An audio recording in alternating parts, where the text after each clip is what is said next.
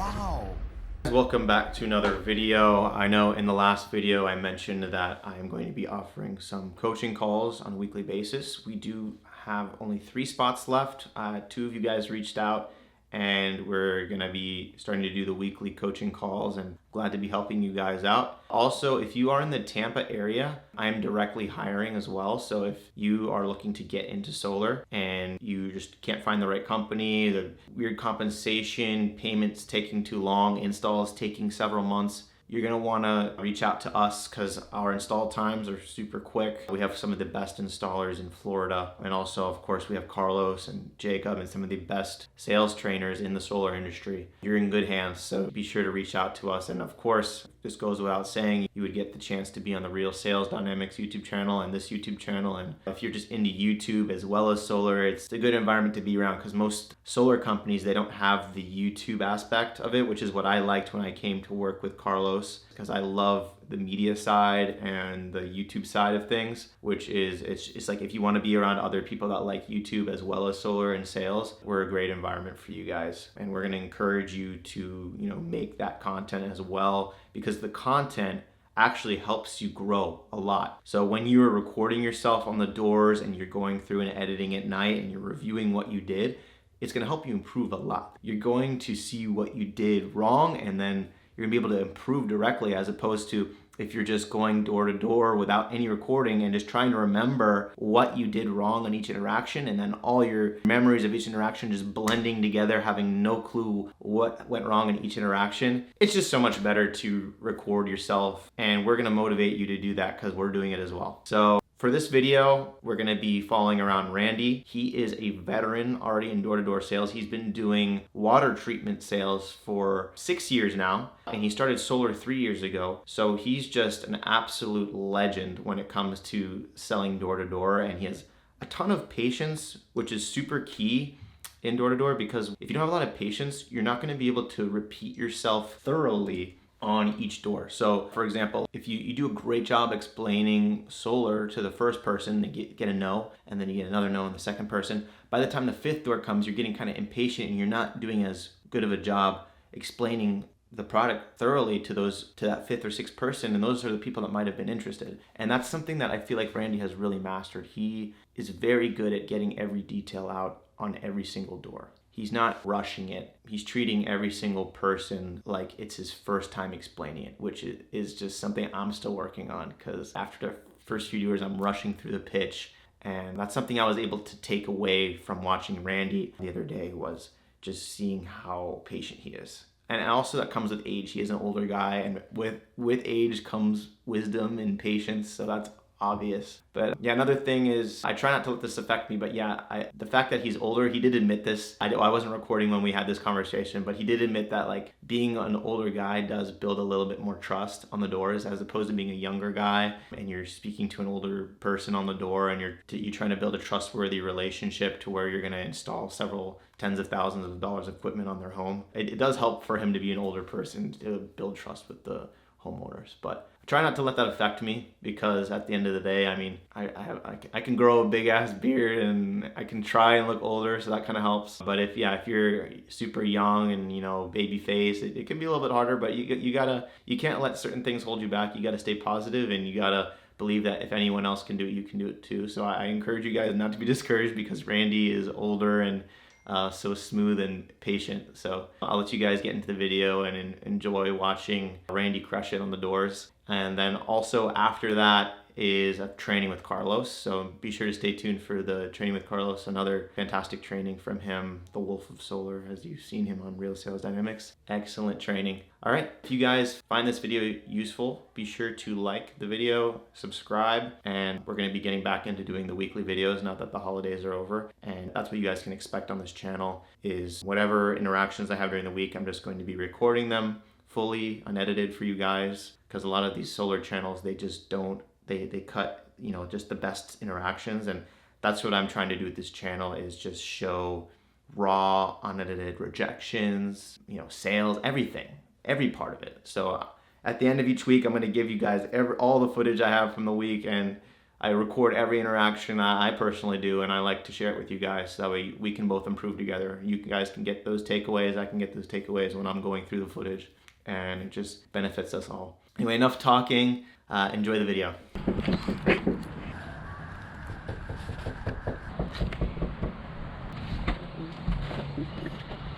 Hey, how are you? Hi. Hey, I'm Randall. I'm doing a little bit of training today. Hi. I got Randy and Shannon with me. We're Pacific United. Are you the homeowner by chance? Hey, how you doing, boss? So, make sure we're in the right place. Is this still the Cape Heart residence? Yes. All right, perfect. I'm Randall with Pacific United. Doing a little bit of training today, so I got Shannon and Ben with me. We're just following up to see somebody from the metering team should have stopped by here in the last week or two. Have you spoken to Carlos or Jeremiah by chance? Who you with? Pacific United. What's that? So we're kind of like a partner company to Sonova. So the reason we're following up with a notification, Duke actually sent out, it was attached to the utility bill probably about 4 months ago. It was just talking about the grid hardening, how they buried a lot of the power lines, switching out the wood poles to the metal poles. You've probably seen the pike trucks on the side of the road, things like that. Did you get a chance to read over and review that? No. So basically it's just talking about the rate increases, because obviously, we have to pay for all these things. What's your bag? Oh, I'm sorry. Okay, good. I met my person.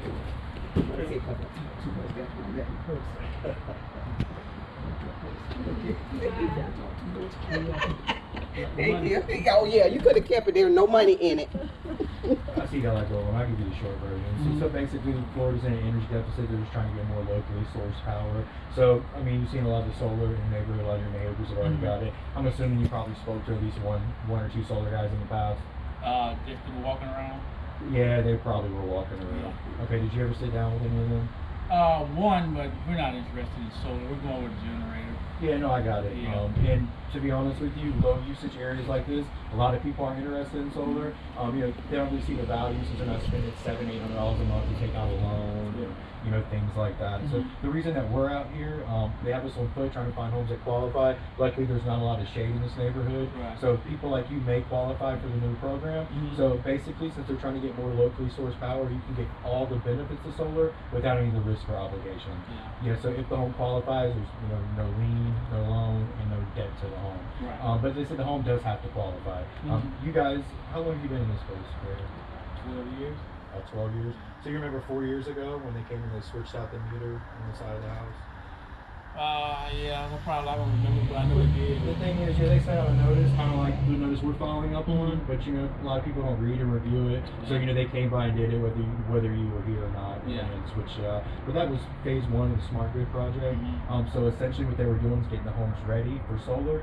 They used to have to come by and check the meter in order to figure out how much to charge it, things like that. They do all that from the office now. So it's kind of the same thing. So the meter now keeps track of how much energy you're feeding back into the grid, so they can give you all that kind of stuff back in that time. So like I said, this is the same concept of solar. You do have the panels on the roof, but if the home qualifies, you get all the benefits without any of the risk or obligation. Right. So are you spending, from what I've been talking to a lot of the neighbors, spending anywhere between $300 to $450 in the summer? Are you guys falling in that category? Yeah. You have a pool right there as well? You have a pool? Okay. But you did say you were interested in getting a generator in case of the power goes out and things like that. Do you lose power here a lot?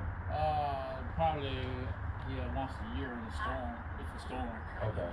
I got you. So batteries and things like that probably didn't make a lot of sense to you, did they? Yeah, batteries. You would need batteries for that generator. So. Oh, you still need batteries? Generator for the solar. All right. Can I show you something real quick?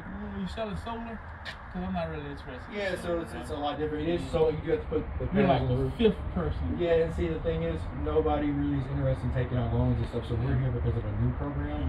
It's a federally funded program, so that's why the home has to qualify. If the home does qualify, like I said, so they install the panels, own, maintain, and insure the panels. You don't have to add it to your homeowner's insurance. You don't have to worry about coming out and cleaning it. You don't have to worry about getting tax credits. The way that benefits you guys is, now you get a predictable utility bill, and if the home qualifies, we're able to lower that anywhere between 30 to 50%. If it doesn't save you money, you're not even able to do it because it came from the federal government Department of Energy. So it's $3 billion. We're already paying for it in our taxes, which is why a lot of people are starting to take a second look at solar now.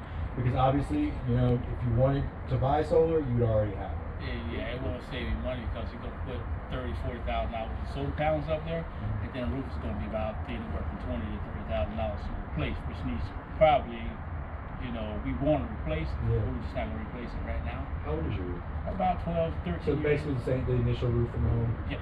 Okay. Same.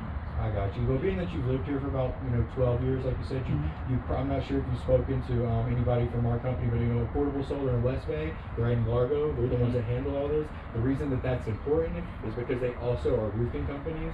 So long story short, being that they own the panels, insure and maintain them, when it comes time to replace your roof, they can help you with that. If you decide to go with your own roofer or do it yourself, they remove the panels and put them back on. So see, the only problem with if we go with another roofing company, then the solar company and the roofing company, if something happened with the roof, you'll be battling back and forth for who's to fix that problem. And that problem I don't want. yeah. And the roof that I'm gonna put on, Yeah. they're not going. It's going to be even more than 30. Right. So you got $30,000-$40,000 in solar, and you got $30,000-$40,000 in the roofing.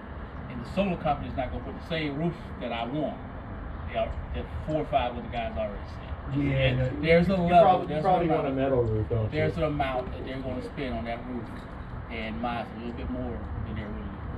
No, and I get it. And like I said, you obviously don't have to go with any, solar roofing company that that you work with. You can do whatever you want to. So that $30,000 or $40,000 roof sounds like you're adamant on getting it. So you're going to get it from somebody regardless. Yeah. I guess what's important is you don't have to pay to remove the panels or put them back on.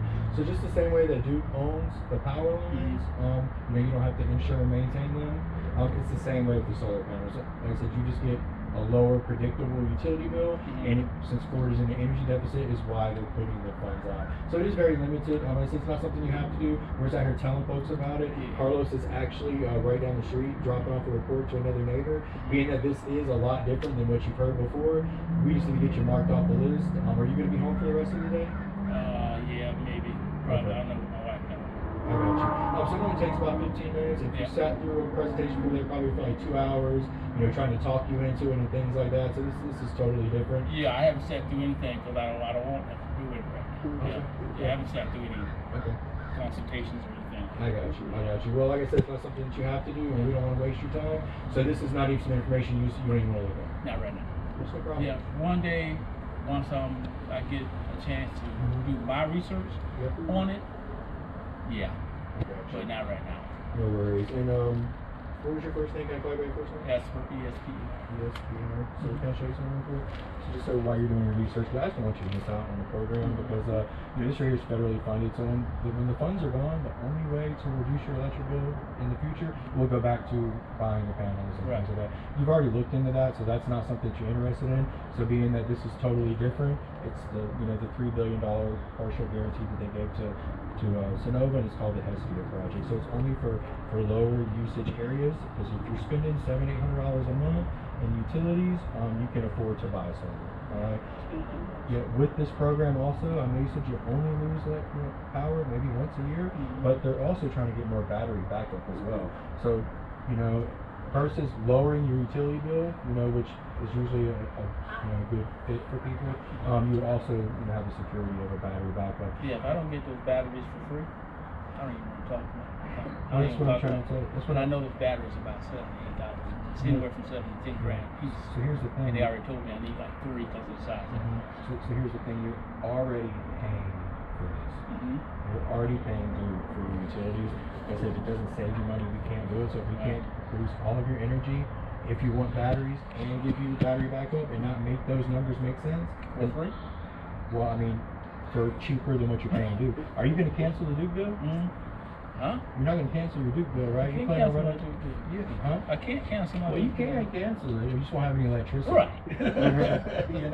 So what we propose is just getting the electricity produced here on site. Can I show you something else? This is free. It's for me. Well, electricity's not free, but if it was cheaper and you saying, knew exactly what you and your wife were going to pay every single month for the next 25 years, you didn't have to worry about insurance, you didn't have to maintain it. If you buy a battery, which you're not going to do because it's not free, that warranty is only for 10 years.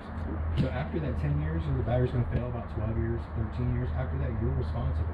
with this program, being that they're just changing the power gets to the home and they own everything, for the 25 years, if a battery goes out, they replace that as well. Yeah, but I'm gonna have a bill no matter what for 25 Unfortunately, years. it's not a charity. The government's not, you know, they're not giving away free electricity. They're just trying to get more locally sourced power, and it's benefiting people. So that's pretty much it.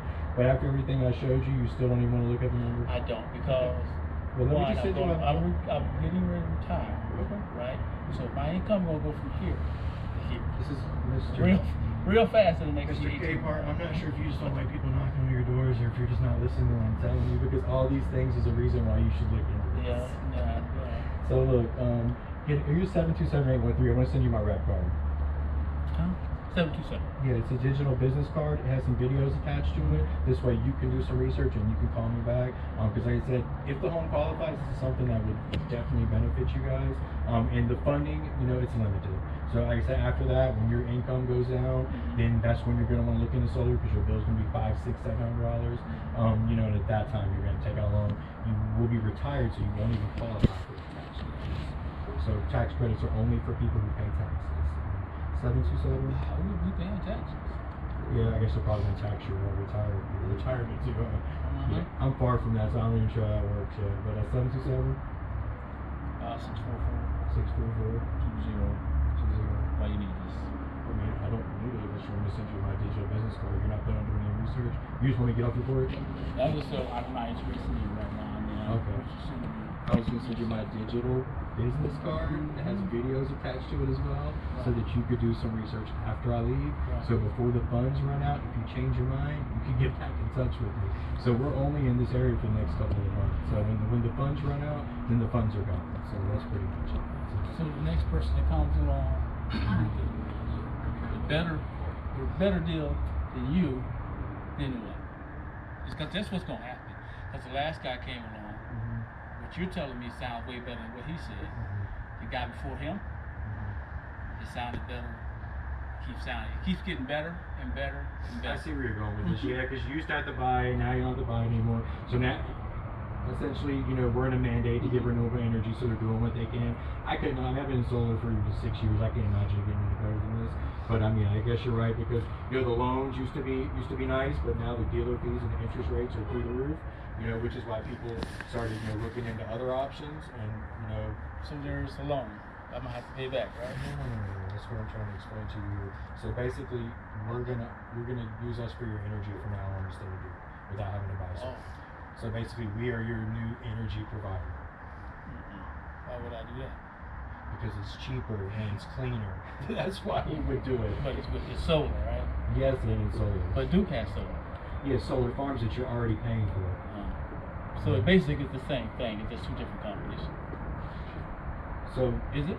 Basically, it's the same. Duke has a program, and you have a program. Duke doesn't have a program. Duke has where they are building solar farms so they can comply with the mandate to get more renewable energy, which is why 12 years ago your bill is nowhere near as as expensive as it is now. Am I right? Okay, so you're paying for the solar farms that they're building so that they can produce more clean energy. What we propose is putting the panels on the roof. We own, maintain them just like Duke does, except for you get an immediate reduction in your utility bill. So if you're spending anywhere between $300 to $400 a month, we're going to be able to get you around $200 a month, and that's never going to go up without taking out a loan, without putting a lien on the home, without having to insure it, and without having to pay somebody to remove it later when you want to get that $30,000. So, if you don't want the information, it's not a big deal. I've already wasted so much time, so I'm probably going to, I got to get to the neighbor. So if you don't want the rec card, no big deal. I'll keep it moving. Thank you. Right. Thank you. Have a good Thank you.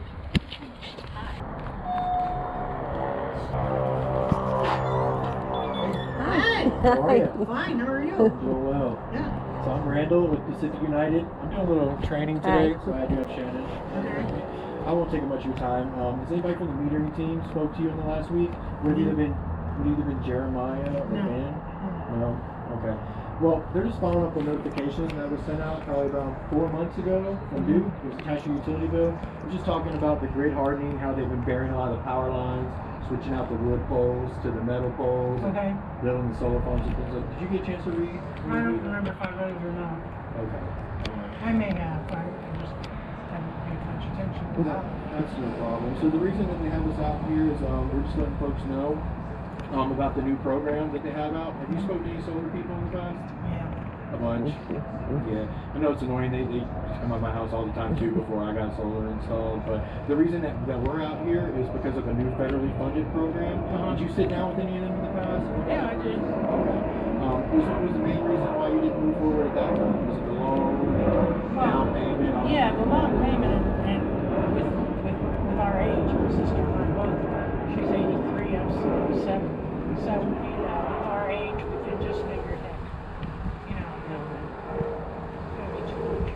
No, I can respect that, and I hear that a lot, which is why they have us out here kind of following up with people that the loan and stuff didn't make sense for. But real quick, I need to make sure I'm in the right place. Is this the Thornton residence still? Thornton and D'Agostino, both. Okay, are you Annie? No, Annie's across the street having dinner with some of her neighbors.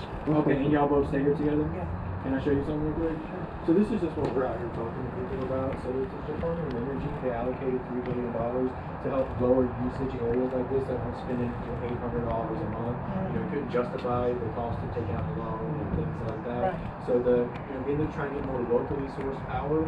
Since Florida's in an energy deficit, they shut down the coal plants. So remember when they did that? Yeah. So they switched over to natural gas. A lot of our energy is really shifting from out of state. So that's why the bills have been really going up. It's safe to say you've seen the bills. Oh, yeah. All right. Are you kind of falling in line with the rest of them? You're paying around 400 on average? About 300. About 300? Yeah, in the summertime, maybe it might hit 4, but not very often. Okay. We keep the thermostat at 78, and like with this weather, I haven't even had the heat on. No, we don't need it. These are the lowest bills that we're going to see all year, for sure. Yeah. Okay. Well, so the reason they have us out here is, we're just trying to find, homes that would qualify for the new program, get more locally sourced power. So the way the home would qualify is 4 years ago, they switched out the meter on the side of the house to a Type 3W. Yeah. So now they don't have to ride by and check them anymore. They can, monitor all that stuff in the office.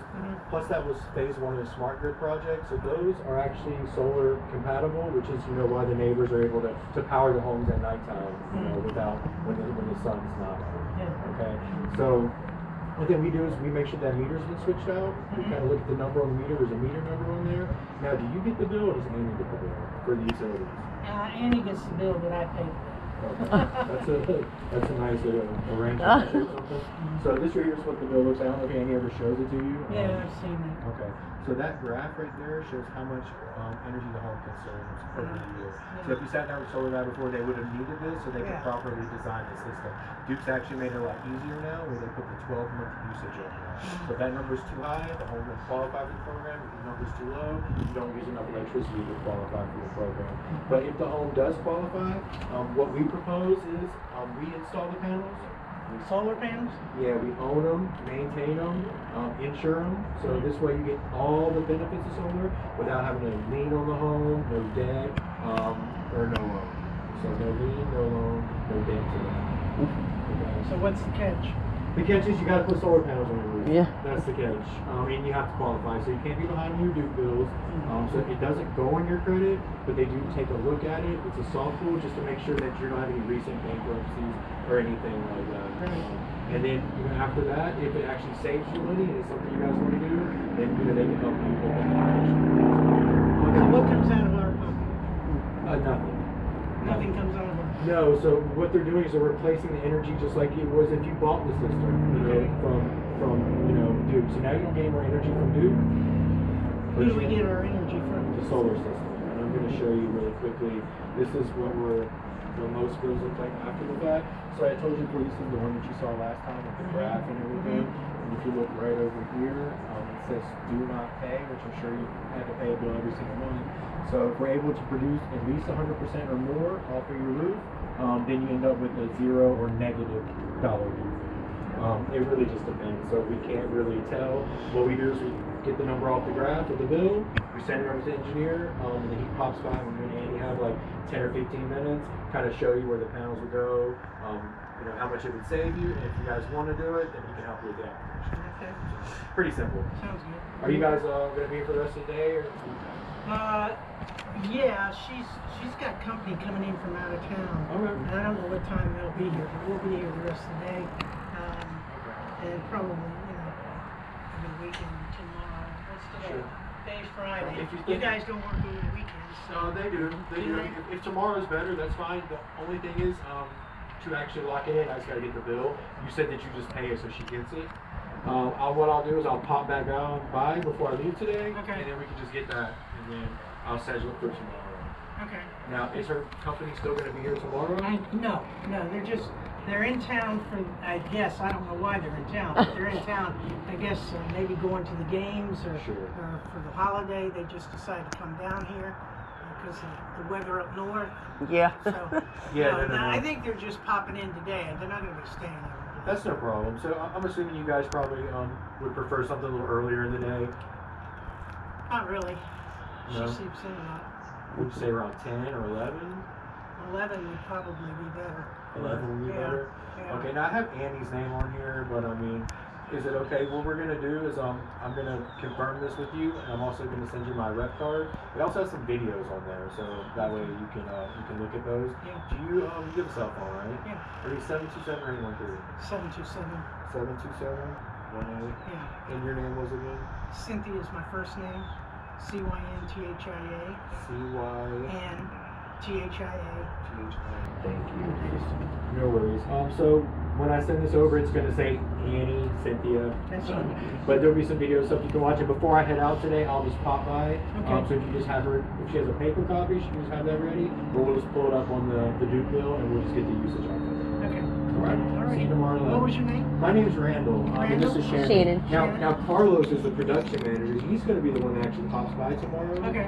If you would like us to be here, I can put it on my calendar. But typically, we have the easier job. He has the harder job. So. He does all these. He'll explain it because she's. Oh yeah, he's going to explain everything that you want to look at, if you need research, that type of thing. And also, I'm not really sure the layout of the roof because they're going to do an aerial view. But if it won't save you money based off of the bill that you give me, they'll call you and then we'll let you know because they can't even do it if it doesn't save you money. I'm sure it is. I'm sure it will too. All right. Okay. All right. We'll see you All tomorrow. right. Thank you. Spoke to Cynthia by today, and you need to get the bill set for tomorrow at 11 a.m. I'm getting some names. Hi. Hey, how you doing, buddy? So, I'll be real quick. I'm Randall. This is Shannon. We're with Pacific United. So, we came by. We know she had solar on the roof already. Yeah. How long you guys had it? Year and something. You or something. Okay, everything good? Yeah, yes. Okay. We're just stopping by. So, we're actually speaking to some of the neighbors about a new program that came out. Trying to get more locally sourced power. Obviously, you guys already have solar. Yeah, I have. Yeah. Are you guys getting a negative bill from Duke? Are you still getting a bill from Duke? Yeah, that's when I make the deal. They say that's $35. I have to pay for the service. Only that's what I pay. And that's what you've been paying monthly Yeah, for yeah, working out? yes. So you never get a bill for more than that? You never get a bill for negative? No. Okay. Because I had a little moon, like 1,400, more, but I had guests, and I got that's you. yeah. That's no problem. But that's because me and my wife just living Sure. for us to Got you. perfect. Do you guys have a battery backup or a generator? No. Because that's I paying 35. I'm using Duke.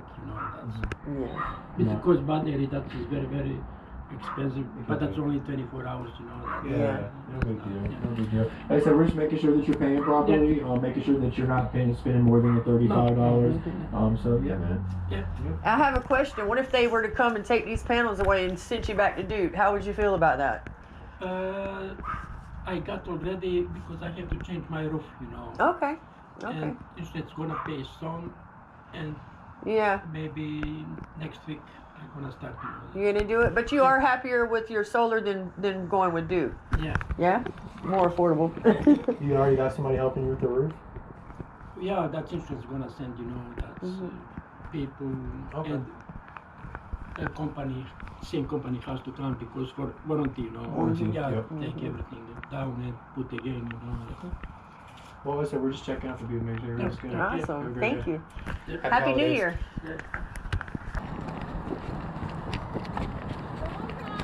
Wrong house. Huh? I said, wrong house. You don't want any of that Ma'am, I'm not really sure what you think's going on here. Are you Tracy? Yes, wrong house. I am. It's from the Department of Energy. No, so it's fine. I'll put a list on here. We'll pop back by later. Thank you. Okay. Right. Dean, where are you? My apologies. I'm Randall. Just making sure I'm in the right place. Is it still the Kimball residence? Okay. We were just following up on notifications. Somebody from the metering team should have been by here in the last week. Would have either been somebody from the metering team. Yes, ma'am. Following up on a notification from Pacific United.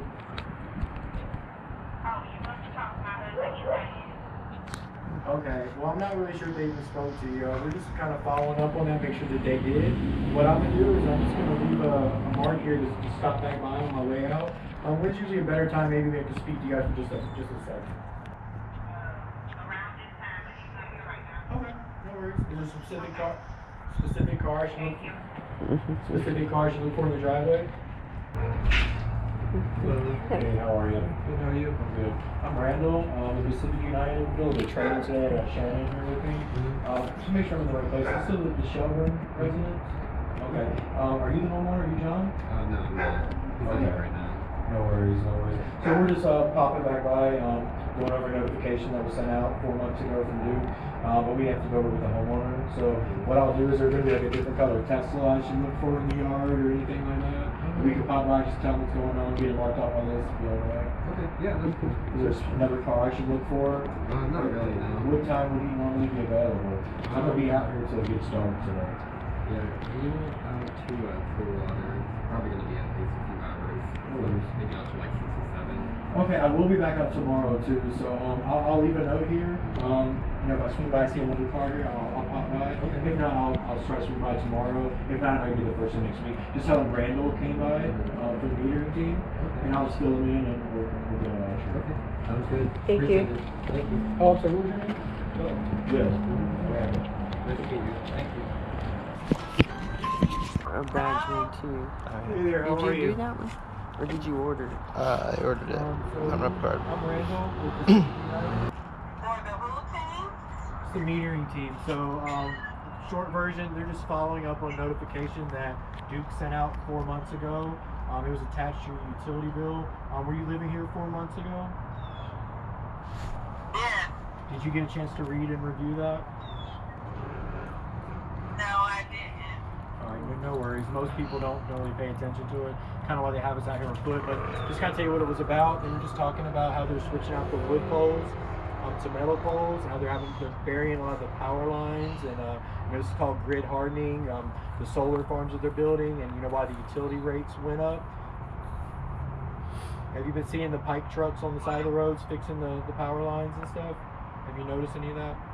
I think so. Okay. Well, you probably noticed your utility bill going up though, right? In the summertime, were you here in the summer? Yeah. Okay. Well, basically what we're doing is there's a new program out. They're trying to get more locally sourced power, being that we're in an energy deficit since they shut down the coal plants. Now the electricity is being produced with natural gas, and the prices keep going up, and a lot of the power is being shipped in from out of state and things like that. Have you had a chance to speak to any solar guys in the past? I have, and at this time, I'm just not interested at this time. Maybe Sure. I'll consider later on in 24, but right now, I got you. got some other things. No worries. Yeah. And are you Delphenia? Yes. Okay, I just want to make sure I'm talking to the right person, that's all. And, no Yeah. worries. Did you actually, when you sat down with them, did they show you numbers and things like that? Yes. Okay. Yes. Well, we were just wondering, make sure you've got some numbers in the past. The reason they have us out here now is, the old way to go solar, you had to take out a loan or pay for it in cash, and it didn't really make sense for a lot of lower usage areas like this that weren't spending $700 or $800 a month on the utilities. So the Department of Energy just allocated $3 billion to a local project called Hestia. So basically now, if the home qualifies, you're able to get all the benefits of solar without any of the risk or obligation. So basically there's no lien, no loan, and no debt to the home. What they propose now is, they install the panels, own, maintain, insure them, just like Duke does the power lines. The way that benefits you guys is if you qualify, you get an immediate reduction in your utility bill, anywhere between 30 to 50%. And then you also know what you're going to pay for your electricity, for the next 25 years, via the agreement. So we know a lot of people, Yeah, I've seen that and stuff. So maybe in another, 3 to 6 months, but not right now. Oh no, I got you. Yeah. And I don't have panels in my bag or anything like that. So what we're doing is finding homes that qualify because at the end of January, basically it's a deadline to get in as many homes as they can because $3 billion doesn't it doesn't last very long, and it's not just for Florida. It's kind of allocated for the whole U.S. Does that make sense? Yeah. Okay. So Yes, it does. perfect. So do you get your bill online or do you still get paper copies? I get both. Okay. Well, there's just a few things that we would like to go over that with you. But obviously, this isn't a good time. You're probably working, or away from the house. What I'll do is I'm going to send you my rep card. It's a digital card, so it has my direct line, so you can get in touch with me. Also, it has some videos and stuff on there about the project and things like that, so you can kind of look into it. I just don't want you to miss out on it. If the home does qualify, it's something you might want to take a look at. If you sat down with the other guys in the past, they were probably here for a couple hours, trying to, pressure you to do things like that. But this is totally different. If the home qualifies, it's just an application that they would submit, and if that gets approved, then then they would be able to help you. But what's most important is just seeing if the home even qualifies. So if it's something you do want to do, if you wait 6 months, you're gonna have to go back to taking out a loan or paying cash, which is still a great option. This is just, in my opinion, the best option. Are you a 727 or 813? 727. All right, Miss Davis, what I'm going to do then is I'm going to go ahead and shoot you my rep card to your cell phone. And you'll have it. That way you can kind of look at that, and then you can also send the bill through there, and then I'll be able to send it to the production manager. They'll be able to determine whether they can even do it or not, because if they can't produce 100% or more of your electricity off of your roof, and if it doesn't save you money, they can't even do it. Does that make sense? Okay. All right, Ms. Davis, I'm going to send that over to you right now, and I'm going to follow back up with you, okay? All right. All right, I'll talk to you soon. You're welcome. Okay, bye.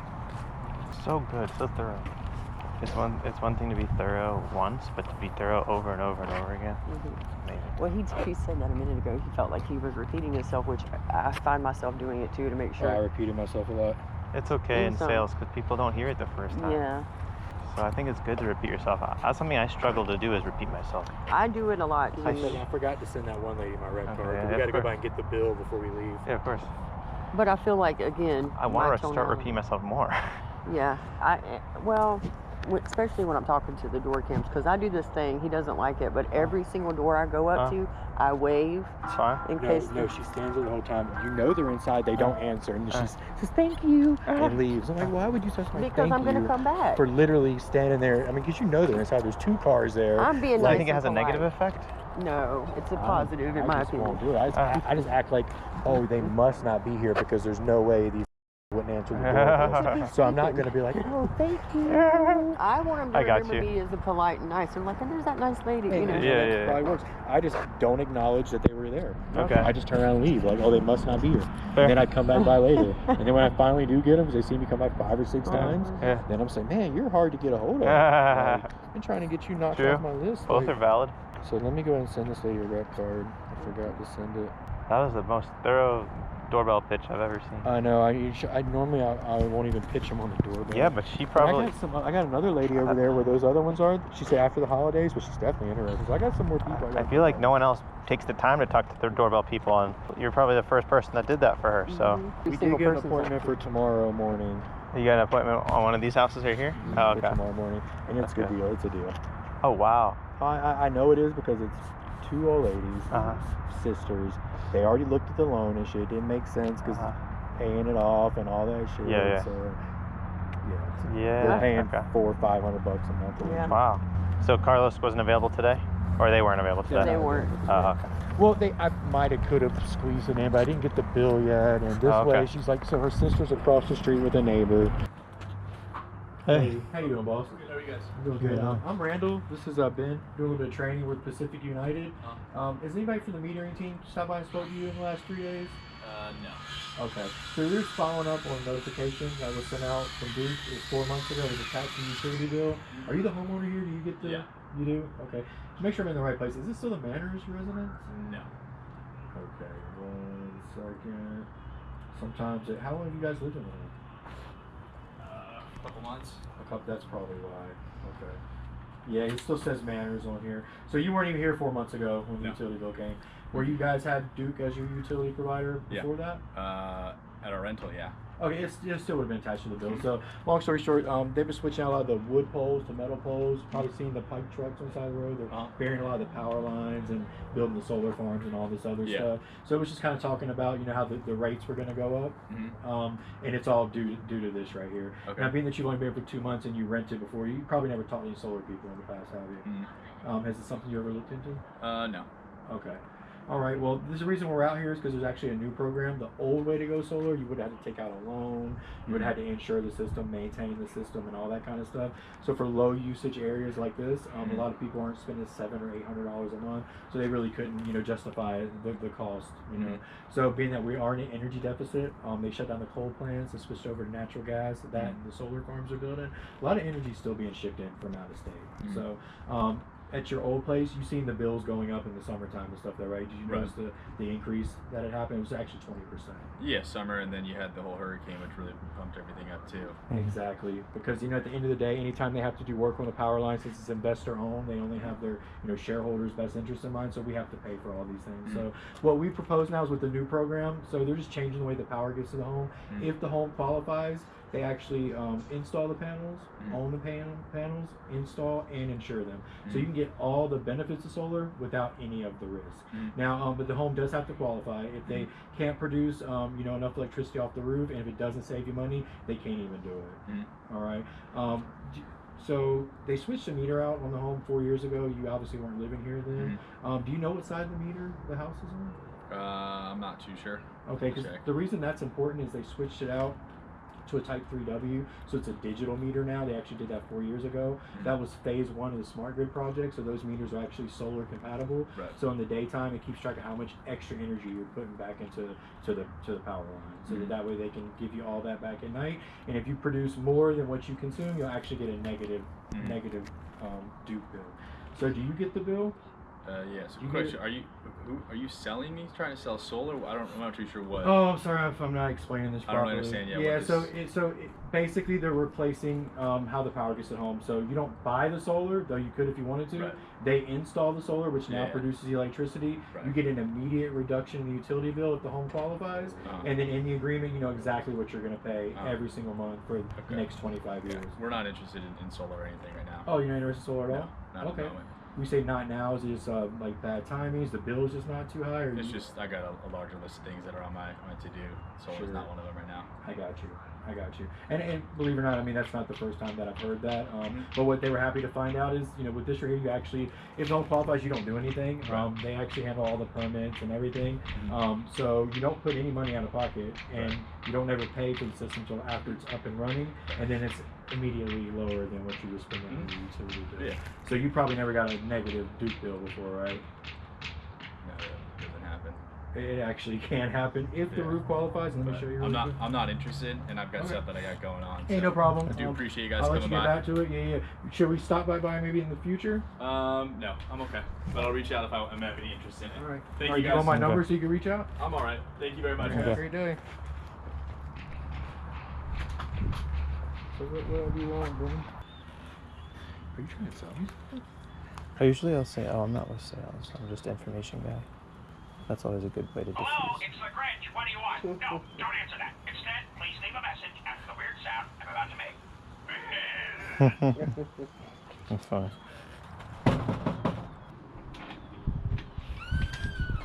Hey, how are you?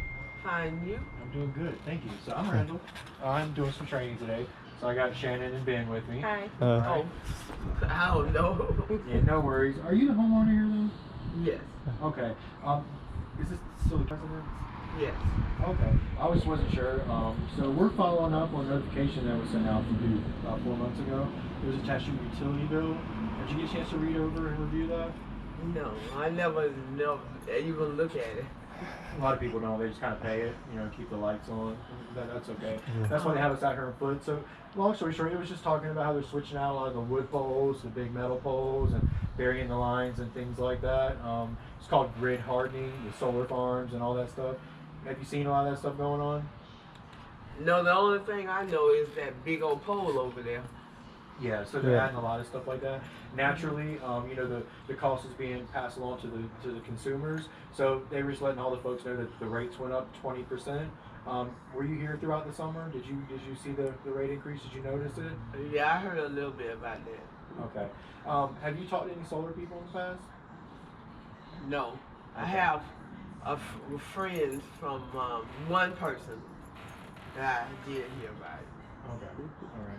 What'd you hear about it? They were saving a bunch of money and then how much they love it? Oh, I didn't ask about it.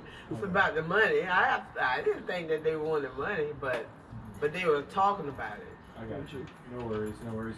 So the reason they have us out here is because you know they shut down the coal plants. They switched over to natural gas. So Florida's in an energy deficit. A lot of our power is being shipped in from out of state.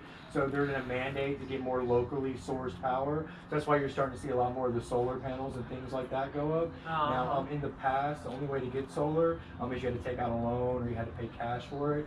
For low usage areas when they weren't spending $700-800 a month, they couldn't really justify the cost. All right. So I'm sorry. Yeah. Right. He's just upstairs doing the work up here. Oh, okay. Is that when you speak to your husband? No. I'm the only one. Okay. So you're the one that gets the bill? Right. That person there is a person that came out. Well, it's a story. Okay. Yeah. Well, cause we worked building. That's what he does a lot. Okay. Okay. All right.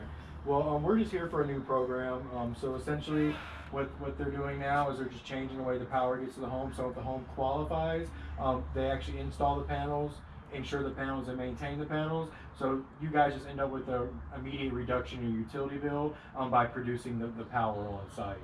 So you said you don't look at the bill when you get it; you just pay it. You mean home payment? Your power bill. Power. Power. Yeah, we're talking about power bill. So it looks like this. In fact, I already had a personnel from Duke. They had a letter to. They had some talking today, but that's about it. I got you. So I gotta go. Yeah. Okay, so this right here is what we're looking at, the Duke bill right here. So if you see this is what the Duke bill looks like, if you say you never look at it, but this graph right here, it shows how much energy that the home consumes. Because for this new project, being that it doesn't cost you anything and you don't have to take out my brother works at Duke Energy. Yeah. And so so we don't work for Duke, we work with Duke, so they own the meter on the side of the home. What we're doing and what we propose is we produce the power now on site, and then what you get out of it is a lower predictable bill. So when the utility rates continue to go up, all your power is being produced on site right now, so you're not subject to the utility rates. Okay, I'll ask my brother, because in fact he was supposed to be coming back here. When's your thing is today? Oh yeah, he had to go someplace. Well, that's good, because like I said, we just need to get you marked off the list. So what we'll do is if he's going to be here a little bit later, we'll just pop that by so we can kind of go over this with you and him, and then we can kind of get down to the brass tacks and just get you marked off the list. Okay. Yeah, because I'm not really sure if I'm explaining it properly. Maybe he can help. Yeah. Things like that. So, in fact, they gave me a statement on that. And you said this is still the key residence? Oh yes. Okay. I was wondering because it's showing up Melvin on here. Which one? That's an ex-husband. I got you. And that's been what? 6, 7 months, years. That's all right. 6 or 7 years. Well, what's your name? Lucinda? I'm probably not gonna spell it right. Lucinga. And I'm gonna send you over my rep card. So if for whatever reason he pulls up in the next 15 minutes, you can just shoot me a text. I can swing back by. Most importantly, this is my direct line, and you can look at the videos that explain more of what's going on right now. Okay, I'll see you if he. I know he's driving. That's okay. So are you a 727 or 813? 727. Lucinda, what I'm gonna do is I'm just gonna go ahead and leave it at it. Now I'm gonna leave a note to follow up. I'm gonna send you that rep card. It's gonna go to your cell phone, okay? Okay. And I'll pop back by later when you have a little bit more time. Okay. Okay. Thank you. Thank you.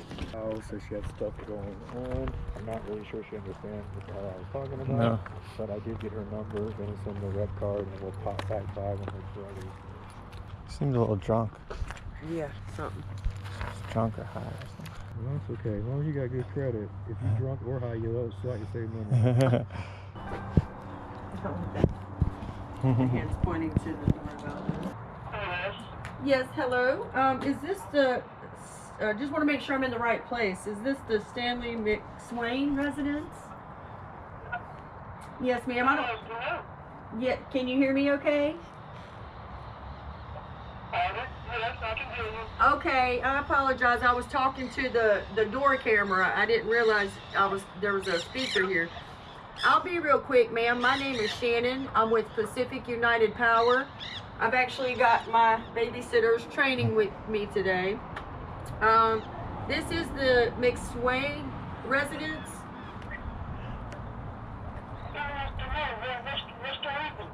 Yes, ma'am. So I was in the area following up on the notification that was sent out from Duke about the utility rate increases. Yes, ma'am. So a while back, a few years back, do you remember when they switched out the meter on the home? Okay. Okay, so that was phase one of the project. Basically, Florida's in an energy deficit, and that was to set you guys up for options for renewable energy if your home qualifies.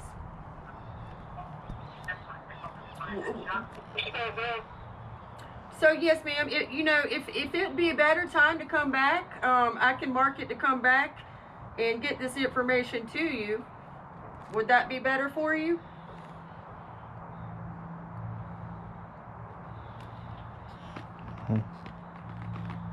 Hang up.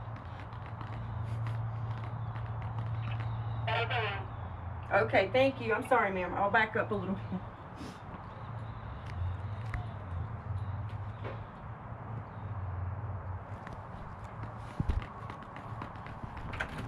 Sorry about that. Yeah, now what was that? Sorry about that. That's okay. Just to make sure it's Mr. McSwain, that's correct?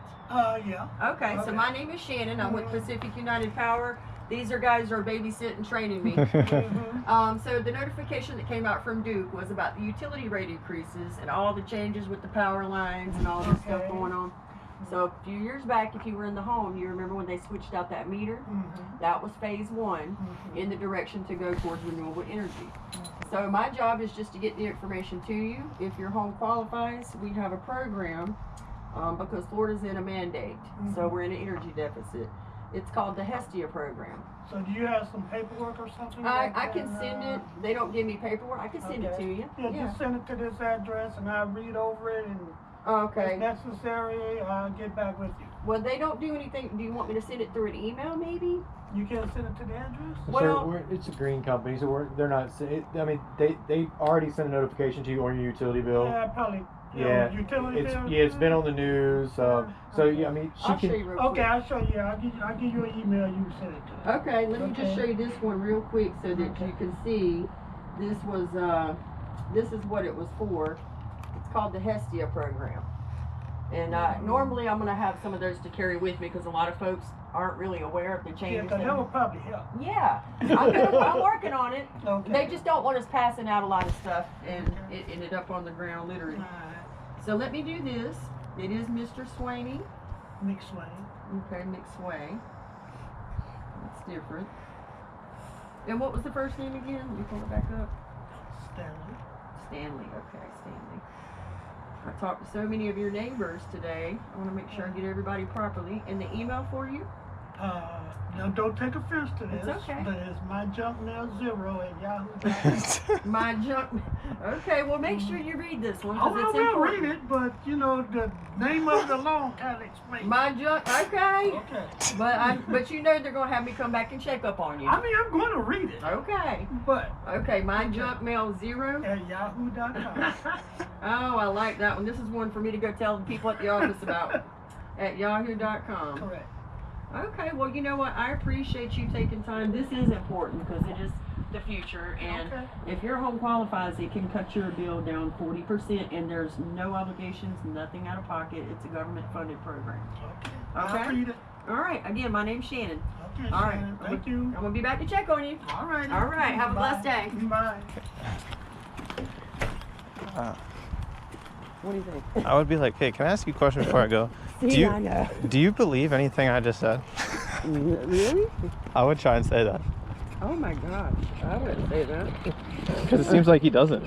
I would just call it out. Well, you know what? That's probably what I need to work on. Is because that's the thing. So that's me. I'm the little softy, and you're the hard ass. Yeah. That's kind of what it is. Yeah, no, because I'm gonna come back. Yeah, you're That gonna come was back. You're right. You guys come back. Yeah. I mark people off. I don't come back. nice. Oh shoot! No, follow-ups is where the money's at. If I Okay. would have followed up with some of the people before that had solar when I took a break, I would have been okay right now. Wow, I need to take that advice. Yes, it's important. Follow-ups are really important. I burn my lead right there on the door and I never come back. Those are always good to come back. If you leave the conversation in good standards, Uh, you can still come back to those people because they appreciate that. That's a big thing to me, I feel like. Because I've had a lot of people that welcome me back. Same thing with Randy. Yeah, it's You very just- important. Like all those people that act like they didn't trust you, then they see you again. It's a Yeah, different story. exactly. Whoa, Yeah. that's huge. Yeah, All right. it's important. That's why you see I me. literally, if I tell you I'm gonna come back, I'm gonna come back. Yeah, and we do. I'll tell them, Okay. give them a note about a week or so, or after the first of the year, and I'll come back. Oh, hey, Stanley, did you get a chance to look at that information? Okay, I told you I'd come back. Here I am. Now let's do this. Wow. Yeah. You guys are teaching me so much. Well, it's just like I said, the pullback, because I wasn't trying to be overbearing. There's a Well, lot I'll be of honest with you. I heard that before, and I got it off Carlos's video again. Mhm. When he said literally go to the same neighborhood. Yeah, sure, but you It was guys- the same thing when I told you. I've done that before. The problem is I didn't keep going back to the same. Yeah, neighborhood. yeah. Or I picked one like big Right. circle. Oh, and you it just looked at it. Somebody just looked at it. Okay. First neighborhood he sent us out here when we went out there and met with you guys the very first time. Kept going back to that same neighborhood. Like Yeah, I he said, noticed. Being the local star. And then we was already worked the hood like a week, and I was like, let's check this one out. Yeah. And then we got quite a Two. few appointments, back to back. The problem is we got to get more organized with our follow-ups and some kind of spreadsheet or something. Yeah. Usually what I do, you're actually reminding me, when I do follow up, I put an appointment in there and then it's like my own appointment for myself to go back. And then rep card reminds you. Yeah, and that's what I love about this tool. Yeah. I loved it so much. It's It'll just- remind you to go back if you set an appointment for it. But the first time I used it, I had it set up where it did an automatic thing. Yeah. Oh, it's starting to rain. Holy shit. It was like, oh gosh, no wonder it's cold. If it start, yeah. If you just put follow up and don't put an appointment, it'll never remind you. I know, and I was figuring out because I watched the videos of how to do it. Right. But I did a campaign, and it was texting these people over and over to where they got aggravated. Oh, you can do that? Yeah, it's a campaign on here where you pushed it. I gotta try that. Yeah. Doesn't work though, right? People It just got did. aggravated by it. Yeah, because it kept sending stuff like over and over to where they were like, "Oh my God, you're But annoying." they're getting mad. Yeah. Hey, how are you? I'm fine. How are you guys? Good. So I'm Randall. I'm with Pacific United. I am doing some training today. Hi. So I got Shannon and Ben with me. Yep. Did somebody from the metering team pop by here in the last 3 days? Not sure. Okay. So we're just following up with a notification that was sent out from Duke. It was 4 months ago. It was attached to your utility bill. It was just talking about the rate increases and how they're switching out the wood poles to the metal poles. They're burying a lot of power lines and solar farms, all that kind of stuff. Did you get a chance to read and review that? I don't know when it was sent out. It was 4 months ago. I know. I heard you. Oh, okay. But, sorry, you're not running out. You and the cat. That's why I keep the door like this. I mean, I know they've been doing that throughout the city. So, Okay. am I surprised? No. No Were there worries. rate increases and am I surprised? No. No worries. Well, that's kind of why they have us out here. So you probably had at least 1 or 2 solar people pop by in the past. Per week? I got you. So obviously it didn't make sense to you guys because I mean I didn't see panels on the roof or we wouldn't have stopped by. So they have us out here on foot qualifying homes for a new program for low usage areas like this where people weren't spending that much on utilities like $700 or $800. They really couldn't justify taking out a loan and things like that for solar. So with the new program, since they're trying to get more locally sourced power, they shut down the coal plants and now they're producing all the power with natural gas. It's being shipped in from out of town. Probably seeing the electric charging stations at the gas stations and things like that. So being that we're in an energy mandate, what they propose now for homes that qualify, they actually install the panels, own, maintain, and insure the panels. And the way that benefits you guys is you get all the benefits of solar without any of the risk or obligation. But I'm in a catch-22 situation right now. Sure. I feel like the roof is only supposed to last like 5 to 7 years longer, and I don't want to necessarily put a new one on That makes early, and I sense. don't want to put panels on That makes when sense. I'm going to have to be messing with it in No. whatever, 7 years. Absolutely. So I have thought about it, and I thank you very much. Yep. And at some point, we will do the transition, but it will be when I can do it all at once. That makes sense. But before I head out, I'm not going to hold you up because that was a very common concern naturally. So the way that that's changed now is they actually, being that they own the panels. I'm really okay. You can go talk to someone else now, but thank you. My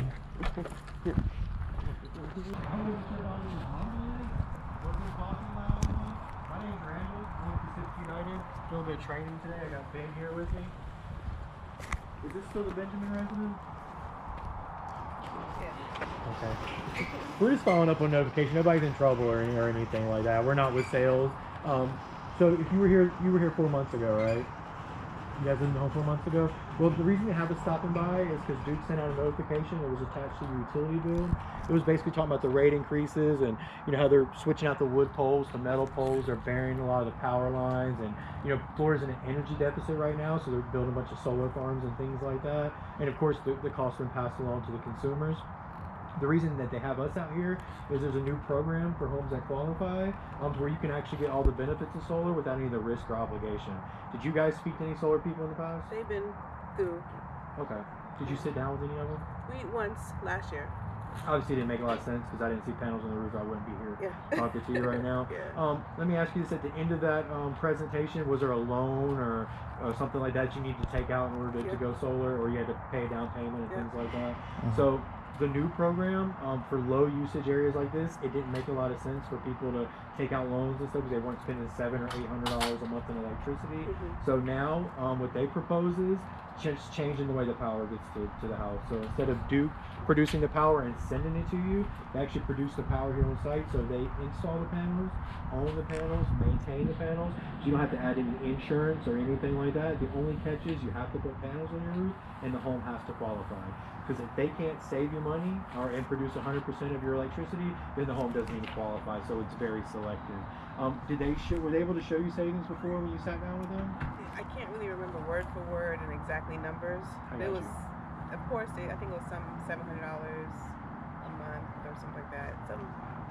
But it didn't make sense. Obviously it didn't make sense, because had it made sense, you'd be like all other neighbors who took advantage of the loan. But see, right now the dealer fees and interest rates are through the roof, and we do have to get more locally sourced power. There's a lot of people moving here. You've probably seen the charging stations at the Wawa and the gas stations and things like that. So this is why the new program's here for homes that qualify. So they said there's no lien, no loan, or no debt to the home. So do you get your bill online, or do you get the paper copy? I think paper copy. Okay, because 4 years ago when they switched out the meter, I'm not sure if you were here 4 years ago or not, but they switched out that meter. That was actually phase 1. Whenever you sat down through the solar presentation, they probably went over the meter and how it works and keeps track of all that stuff. But we do have to check the meter number to make sure the meter number matches the bill number, because since those are digital now and they don't have to come by to check the meter or anything like that anymore, they do it all from the office. There has been rare instances where you actually would be paying your neighbor's bill. So to make sure that it's the right bill, we do have to check the meter first to make sure it's been updated. The other thing we do, can I show you something real quick? I mean, you got him doing all the work, so I figured you could spare a moment. How you doing, man? Good. How y'all doing? Good. Do you do this on the side? No, sir. Only for myself. I got you. So this right here is what we're. So this right here is a Duke bill. So you've seen the graph that's on there before, right? So this is the same thing that they would have needed before to see if they could have, designed you a system. We would need the same thing to see if you qualify for the program. Do you see this number right here where it says 12-month usage? If that number is too high or too low, you don't even qualify for the program because it's not free, but it is cost saving. So if it doesn't make sense, then the funds have to go to somebody who does. Have you heard about the Hestia project? I think through social media.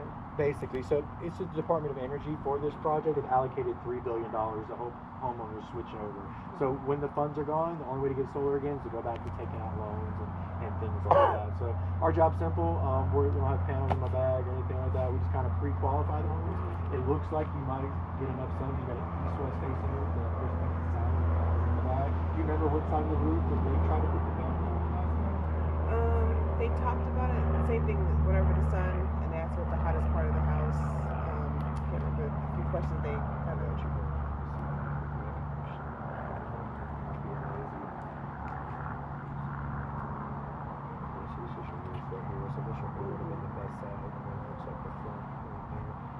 Sides right here. So do you get your bill online or do you get a paper copy? I think it's a paper copy. Okay.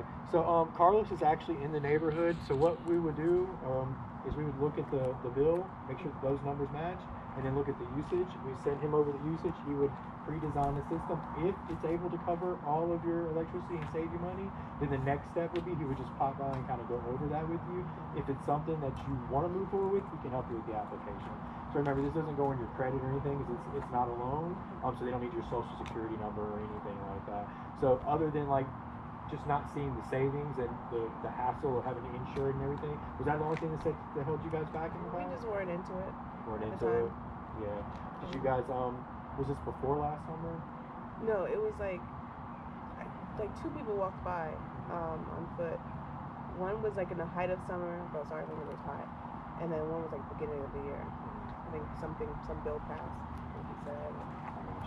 Yeah, that was the ITC tax credit. It went from 26% to 30%. Okay. So that's why a lot of other people started taking advantage of that. And the problem is they just increased the dealer fees and the interest rates as well.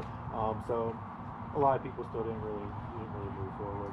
So let me ask you this: so if you were able to get all the benefits of solar without having to take out the loan, Not right now.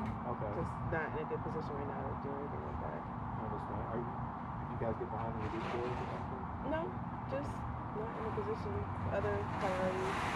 That's not a priority right now. No, I get it, and like I said, had this been a sales process, I can understand why you want to hold off. But this is basically like Duke coming by and saying, we can, if we put panels in your roof, we're going to cut your cost of your electricity down in half, and you don't have any maintenance or anything just like the power lines. So if Duke was to come by and tell you that, that'd probably be something you would listen to, right? At the moment, we wouldn't really be because I guess because I've been burned with solar, just Oh, okay. not really. I know some friends that have done it. I'm just I'll wait a little bit longer. And it picks back up. And that's fair, and I've heard that before. The reason they have this out here put because any other federally funded project, when the funds run out, they're just kind of going back to the old way. That's why for homes that qualify, we just kind of drop off the information. If it saves you money and it makes sense, and you want to submit an application that can help you, and they handle everything else. But the great thing about this too is it had you took out a loan. Whenever you guys replace your roof, you would have had to pay to remove the panels. That's the stories I've been hearing. But that's totally different with this program because they own, insure, and maintain the system.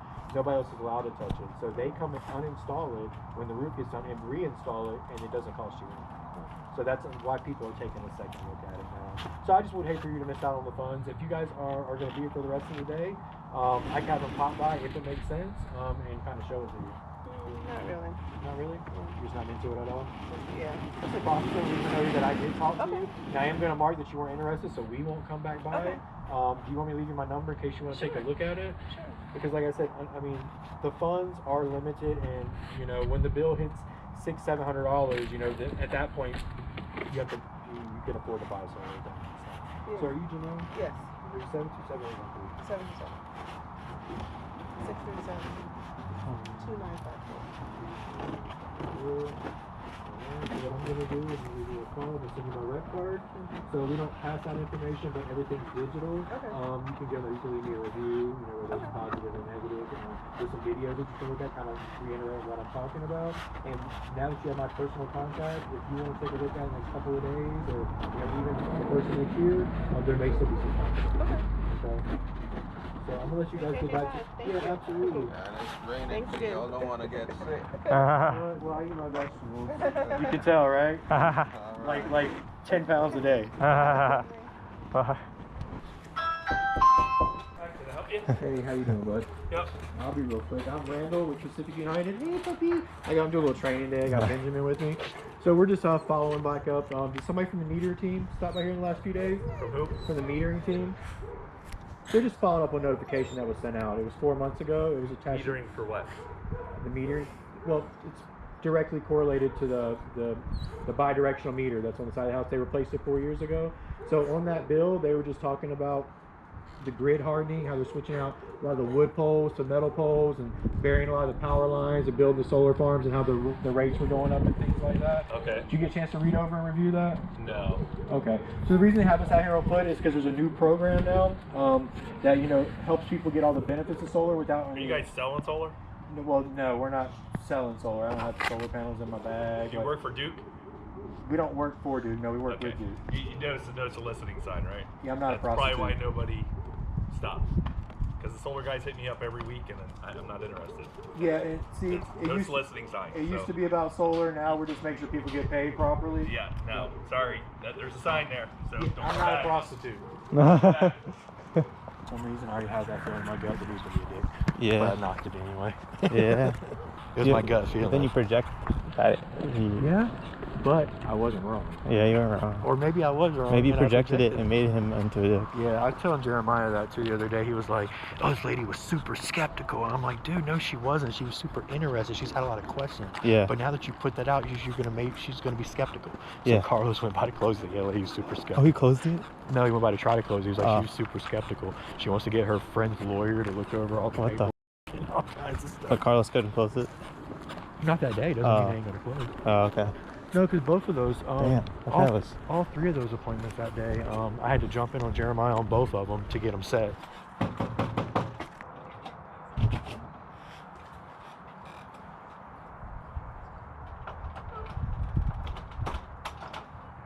Yes, sir. How you doing? I'm okay. My name's Randall from Pacific United. Doing a little bit of training today, so I do got Ben following me around. We're just out here following up on notification that was sent out 4 months ago from Duke. It was attached to your utility bill. Do you get the bill? Or do you get a chance to read over and review that?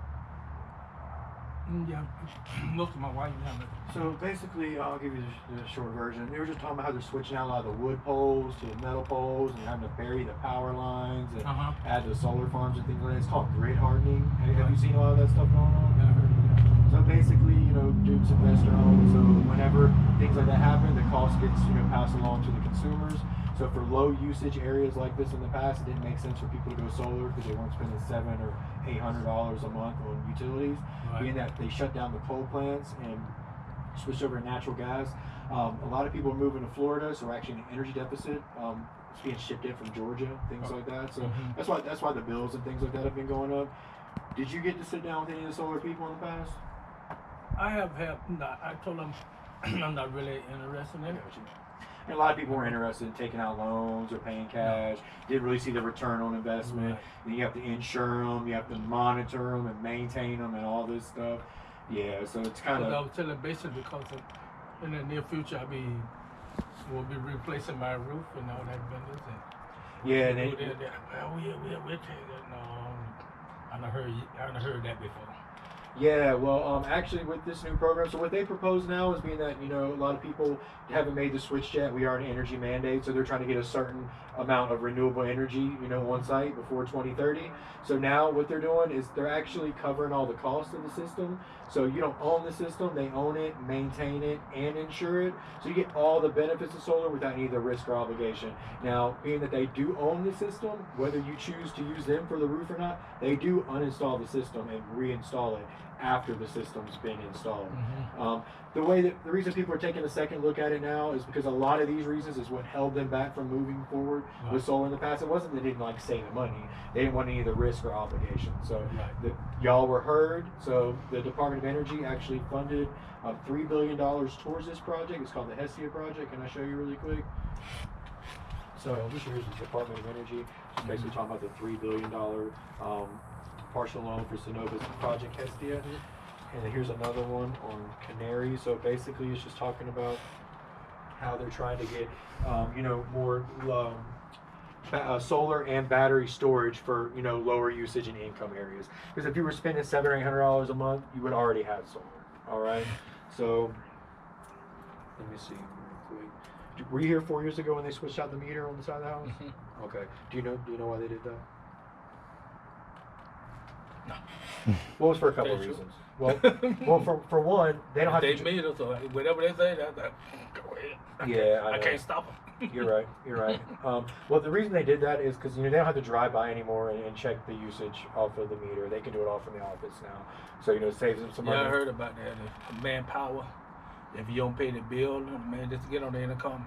Yeah, hit 231, Charlie. No, you're exactly right. So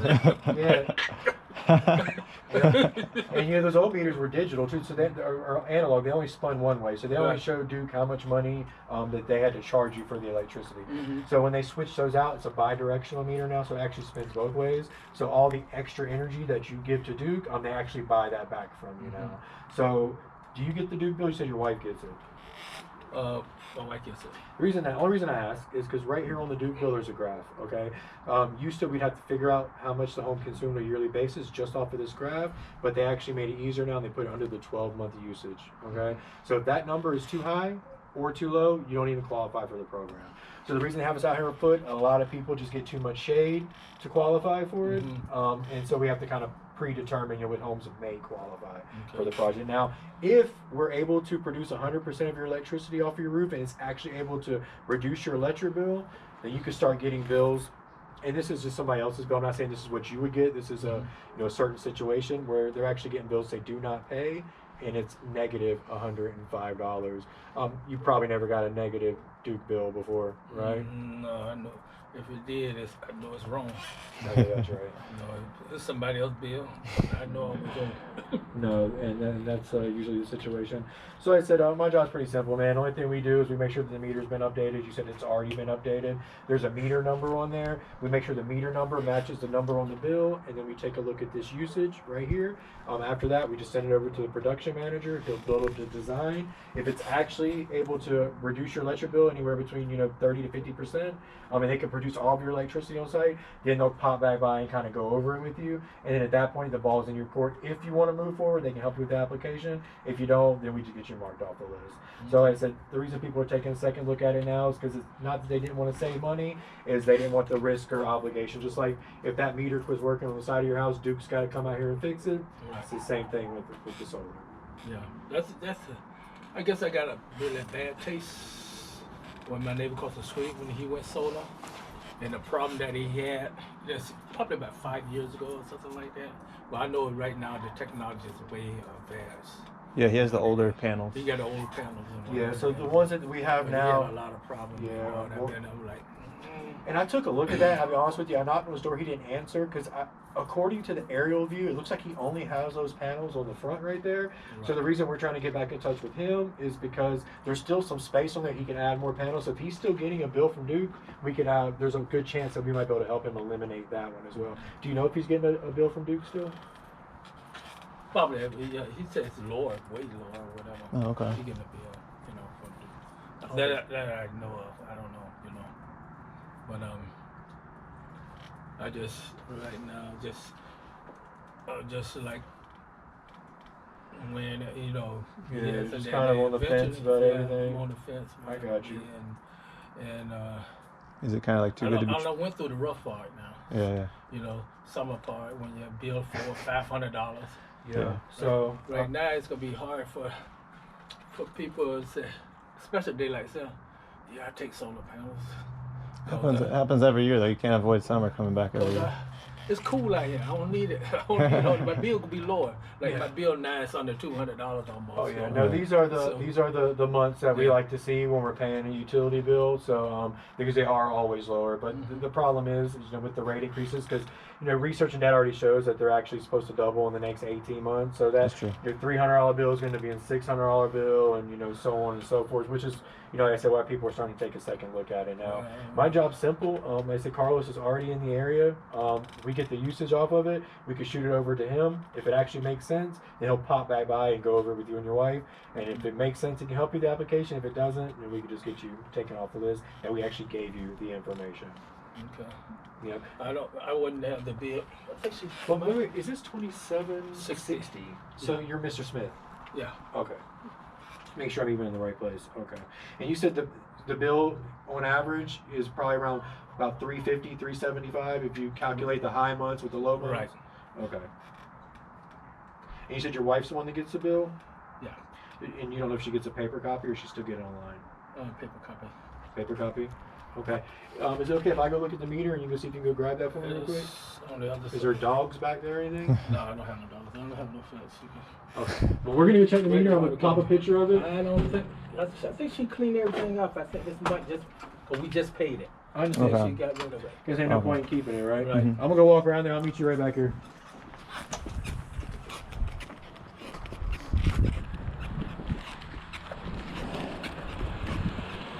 You want to ask him if he's available in like 15 minutes, and then we can both come back and just close him? Or do you want Carlos to do it? I don't know how to look at all that paperwork. Oh, okay. Do you normally do all that too? Yeah.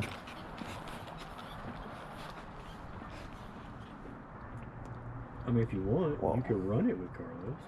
Run it with Carlos? What do you mean? I mean, you since you're training, you could come back with him. Oh, I've been bunch of Carlos's. What I've been doing is giving him. I go home. Oh, okay. Then I wait for that bomb to hit him. Okay, I know. Yeah, it's more fun to do that. But no, I am getting for that one. But I just don't think I'm ready to do that. Well, if you don't want to do that for this one, that's fine. I guess we could do it without a bill. She said she's doing it away. Ain't no problem. A lot of people do. Did she ever get online and do it? Did she ever get online and look at it? No, we picked up the mail. Okay, I got you. Well, I tell you what, based off of what you told me as far as the numbers go, I could send that over to them. So you said it's about $350 on average. So you see the bill every month, so you probably keep up with it. So it's around 500 in the summer. It's about two something now. The high month, June, July, whatever, August with the 5. I got you. So 95% of folks, you outside of that, have been here for at least 3 weeks, right? Which is 504 hours. In that time, everyone who's on Zoom right now and isn't here should have already read the Solar Sales Handbook and the videos attached to it, right? To make sure that you know all the ins and outs regarding how you can pitch, how you can close, how you can set deals, basically your installation partners and everything in between. 3 hours is the amount of time required to absorb 99% of the information on how to put a deal through. That's 0.3% of your time overall, right? That's literally it. 0.3% of your time to learn all of it. You were still receiving the same messages to myself and Sean regarding how do I do this, how do I do that, how do I do this. If you guys don't have Sonova logins and you're actively closing right now, let me know, right? Sonova is the main, lender that we're going to be using over the course of this next year because interest rates keep going up. Once some of those things change, we can start adjusting from there, right? We have given people the tools to succeed. It's just a matter of being able to execute with that. And the main theme I want to go on today is actually on execution. Funny enough, I just read a Grant Cardone book, which is not my thing. I'm not a Scientologist. I have not converted friends, but I sometimes look to people who I don't necessarily agree with on everything to just get me to think about things. So this is something I would really recommend to people. Right now on the most recent video, I was actually chatting about kind of what are the 3 main books that I recommend that people read when they get into door knocking, right? Door to Door Millionaire is the first one. Amazing book, right? Kind of breaks down. It was a guy who sold pest control in cold places. Not exactly the best possible sale, but he managed to make $1 million in one summer, right? Second one is Way of the Wolf by Jordan Belfort. great book on a straight line persuasion. It kind of teaches you the ins and outs of how to actually interact with the customer, and more importantly, tonality. And then the third one is Pitch Anything by Oren Clough, which is a fantastic book on teaching you exactly, how to do well in this job. And yes, take notes, right? On everything today, take notes. Your brain is bad at organizing thoughts. It is great at coming up with new ones. But if you're not jotting things down, I'm just talking for no reason whatsoever. You'll just remember that Carlos sounded really confident for an hour, but nothing's actually going to register in your head. I recommend audiobooks just because it justifies it to me. Audiobooks still counts, guys. And especially whenever you are, you're driving, for an hour in certain cases, that's a great time to listen to audiobooks, right? It really gets you in the headspace. Okay. Who knows what the Golden Door Award is? Right? Randy does, Ben does. Okay, there's a convention. Ben, can you close that door for me real quick? Called Door to Door Con. I like it. We're going this year, later in January, with our guys out in California. Basically, Door to Door Con is the biggest door knocking event of the entire country, where Taylor, myself, a bunch of other guys all go out there. But the biggest kind of achievement in door knocking that's not connected directly to one company, it's kind of directed towards everyone, is the Golden Door Award. And they've had different requirements over the years of exactly how to gain this award, right? It's a prestigious award. It's a big fucking deal if you win that thing. It used to be 130 installations in 1 year, right? And now they've kind of switched it up as the market has switched more towards setter-closer models. They now have the opportunity for people who are setters in order to be able to get it, right? So the whole tally is 100 points, right? 0.5 set that installs, 0.5 for installs. So if someone self-generates their own sale, that's 1, right? Self-generates their own sale that gets to installation. And then if someone is simply, getting leads set for them, we'll keep that categorized as well. I already have it with Sean that all of this stuff is being categorized with the numbers and everything, right? So I just want to know, realistically, and you can post on GroupMe as well, who believes they can hit the Golden Door Award coming into this next year. Randy, Sean, note that. If you're... If you do 10 self-gens a month that install, I would realistically say that if judging by the numbers, right?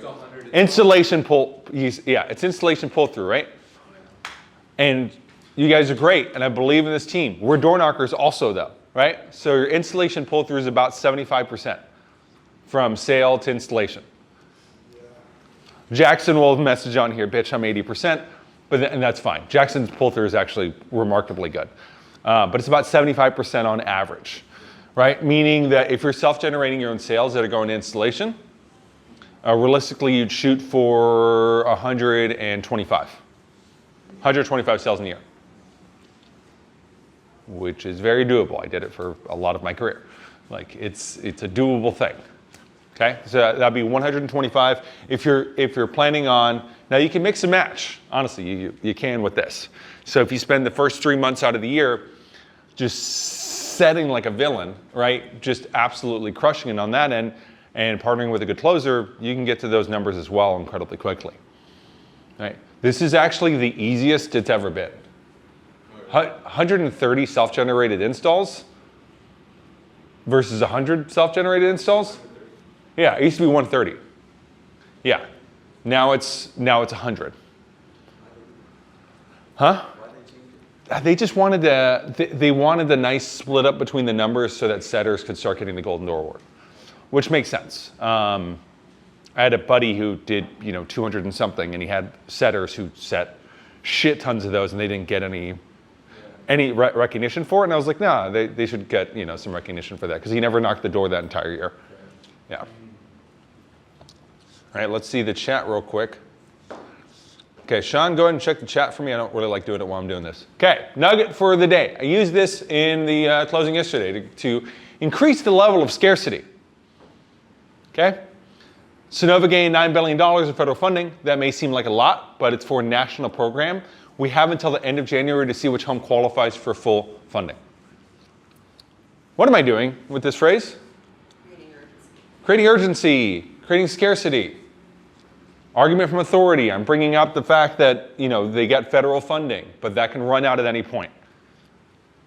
Right? I'm going to be adding these on every training, which is just little lines to just memorize. I'm not going to give you 16 of them like I normally do with objections training, where half of that doesn't go in. Right? You can use this when you're knocking. Yeah. So the parent company we work with, right, is Sonova. You probably know them from Home Depot. Right? So they get $9 billion in funding, which sounds like a lot. But our job is actually just to see which homes are going to be able to get allocated those funds. We have till the end of January because they're using that all over the nation. When you explain stuff like this, right, these little nuggets, it's all about the tonality that you're using at that time. If I say this loudly, it doesn't sound like a secret. People like secrets, right? That's the pullback thing. So when I'm explaining it, hey, I'm just here. Did anyone from the meter team knock your guy's door in the last like 2 weeks? No? Okay. Basically, all that's happening is they're following up on a notice that got sent out to you guys from Duke about your rates increasing another 12%. Did you respond to that? No? Okay. Have you guys noticed that at all? Yeah? All right. So basically, all that's happening, I'm not sure if you know, but basically, since we switched over from coal to natural gas, there's been a 300% uptick in the price of actual power since then. And unfortunately, with that transition, they sent those costs over to you guys. Right? And so now there's a mandate to get about 50% of our power to come from renewable sources. That's wind, tide, and solar. Right? Have you guys talked to solar people before? Yeah. And then you go from there. Yeah, so this program's completely different. We don't need you guys to take out a loan. We actually got federal funding from the Department of Energy. I don't know if you ever see, it's called the Hestia program. Right? So they got $9 billion in funding, which sounds like a lot. But we actually have only until the end of January to figure out which homes qualify for that program. All right, so that's all I'm trying to do. I don't have panels in the back of my car or anything else. The first thing I need to do is just take a look at your electricity bill, about how much you're spending per month. Right? That's your pitch. Right? It's pretty smooth, it's clean cut, it's quick.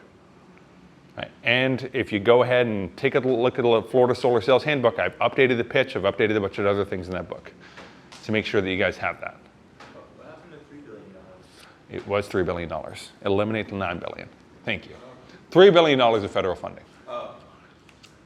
Okay, so solar sales domination system. What we're going to be going through today is basically the things that are going to get you in the correct mindset in order to win the Golden Door Award. Right? If that's something realistically that you want to do. If that's a goal that you have for yourself. Right? For us personally, you sell 3 a month, you're going to make, if you're self-generating 3 sales a month, you can make 150, 200K a year. If you're selling bigger size systems, that can be 250 to 300,000, just depending. Right? That's still an amazing amount of money to make a year doing the fucking minimum. Right? But if you're really trying to hit a goal, a really big goal, you got to think a lot larger than that. You have to understand the untapped potential of solar energy and your role in conquering the market. We're not here to compete. We're here to take over. Right? And that's the mindset you should have at all times. You're not competing with these people. Right? These other solar sales companies where people are badly trained, they don't know what the hell tier 2 insurance is, so they never sell a system over 11.6. Right? Those aren't your competition. Those are fucking losers. And you're better than them. We're not just covering the basics, we're gearing to overhaul your approach and turn you into a relentless sales machine. That's what your job is. Here. Victory begins in your mind. You can have the best pitch possible. You went up to go knock the other day, right? You were basically first starting up, you knocked your first 100 doors. What did that go? How did that go?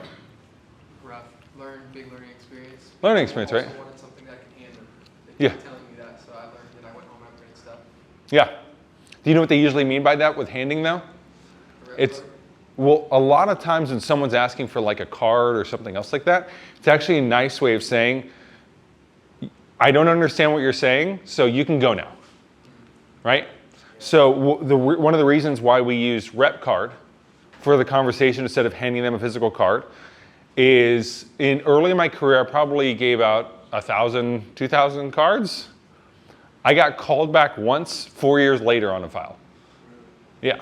Rarely have I gotten callbacks on those because I didn't get anything from them. And that's how that relationship has to go. So if I'm using rep card, the benefit of it is this. I can then go ahead and, yeah, I'll go ahead and send that to you. Oh, it's just taking a second to load. Actually, while I'm pulling this up, then it gives me another 15 or 20 seconds to pitch while I'm talking at the same time. So I'm still chatting with you. Just tell me real quick, yeah, I need a card. I need a card. Okay, yeah, no, I could totally get that over to you. We're actually only digital because obviously we care about the environment. Just give me 1 second to pull it up. So like I was saying a little bit earlier, this program's just different. You guys have looked into solar, right? And are you 813 or 727? 813. 813. So what held you back from going solar in the past? Didn't want to take out a loan. You didn't want to take a loan? Oh, dude, I totally understand that. Honestly, unless you're spending like $500 a month, are you guys spending that much per month? Okay, and then how do I spell your name again? C-A-I-R-O-N-E. Okay, got it. Then it honestly just doesn't make sense to take out a loan for most of those programs. So the way this program works is that, I'll actually show you this real quick while it's sending over. This is a house that we did recently as far as the installation. They didn't actually have to pay for any of it, and then this is what happened to their Duke bill. Now it's about negative $150. So I'm gonna go ahead and send this. Oh, it's still glitching. Okay, I'm gonna send this over real quick. So do you guys do your billing through paper or electric? Electric, even easier. So when I send this over, I just wanna make sure you got it. Can you even pull up your phone? Sure. Got it. And then do you guys do your billing? Do you just get an email? Okay, go ahead and pull that up real quick. Okay. Got it. Do you see what I'm doing? I'm extending the amount of time I'm talking to them. You're always buying 10 fucking seconds is what you're doing in any conversation. You're just buying 10 seconds. 10 seconds at a time. That's why every single portion of your pitch needs to be fucking rock solid. And you need to know where you are in your pitch at any time. Are you still breaking preoccupation? Are you creating pain? Are you doing the pullback? Right? Are you getting to the point of the conversation? Even if he's being rough with me. Even if he's throwing me back. Like, yeah, well, I don't have time. Yeah, I totally get that. I'm trying to get this thing over right now. Man, my service sucks over here. And then I keep talking. Right? Verizon Wireless does not suck in St. Pete. But I make it sound like it does in order to extend the amount of time I have to talk to someone. Okay? What is the 10x rule? Anyone know what it is? Go ahead. It's setting your goal 10 times higher than what you would normally do. So if you land short, you're still 3x higher. Exactly. You asked me this when we did an interview a while back where we had a kind of a conversation about like how my views on 10x and everything else. And wherever you're at mentally. But if you start thinking in terms of like, no, I can hit 30 in a month, that can push you to hit 10. Right? And if you say I want to hit 30 in a month or I want to hit 10 in a month, you have to break down step by step, 3 days at a time. What are the things I need to do over the course of this next 3 days in order to be able to get those numbers? It's simple as that. Right? So it's about pushing your boundaries and seizing greatness. Right? Who deserves that fucking money? Who deserves the bag? Do you do? Do you? Or does he? Or do I? You have to think about yourself throughout this whole next year. You really have to put yourself first. I know it sounds crazy, but the amount of people that I've trained, worked with, that goes, I'm doing this all for my family, man. I'm doing this for my family. I'm doing this for my family. Rarely do those guys actually succeed.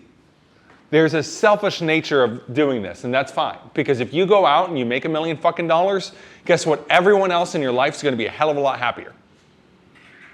Everyone's going to have a lot less pressure in their lives. If you can solve a problem with money, it's not a problem in this job. Because all you have to do is go find that fucking money. Right? When it comes to the pitch, as I brought up, you have to go into the Florida Solar Sales Handbook. If you haven't, get your pitch together and learn it. Randy, what were some good ways for you to start learning your pitch? Getting out there and doing it. Yeah. Yep. Practicing, right? Like actually practicing it. If you're finding yourself stuttering, practice in front of a mirror. Some of the best people we've had have printed out the pitch and just go to doors with the actual pitch in hand, reading from the damn thing. Just literally have it with you at all times. It doesn't mean you read word for word as soon as you go up to the door, but if you just have it in front of you the entire day, you'll have that shit locked in by the end of the day. Right? Identifying your target is crucial. Obviously, this very masculine language from Grant Cardone's book, right? Each door is a battleground. What you say has to be immediately captivating to the person. And being captivating isn't about the words that you're using in as much as it is the confidence, conviction in your voice when you are stating it. Right? It's the same thing as being a funny person. Right? There's guys out there that are so funny they can read from a fucking phone book and you're still laughing your ass off the entire time. Right? Just because they have that vibe. They're relaxed, they're confident, they know how to make a quick joke. They're quick on their feet. There's other guys where you've heard them regurgitate the same thing 1,000 times and they say it with no energy so you can smell it off of them. Right?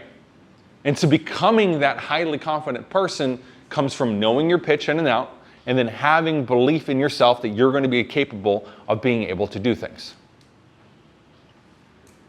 Engaging in combat with the customer. Rapport building. When you go out to a lead, when you knock a door, you are fully prepared to go to battle in that situation. What do I mean by that? Does that mean I block the shield and punch him in the face? No, right? Doesn't mean in that. What it's about is locking in with laser focus and using active listening techniques. What do I mean by active listening? Ben? Just actually hearing a problem and then selling based on the problem instead of just ignoring it and selling them based on what your beliefs are. Exactly. So if someone's telling me, yeah, I'm overwhelmed right now and I don't have any money, right? What am I going to use in that conversation? Sell on environment, sell on savings. Yeah, you sell on savings. Yeah, totally. If I was trying to tell people they had to spend $50,000 out of pocket, I wouldn't be in this neighborhood. Right? Dan down the street, she was in the same exact boat. She's been having issues paying off her car. Has your home insurance gone up a bunch? Oh my God, it's been the worst. Yeah, I totally get that. And so just a question for you. If you had like an extra $300 a month, would that be better for you guys or worse? Better, right? Okay, that's all I'm trying to do right now.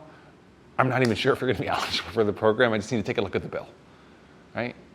I'm coming from a place of like listening, right? We're having a conversation. Yeah, totally, I get it. I totally understand where you're coming from. Versus I just keep going on my pitch. Yeah, if you qualify, we'll be able to lower your bill by $150. I'm not being captivating in that conversation. It sounds like I'm saying rehearsed bullshit, right? But if I'm coming with energy and really listening to what they're saying, then I can do something with that, right? We have to help them create a picture in their mind, right? You sell on emotion, right? Not just on facts. So do you see the benefit if you could, spend $300 less a month on your power, right? Do you see that benefit? How would that benefit you guys? What would you do with that money? Put some extra money in my IRA every month. Because you're a smart person, right? Or that'll go to actually paying off your fucking water bill, right? Right? That can go towards a car payment. That can go towards anything. If I got you like $6,000 more a year, right, what would you do with that money? I don't know how much you're worth per hour, but I'm not worth $8,000 an hour. Or like, that's what I tell them, right? But I use that in the conversation to go like, listen, this is going to take 45 minutes. I don't know if your time is worth, $200,000 every 45 minutes, but this is a rare case in which that's kind of the way it is right now. Right? Overcoming objections with brute force. Every objection is an enemy in disguise, and your job is to confront and conquer. You use empathy as your strategic strike to disarm concerns. Again, I'm coming from a place of understanding. I'm hearing you out. I'm listening to what's going on in the conversation. And when we hear, okay, here's the issues you're dealing with, great. Then I use facts in order to justify where I'm coming from. right? Here's a fact. I can get you a negative Duke bill. Here's a fact. This will cost you nothing out of pocket, right? I can paint that picture for them, right? Now, when we're talking about closing, right? What are we doing when we're closing a client? We're transferring our energy in the way that we feel about the problem to them, okay? So, I'm sure they can see it on here.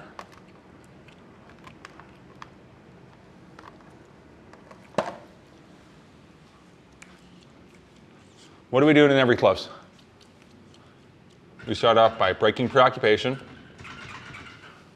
That sounds very sexual. Okay. We start off every single close by breaking preoccupation. Right? How do we break preoccupation on the doors?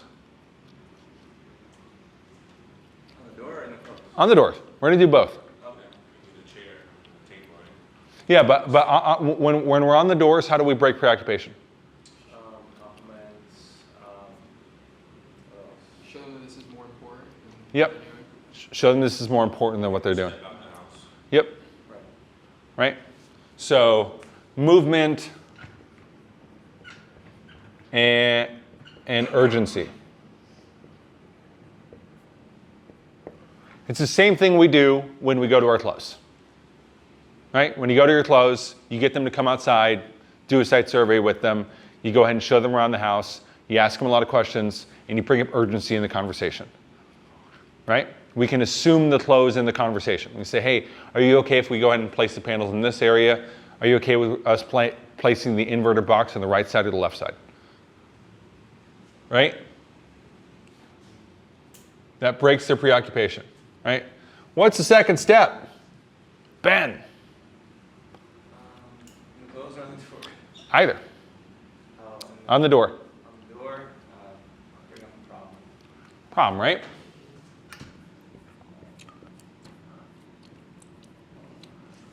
Okay. We explain the problem on the doors by explaining the rate increases with Duke shortly and some of the reasons for it. In the close, we do the same thing.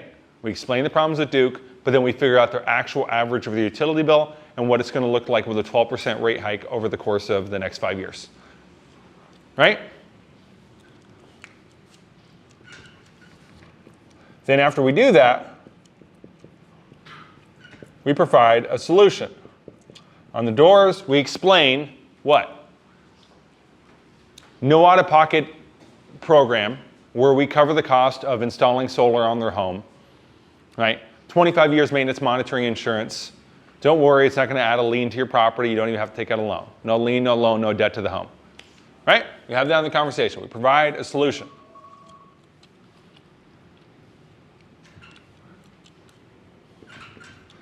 And in our close, we do the same thing. We explain how net metering works, right, with our lovely little drawing and how they use their power. Right? We go through that. Then we pull back. We say that is if you're going to be eligible for this program. We do the same thing on the doors. Not everyone is eligible for this program. We got about $3 billion worth of federal funding, and we have to see which homes actually qualify for this program. We do the same thing with the pullback. I don't have panels on my car right now. Randy, how many times have you heard me say that? Couple times. Do I have panels in the back of my car right now? All we're trying to do is see if you're going to be able to qualify for this program, and we get them through the docs.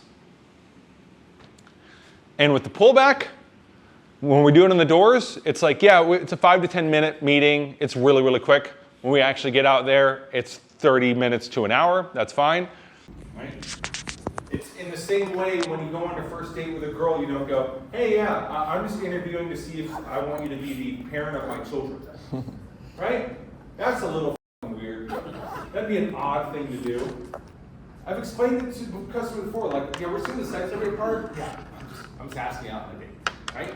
And then we're gonna get to the final design. We go ahead and decide. I might pop the question, and then we're gonna install. We're actually married, right? But we're just dating right now. That's all we're doing. We're just dating right now. It's real light, chill. We're gonna bud Rutgers, and then he finished it off with a value exchange. And I'm not paid for my fucking handwriting, right? That's why I type things. You finish it off with a value exchange. So I do the pullback on the doors, and then I do a value exchange in person. So the value exchange at the end of our close is I get all of the doc signed. I get their ID.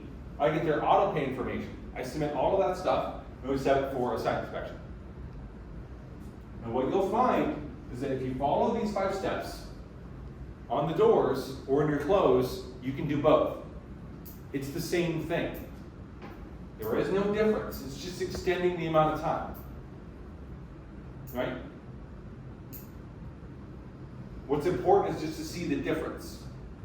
Right? When we're on the doors, we're not trying to spend 20 minutes with that person. You're giving them too much value without them giving you anything. Right? Post-victory, building your empire. Right? This is what can actually get you to the Golden Door Award. A lot of my sales are referrals.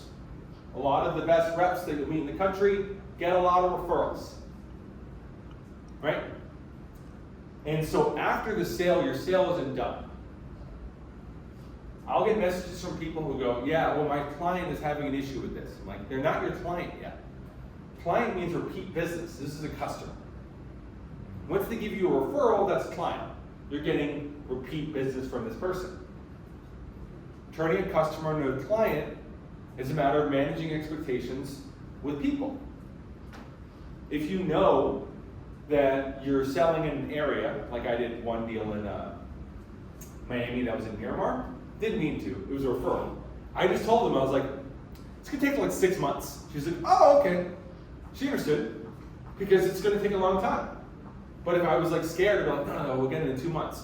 Then she's gonna be stressed out forever. She's gonna be running, when the fuck is this gonna happen? If I tell a customer as soon as they're installed, yeah, we'll get the system turned on in 3 days, that's gonna create bad expectations for that customer.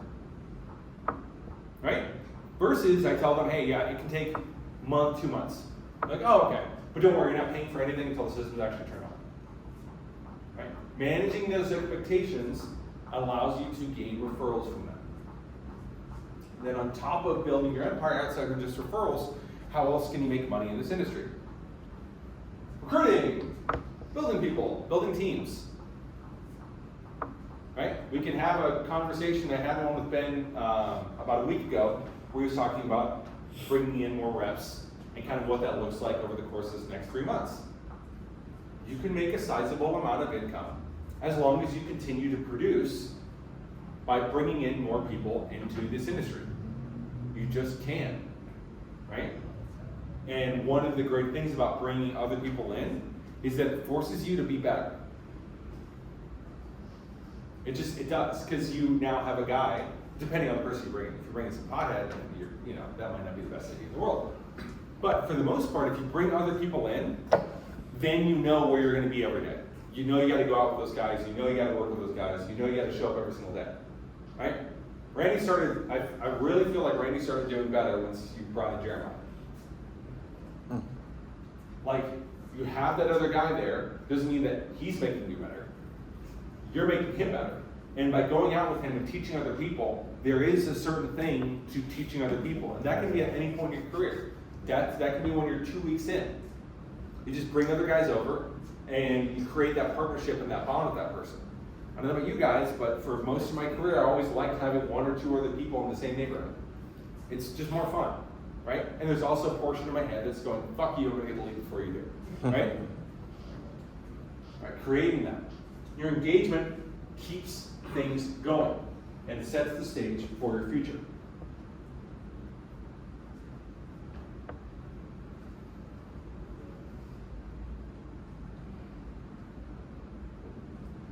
Setting audacious goals is declaring war on mediocrity. It's about craving the thrill of conquest and glory. Right? Breaking down your goals into easily digestible concepts.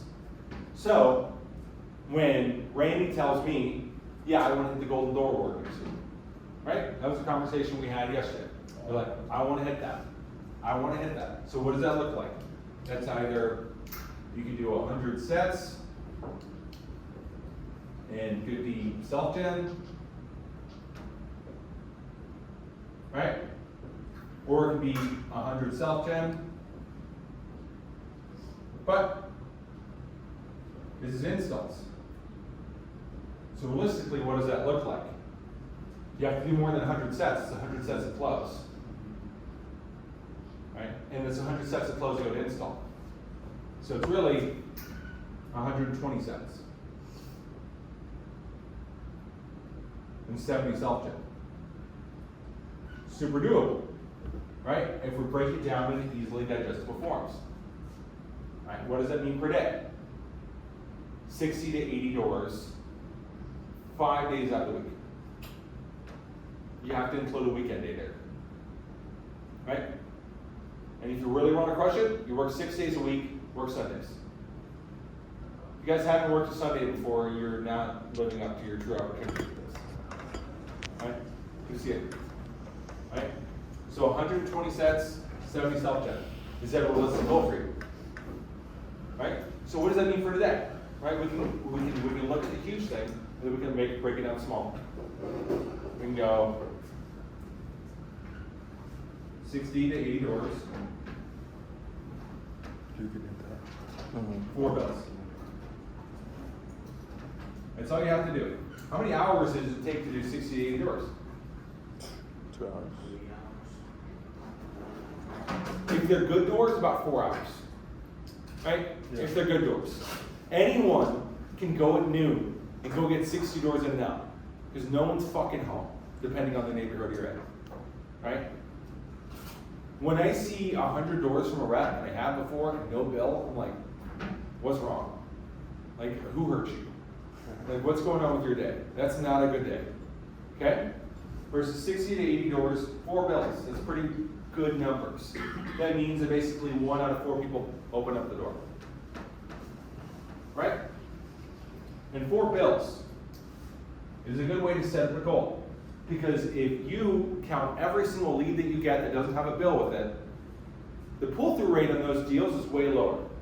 Right? When you guys message, you go, hey, yeah, they'll have the bill when you get there. Marco's laughing, he knows. Right? The amount of those sets that are bullshit is high. It's a high percentage of those.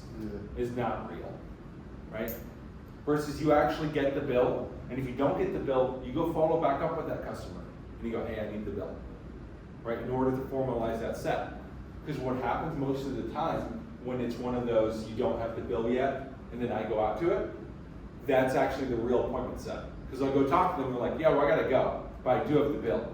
They're like, okay, great, now I have the bill. Now I have to go back out to that person's house again. So now it's 3 times. Right? So 4 bills, 60 to 80 doors, working with a competent closer, and then learning how to be a competent closer yourself. That's how you break down that goal. So why should you fight to win the gold door award?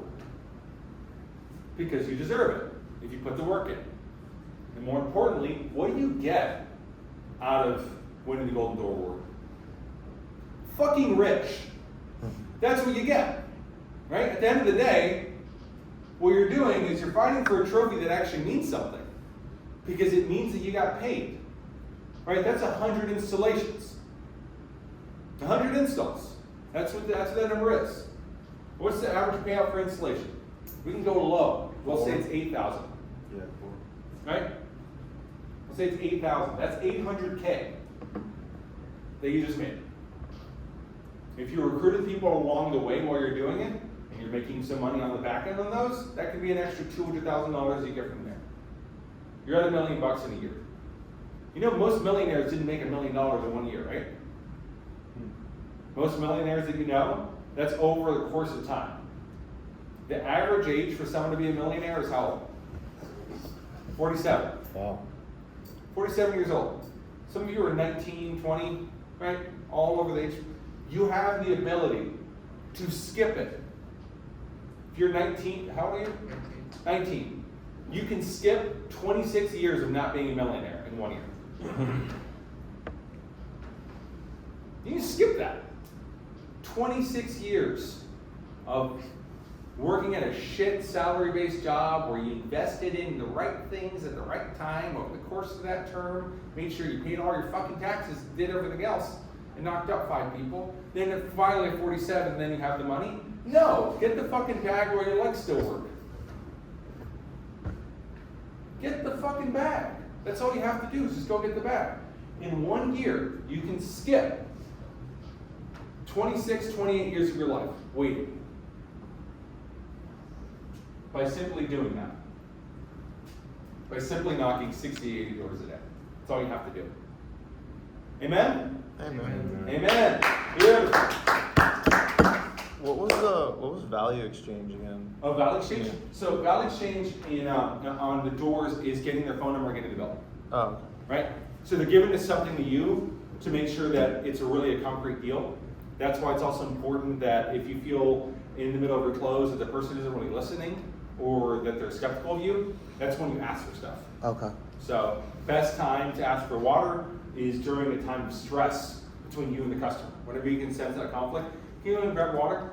Oh, I'm so sorry. And then they go up and they get up and they come back and they apologize to you. It's the same way on the door as well, right? When you feel like you're losing them in the conversation, hey, why don't we go ahead and take a look at your electric panel, right? You're getting them to do something in the conversation. All right, Zoom. You guys post up on GroupMe if you're looking to win the Golden Door Award. I feel like there's about 3 guys on here that can do it. Later, guys. I have a quick question.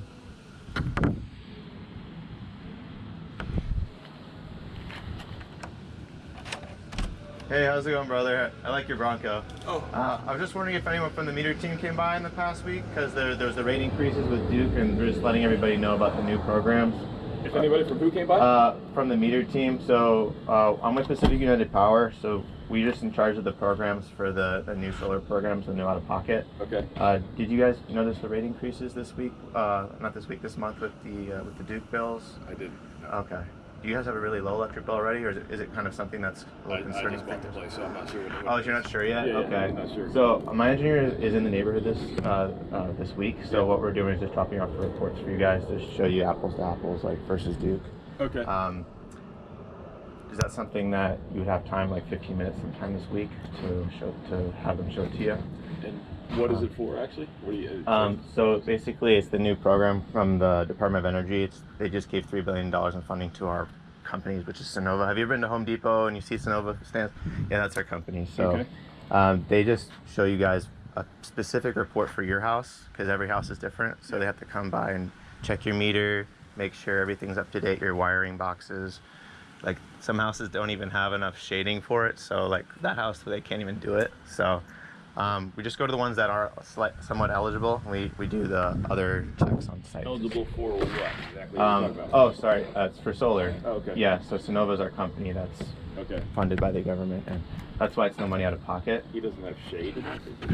So that guy doesn't have enough sunlight exposure to even do it. So you're going to the houses that are eligible to see if the homeowners would like to get more information on it. Got it. And then if you guys are eligible, if your credit's good and you have no missed payment, no missed property taxes, all those kind of things line up, basically you just have a 50% less payment for power every month. Because it's, instead of paying Duke, you're paying for your solar panels, which are just 50% less on a monthly cost. That makes sense? No. So whatever amount of power you use every month, we'll give you 12 panels, 16 panels. If you use a lot of power, a little power. Yeah. But that same amount of power that you're getting from the solar panels, you would be spending double if you bought it from Duke. Okay.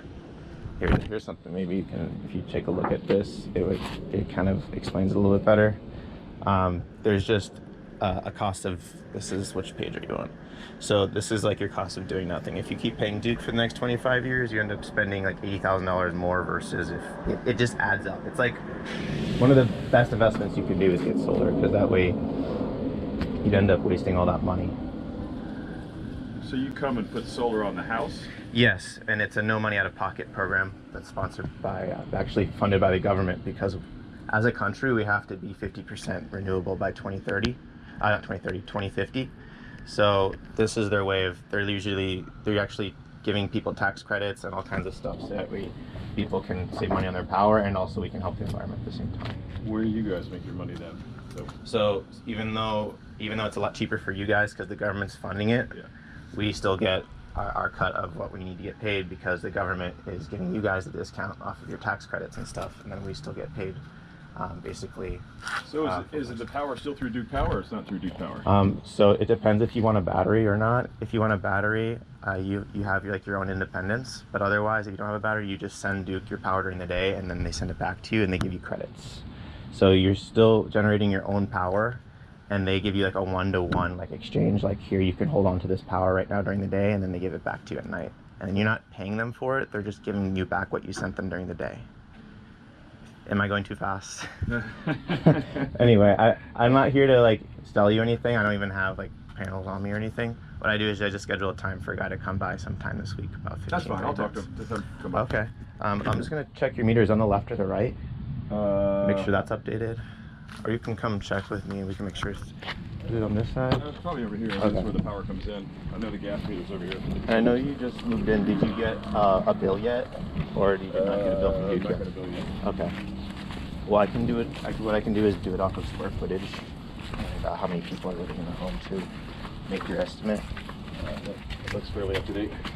Yes, that is Type 3W. That's the newest one. I was going to say, I think before she had some work done, so it looks like they got to put a new panel in and everything. So. The main panel, is it in the garage? Okay. It has to be a 200 watt. 200 amp or? 200 amp, sorry. It's only 100. It's only 100? If you're sure about it. Yeah. Looks pretty big. It's, hang on. It's only, shit. Oh yeah, it's only 100. Okay, so that's something we have to, you would get a free main panel upgrade if everything else is eligible, so that's a good thing. So is it, you don't have the bill, so it's, what's the square footage of the house? I'll send that to the engineer instead. Like 1,000. 1,000? Yeah. And is it just you here? Is it 2 people, 3 people? Just me at the moment, but I'm going to rent it, so I don't know how many people will be here. Oh, you're gonna rent I would it? say probably, anywhere from 1 to... And, oh, so you're gonna rent it. Are the people that are renting it out to you, are they gonna pay utilities, or are you gonna still pay utilities? If I need to, if I do this, if I need to hold on to it, I will. Okay. All right. Usually most people work like 9 to 5. Are you in that camp, or when are you usually free? No, I'm around. Okay. What time is good? We have a 6 p.m. is the last time we actually have available today because we're fully booked today. Yeah, not we have 6. Okay. Sometime this week. Sometime this week. Yeah. Let me just put something in his calendar because his availability is pretty thin. Okay. For Monday, let's see. Monday's good. Yeah. For you? Okay. Monday we have anything between 1 and 6. 1 o'clock. 1 o'clock. All right, buddy. What was your name? Sean. Sean, nice to meet you. I'm Ben. Ben? Let me grab down a number so we can shoot you a text before we come. 727 or 813? Oh, actually it's 404. Oh, you just moved here? Are you from out of state? Okay. Where'd you move from? Atlanta. Oh, nice. It's gonna have a lot better weather here now. Yeah, it's the best time to be in. Yeah. 404. 358. 358. 4952. 4952. All right, Sean. 49. Do you know how they attach do they just put the panels on the roof just on like sleds? They're just weighted down? So what it does is it goes into your attic trusses, and then it reinforces your roof for up to Category 5 winds, Category 5 hurricanes. So that way, this is actually a hurricane that came through in Houston. And you can see the panels where they were installed, they actually protected the roof from the hurricanes. So you will be protected from hurricanes, and then also we have a $1 million insurance policy from State Farm. So if anything does happen, we cover your leaks or anything. So you really don't have anything to worry about. We maintain it, we insure it. But I don't own them. That's up to you. We have a couple different options we'll show you. You can own them or you can rent them. But still you end up saving money. Okay. All right, Sean. Yep. Nice to meet you. Thank you. Thanks. Oh, I didn't think I got your full number. Was it 404? 358. 358. 4952. 4952. Sean. S-E-A-N. Sean. Okay. How do you like the Bronco? Love it. You just get it, or you had it for a while already? 2 years. Oh wow, it looks brand new still. You take great care of your cars. All right, man. Nice to meet you. Nice to meet you. Hello. Hello. How you doing? Good. I'm so glad you saved some time for not coming down. That makes it easy. Is this the Manzioni residence? Yeah. Cool. My name's Jackson. I couldn't find babysitters for these guys, so they're following me today. The reason we're stopped by our phone call notice it was sent out from Duke 2 months ago in regards to net metering. It's on the back side of those bills. Do you remember seeing that? No. or most people miss it. You can't see it from here, but basically, because all the people that have moved to this area, Duke is pulling power from our state, costs money to move power, we're all paying more for our bills. And then I don't know if you've seen the grid hardening going on, where they're changing out the wood poles to metal poles, so we're all paying to fix the infrastructure, so everyone's bills are going up. Have you noticed the increases with Duke in your own personal bill? Yeah. Gotcha. Most people have, it's increased everywhere. But basically, I'm assuming you guys lived in the house like 3 years ago, they came to switch out y'all's meter to the digital meter, do you remember? Gotcha. They were setting up all the homes for their program called net metering. If your specific house is a good fit for it, you can do two things. The first thing is you can lower your electric costs 30 to 40%. The second thing is you can have a fixed-in cost for electricity. So it's all done because you're able to get rid of Duke, so you don't have to pay for their raising rates and have the fixed-in cost. Because Pinellas County, they're a renewable energy mandate. What does that mean to homeowners? If you qualify for it, there is no money that comes out of pocket for the installation. There's no down payment that comes out of pocket for the installation of solar. How it works, how you pay for it as a homeowner. Oh, this is for solar? Correct. Yeah, we're getting out the information to homeowners who have qualified for it. Essentially, you stop paying for Duke. The cost for solar is a fixed payment, about 40% less than what you're currently paying, if your home is a good fit. For you, you don't have any trees or anything like that. Otherwise, unless you don't have like a $600 bill, you're not paying like $600, are you? No. Sometimes if you're paying too much or too little, it doesn't make sense for people. And then like, you can't have any missed payments with Duke. Have you ever missed any payments with Duke? Gotcha. What do you guys normally pay on average? About $380. Oh wow, that's pretty high. Y'all don't have a pool in the back or anything, do you? Yeah. You do? Yeah. That makes sense. You have kids in here too?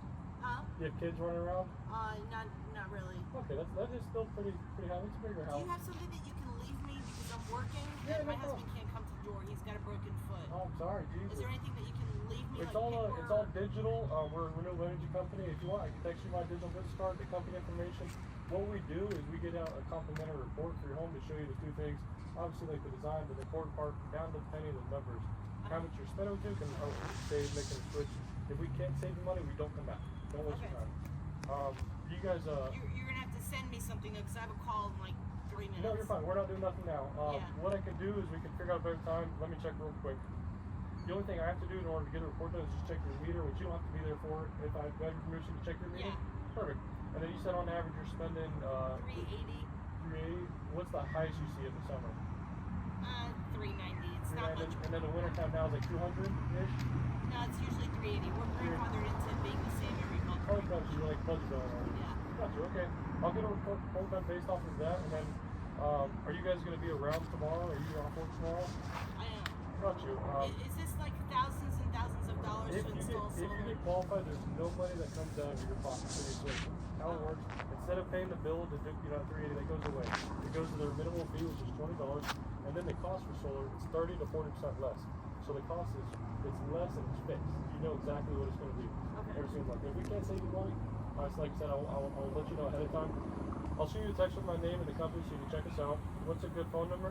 It's 727. Okay. What was your name? Jessica. I'm Jackson, by the way. Hi. I'll shoot you that, and then I'll go check the meter, and then I'll get it done based off the 380, and we can swing back by. Are you going to be around tomorrow around 12 o'clock? Yeah. Perfect. I'll swing by around tomorrow around 12. If somebody comes up tomorrow, just text me and let me know, hey, we're busy, something's going on, and we don't come back over. But if not... I want to hear what you have to say. Yeah. I just can't listen right No, you're now. good. I know you're working and everything, and once again, you're completely fine. You've been super sweet, so I appreciate you. But I'll swing by tomorrow at 12 with all the info. I'll take like 10, 15 minutes. I'll sit down and show you all the numbers and the design and see if we can help you out. All right. Nice to meet you, Jessica. Have a good rest of your day. I'm going to check your meter. And this is it's a private company or a program in Pinellas County? What is it? Is it a private company or Pinellas County something? We work in conjunction with Duke Net Metering, but we are our own company. We're Affordable Solar. We've been in business for 12 years. We're local. We're not a company from California. What's the name of it? I'll text it to you. So you can look us up. Check our B2B2B. Check our Google reviews, everything. You can look us up. We got nothing to hide. All right. Thank you. Yeah, have a good day. You too.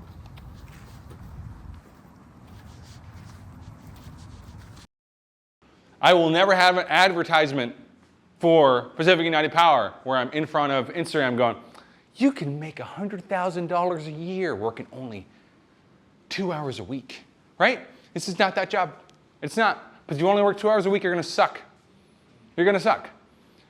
Right? You might get lucky, but God doesn't like when you only have one deal a month, so he's going to cancel it. Who's going to do? He's going to do it, right? I cannot stress this enough. So back to Wednesday's training, knowing your hood. And I broke down point by point.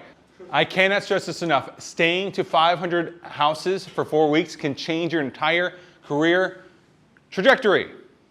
500 houses. Randy, how far do you have to drive in order to get the area? Drives an hour, one way, every day. And then an hour back. And you got like grandkids and like things to take care of. You're not fucking around in your life, right? You're not doing that. You're taking care of your business like you should, right? If you stay to 500 houses and you know exactly where you're going to go every single day, that's going to remove the amount of choices that you have. It is not a choice whether or not you're going to work today. It's something you're going to do. You're just going to do it. You'll have more confidence, your job will be easier, and you'll have peace of mind every day. I had a conversation with Ben. The other day we were having a talk about following up with people, right? Like when you're going back and you're knocking another house that you've already knocked before. So we're going to talk about 2 quick things, then we're going to get into Jackson's. First up is when you have to follow up with someone via text. Okay, there's these customers where you've called them a bunch of times because it's difficult to get a hold of them. And you find that, every now and then. Maybe you sign them up, but now you're trying to set them up for a site survey, and things have gotten a little bit lost. And when that occurs, you're going to get like 2 different things that are going to happen out of a customer, right? Either they're just going to start ignoring you because they're embarrassed because they're bad at confronting. And the more that you offer them, you're like, oh, well, I'll give you $1,000 I'll give you 6 months. I'll do this. I'll suck a dick. Like, I'll do anything, right? Right? That's going to come off as desperate. That shit's desperate and it's gross. And they go like, I'm not going to respond to this guy. This guy's fucking weirding me out. Right? Here's what you end up doing. Per my last email, we'd love to help you. I'm sure you're busy. Blah, blah, blah. Do. Fucking 3-paragraph email when all they said was, not sure right now. Right? And you just take 2 hours out of your life to respond to this. Marco's laughing because he knows he's done this. Right? None of this works because it comes off as desperate, like you have all the time in the world. Right? There are days in which I'm talking to a rep, he's like, I got to follow up with some people today. I'm like, you have 0 production right now. I have to follow up with people right now. Right? But I'm still going to go out there. Right? You can cut down the amount of time that you're spending with these people by just getting an answer. Instead, do this. Write it down. Take a picture. Steal this. Steal my shit. Try to reach out to you a couple times, but didn't hear back. ... Just real long dots. Where should we go from here? You're putting the onus onto them. You're not giving them a bunch of stuff or anything else. Will this always lead to, yeah, let's get back on track? No. But you'll get your fucking answer. And you won't waste your time. And it doesn't look like you have all the time in the world. And it puts the onus on them. Right? It's where should we go from here? I did this morning with a person, and they had an irate, long text message back. But at least I got a response back. Is this like out of the blue, or do you first send like a message, hey, do you want to reschedule? Yeah, reschedule a time. Okay. Yeah, right? That once you've already tried to reschedule and things along those lines, and then they're fucking ghosting you. Yeah, okay. Right? They've ghosted you. Where should we go from here? You've already sent like 3 messages, and then it's like, that just answered. Yeah. Yeah, this is like 3 blue bubbles. All right, throw it in there. Exactly. The worst, they have red text messages on. You're just like, yeah. And I've responded before, just like, bitch, I know you've read this. Like, you're so old, you have red back on there. Like, don't do that. Yeah. Okay. Art of the follow-up door, right? So I'm in a territory. I've hit up, I've talked to every one of my 500 houses, or maybe I haven't, but I see that this person's back home. He's like, no. Key to a follow-up door is making sure you took accurate notes and placed them in rep card. Right? This is also why it's really important that you stay working here, because we'll steal that information later. But area management, right? We respect that area. We stay to an area. We place all the information on there so that we know when we go back there We lay down accurate notes. We did do something funny though when I was working at the last company. I knew that some people were trying to knock right behind me. So I put like opportunity on a door in which the person was just screaming at me. Don't do that, guys. We all love each other here. I was not in that kind of community before. Just setting fucking grenades everywhere. Right, take accurate notes. Name of the dog, what's going on in their life, etc. will be helpful. Okay? Why? I can't remember all that shit. I don't remember. I ask you about people's names all the time who have already signed up. I'm like, wait, who was that again? And you're like, oh yeah. And then you just know. You have like the whole thing. You know their family history. You're really good at categorizing all that stuff. You're very good at what's called executive function, right? I'm more artistic. So I have to do everything on rep card, right? It keeps an accounting for everything. When you restart the conversation, speak like you've known them for a long time. Hey Jay, what's going on, man? Good, brother. Hey, so we're actually just finishing up with Dan down the street. I got to head out in just a second here. Last time I spoke to you, I know it wasn't a good timing. Timing is like the most difficult portion of this job. What did you end up spending last month with Duke? 400. You donated another $400 to Duke? Dude, if we set you up before, you'd already be saving money. Listen, I'm going to be back over here in about 2 hours. The worst thing that happens is that you're stuck with Duke. Can you go ahead and grab your bill? It's assumptive as fuck. Like, I'm talking to them like we had already agreed that we were going to meet. And again, what is this also doing? It's letting you know whether or not this is going to be a hard no. You just need to get it out of the way. You need to get all those out of the way. All those, well, this might work, this might work, this might work. I want an answer because I'm only going to be here for a smaller amount of time. I'm going to explain in a little bit here, but reiterate that you were just finishing up other work and that you have to be somewhere else soon. Right? I'm just finishing over here, and now I'm over here. And Randy does a really good job of this when I go out to people's houses for same days. He's like, hey, if he finishes up early with your neighbor over here, can he go ahead and swing back over here? Am I actually with his neighbor? Sometimes I am, sometimes I'm not, right? Now, art of the follow-up door time crunch. You're gonna notice I'm using similar phrasing both times. But if you're self-genning a deal, right? And they're saying, well, it's a timing issue. It's the time crunch frame, right? The most difficult part of this job is time, but if we had already set you up like we did Diana down the street, you wouldn't have donated another $300 to Duke. I'll be done with Becky in about 2 hours. Just grab the bill and I'll be back with everything right after. The worst thing that happens is you're stuck with Duke. Sound fair enough? Fair enough? Right? If you're setting, the most difficult part of this job is time, but if we had already set you up like Diana down the street, you wouldn't have donated another $300 to Duke. Our engineer is going to be out here tonight, tomorrow. Is earlier or later going to work better for you. The worst thing that happens is you're stuck with Duke. Sound fair enough? The worst thing that happens is that you're stuck with Duke. Worst thing that happens. And when I'm talking about how much you're paying for the electricity bill, I use specific tagline words. Donating. You donated $400 to Duke. Good job. Do you know how much the CEO makes a year? $32 million. Right? Which is a 32% increase from the year before. Do you know how much the rates have went up? 32%. Okay? So that's time crunch.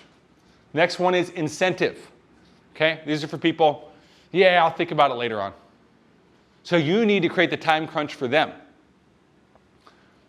Listen, I know you haven't been sure if this is going to work, and I don't want to waste either of our time. Let's do this. I've got about 3 rebates left for this zip code. If we can take care of your eligibility, we can cover 6 months of your power bill.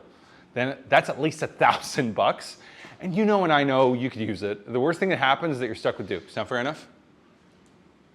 And so when I'm explaining this stuff, right, I'm kind of laughing with them. Like, dude, you know that you could use an extra $1,000. Like, I could. So why don't we just go ahead and get it set up. I'll meet with you in like 30 minutes. Cool? All right. Shit, all right. Like, it's just kind of that response. And if that doesn't work, you just keep circling around. You keep circling around. You keep circling around, right? That's what the art of looping is. It's like a lock, and you just got to keep going around trying to figure out exactly the right spot, and then you move forward. And the last one here, if you're self-genning, so we've run into doors before where it's like, yeah, well, once they go solo, maybe I'll go ahead and do it. Like, I got to hear about other people. Yeah, we've already done Diane, Becky, and Holly down the street, and we're doing an install next week. Okay, what's holding you back? What's holding you back? Well, I'm just, come on. All right, go ahead and grab the bell, right? You just look at them like, listen, I'm out here, now I'm going to be here. Let's just go ahead and take care of this. Does that sound fair? Last thing here, Jay, just go ahead and repeat this out, just like this, how you'd say it. Yeah, the most difficult part of our job is time, but if we had already set you up like Diana down the street, you wouldn't have donated another $300 to do. I'll be done with Becky in about 2 hours. Just grab the bill and I'll be back with everything right after. The worst thing that happens is that your stuff is due. Sound fair enough? Right? It's just easy. It's just easy, assumptive conversations. It's very confident, right? There's no hint of desperation in there. There's no, hey, I'm just wondering when we can get you set up, I just want to, I know, you've already told me no once and it hurt me inside, right? Right, Mike, read that one. Listen, I know you've been sure. I know you haven't been sure if this is going to work, and I don't want to waste either of our time. Let's do this. I've got about 3 rebates left for the zip code. If we can take care of your eligibility, we can cover 6 months of your power bill. That's at least $1,000, and you and I know you can use it. The worst thing that happens is you're stuck with Duke. Sound fair enough? Right? Confident, bold, kind of bullying them a little bit. Just kind of barrel rolling them. And this one's short enough to where we don't really have to repeat it. But these are the main 3 things. Like, I can give you 15 other ones, but if you just use these, this will teach you the art of the follow-up. You're cocky. You have high confidence. It's almost bothering you that they haven't signed up yet. You're like, what the fuck, man? Like, what are you doing? You're being a silly goose, right?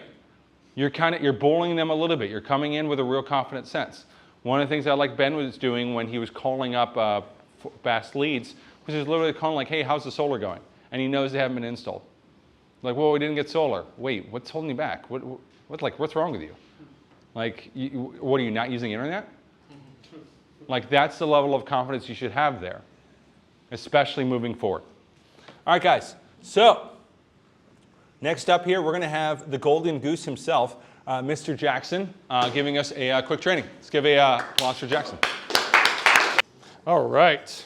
So, I want to talk about a few things, but I'm not going to make it too long and drawn out. We'll get through this pretty quickly. I do want to talk about 2 important things, a couple like beliefs that have served me pretty well, like to kind of do this. So since we've all done this, and a few of us have done this longer than others, we've probably seen a few people that have come in here and they start out really hot, and they have a lot of belief. They're really excited, they're really excited to go out and run out and crush it. As time goes on, a few months later, they learn a little bit more about the company, the product, whatnot. Things get hard, and they start to kind of dip off. They start to slow down a little bit in the production.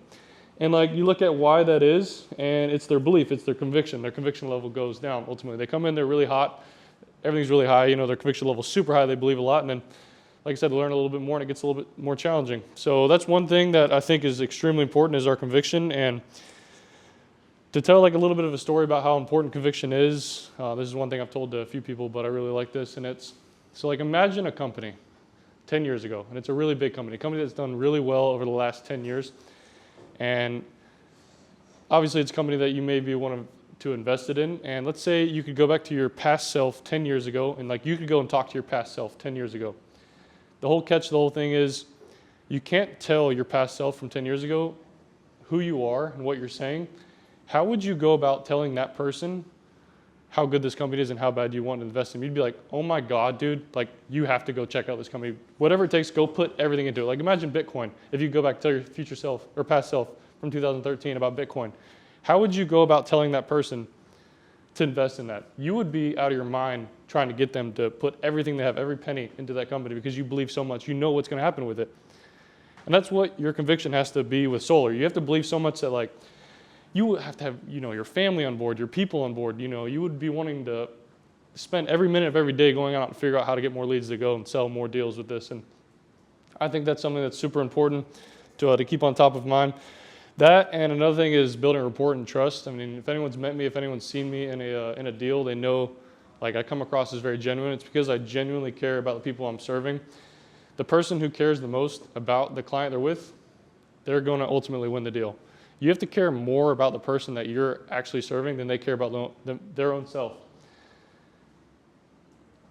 people are very good at sniffing out too, like if you actually care or not. They see your mannerisms. They see like when you're talking to them, you know, whether it's at the door or in the close. Initially, when you first meet someone, that first impression is so important. It's so important to come across as genuinely caring to them. That's something ultimately that will, it'll serve you well. You know, if you keep in front of mind that I care about this person, you know, not the transaction, not the sale, but this person, that's what I care about the most. And having their best interests in mind, you're going to get more deals from it, and they're going to be happier ultimately because of it. So those are two things that I think is extremely important. Like I said, the conviction and the report, building trust with people. It's going to serve you well to keep those things front of mind. And then the other thing I want to get up here and do is we want to, I think something that like serves people to actually see a lot of growth from is going over objections and actually doing your pitch, presenting. I think that's something that really will help people to actually grow from. So what we'll do, I'll be the homeowner and someone can come up and do their presentation. I'll hit them with an objection. They'll go through it. We'll make it kind of quick. That way a few people can do it and see a little bit of growth from that. So who wants to go first? There we go. Let's do it.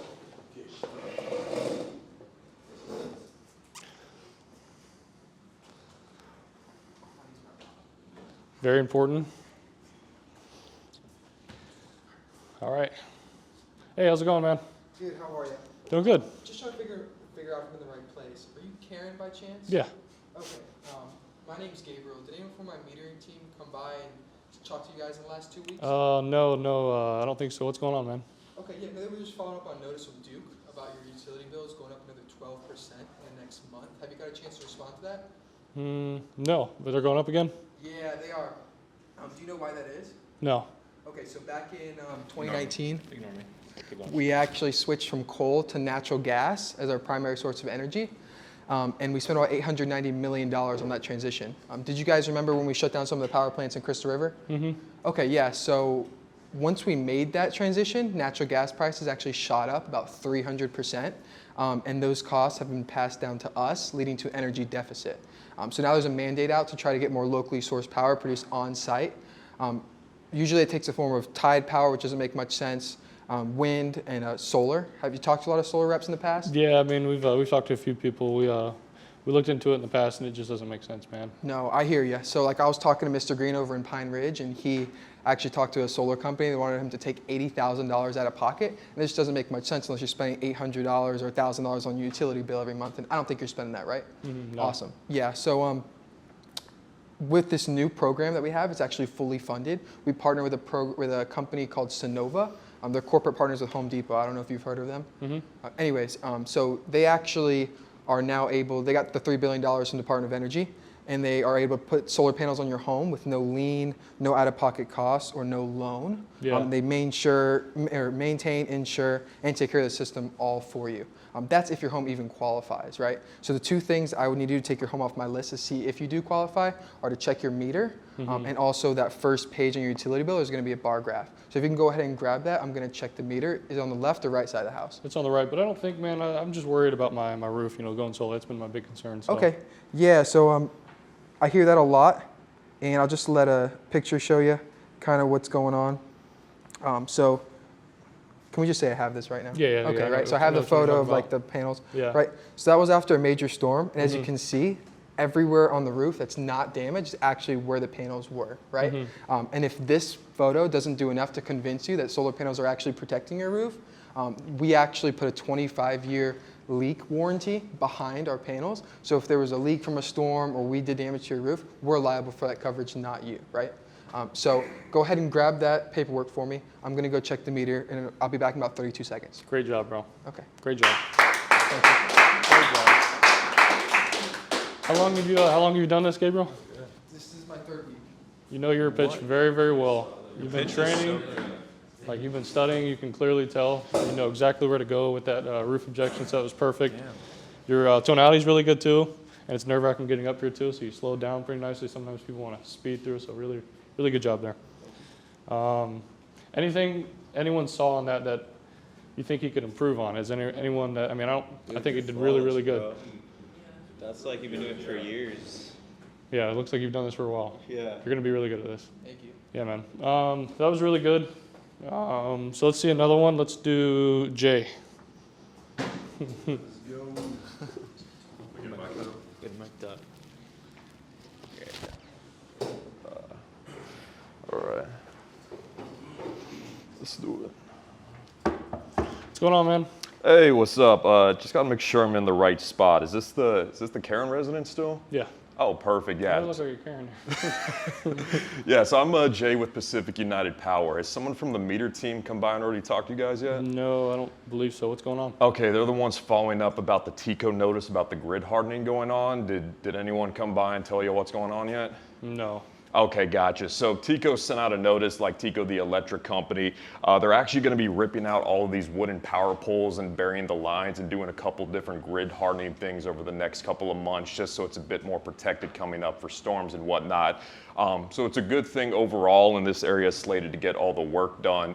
The only problem with it is that the way they get the funding to do this grid hardening is that they're going to be raising our rates again starting about the middle of the year. Were you guys aware that was coming up? No, I wasn't familiar, no. Okay, gotcha. Yeah, if you've been here for a while, you've probably seen them go up slowly over the past couple of years, and this is just going to be another thing going along with it. So we're just making the homeowners aware of it, and then we're also running the renewables program in the neighborhood because since it's gone up so much, a lot of people are looking to save money on their bills, so they're looking to switch to like wind, tide, or solar power. So I just wanted to see, has anyone talked to you guys about renewables for your home before? I mean, yeah, there's been a few people that came and talked to us. Is this about solar? Yeah, like I said, it's just the different renewable tech right now. What was kind of the verdict last time you guys talked to them? I mean, we never really looked into it. I've just seen things, you know, about it not being good for your insurance. So not being good for your insurance? Yeah, like worried about losing my insurance for my house. So. Okay, gotcha. Yeah, because I mean, in Florida right now, I mean, a bunch of companies are leaving the state anyway, so it's already been a concern. But the companies that we work with for our systems, we act as the insurer for it, so that way you don't have to impact your homeowner's insurance or do anything with that.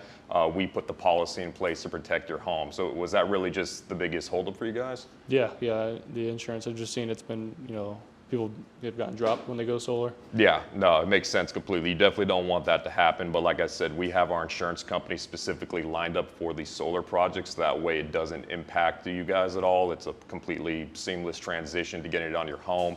But the main reason people are doing it is because if they qualify for these programs that are out now, they can cut their bill by about 50% without having to come out of pocket. So I don't know if that's kind of what the program the last guy was talking about, or did they mention something else? No, I mean, since we never looked into it, I just always assumed there was a lot of money out of pocket. But you did a great job. That was a good overcoming the objection. Yes, great sir. job. The only thing I would say in those, so like those moments of like, when you're overcoming an objection with somebody, like those important moments within the conversation, right. It's very important for your conviction to be at an even higher level than like when it was when you initially started the conversation. So like when you get into it, like you did a great job, like the word check was really good. Yeah. You almost want to like get excited when someone says, like, yes, like they said no, like let's go. Like I get to, you know, explain to you the reason why this makes sense still. And it's very important to be very clear with your words. Like I remember talking about this with you, Marco, a long time ago. Like in those moments, it's very important to be clear with your words. You know, you don't want to say anything like any ums or uhs or anything like that. And then obviously like, you got to know the word check, but it's very important to be very clear in those moments because if you're even 1% not on the point, 1% uncertain in that, they're going to cling to that, and then they're going to be like, okay, like I'm not trusting you. You know, he just met you, because the trust and the conviction, those two things are very important, and like that's what sales is. We're just passing on our belief. We have to pass that to them. That's all we're doing in sales. It's just. If you got a referral, if you're selling your family, and everything you say to them, they're going to believe. And when we present everything to solar to somebody, it all makes sense. Everything makes sense about it. So if everything, like they want to believe you, these people we're talking to, they want to, deep down, they want to believe what we're saying. It's our job to say it effectively and to be genuine with them and to care and to have such a high level of belief that they do believe us and, you know, move forward. But great job there, Jay.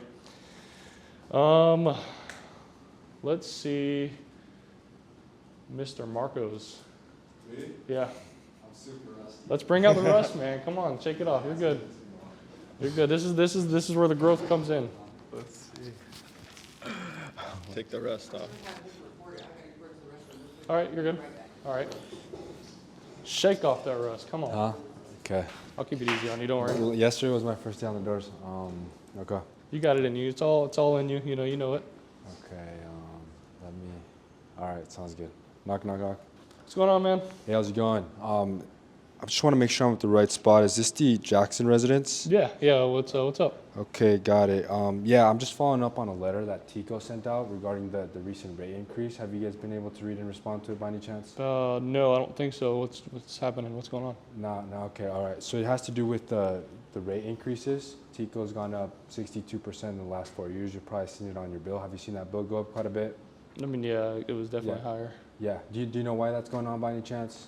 I mean, no, they're always raising it, you know. Yeah, okay. So what's going on is there's a big energy deficit. So we're actually having to pull a lot of our power from other states like Georgia, around like 60 to 70%. So what they're trying to do, there's a big mandate to get more locally sourced power, right? So there's a program that came out where if you guys qualify, we can lower your guys' Tico bill by about 50%. Have like you guys talked to any like solar guys in the past? Yeah, so this is about solar? Yeah, it's about solar. Mm-hmm. Have you guys talked to any solar guys in the past? Yeah, I mean, we've had people come by. We just never have done it, you know. Got it. What did you guys hear about it? Like, I mean, just bad things. You know, I've heard people just getting two bills. You know, Okay. It's been the thing. I don't want to pay. You know, why would I do it? I want to do it to save money. Yeah, no, I hear you. Well, I'm not even sure if you guys would qualify for this program, but the Department of Energy just allocated $3 billion to our funders. Now, worst case scenario is you guys don't qualify. You guys are just stuck with Duke. All I need today is just your guys' Tico bill and check the meter on the side of the home. Can you go grab that bill real quick? I mean, yeah, I would, man. I'm just worried about like I said, getting two bills. So like, You're worried about getting two bills? Okay, you had a bad experience, right? Well, I've never done. I just heard that's what I've seen it on like threads. and whatnot Two bills, online. okay. Yeah. So the way that it works is that we put enough panels on top of the roof to 100% offset the energy you guys use throughout the year. So the goal is so you guys get a $0 Duke Tico bill, and you guys produce enough power on site, right? Okay, and if we can't do that, then I'm not going to put you in a worse position than you are now. So go grab that bill. I'm going to go check that meter on the side of the home. Is it on the left or right side? It's on the right side. Right side. Okay, go grab it real quick. I'll be back in a Cool. sec. There you go, brother. That's right. So What? Shake that rust off. I literally have. So your conviction is there. You know how to speak and carry yourself. Your hand movement is really, really good, which is so important. The motion creates emotion. Definitely, whenever someone like says an objection, you don't want to shy away from it. You want to attack it like, oh, you're worried about getting two bills. One thing that we do differently that other people don't do is we have what's called a production guarantee. We guarantee the production from our equipment. You've probably seen on your bill the bar graph, like it shows the 12 months of usage. My job is to look at that.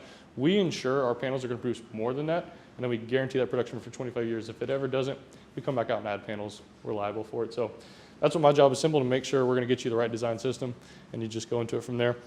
That was really good. It reminds me of something else too as well. Like, you're talking about like shaking off rust and whatnot, and we're talking about conviction. Like, if you had that level of conviction, you'd be wanting to run out here every single day. And like, obviously, we all have fear. Like, you can't tell me how many times like people have gotten out there. You get out to the turf and you're just sitting there and you're waiting to get out your car door. It's like everyone has that. Everyone does that. Everyone goes through that.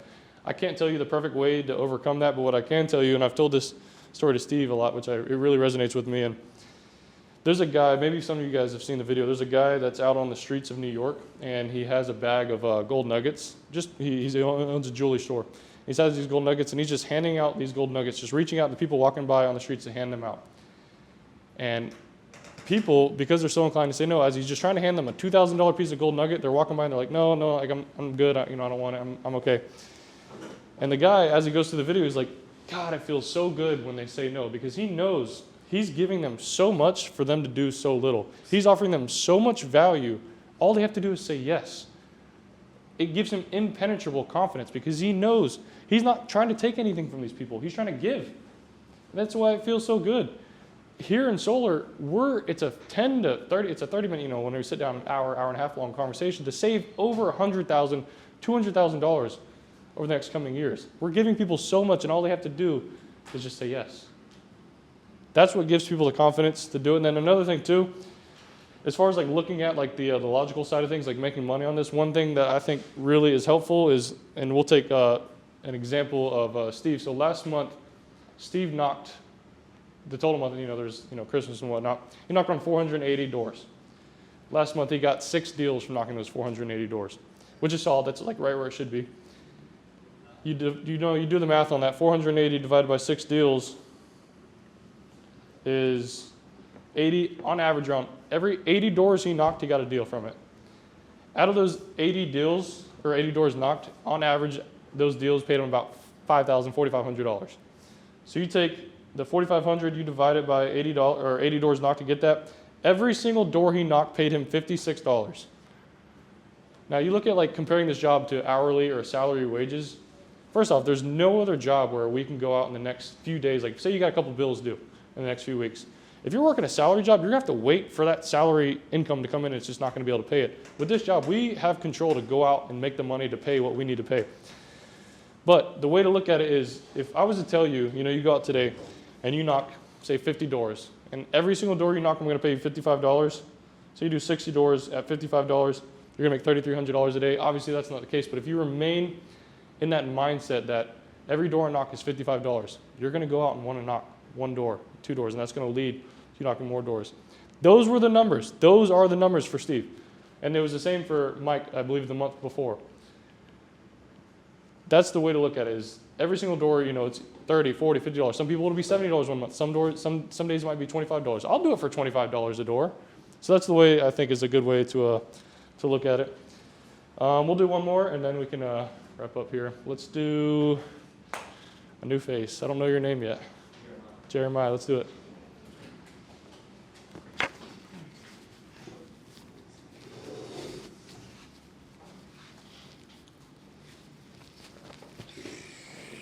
Nervous, man. Nervous. You're doing God's work, Ben.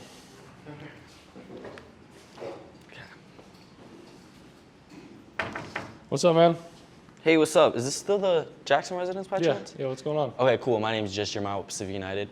I was actually allocated to this area because I've been talking to some of the neighbors about the recent notice that went out by Duke a couple months back when the rates increased. Did you get a chance to go over that?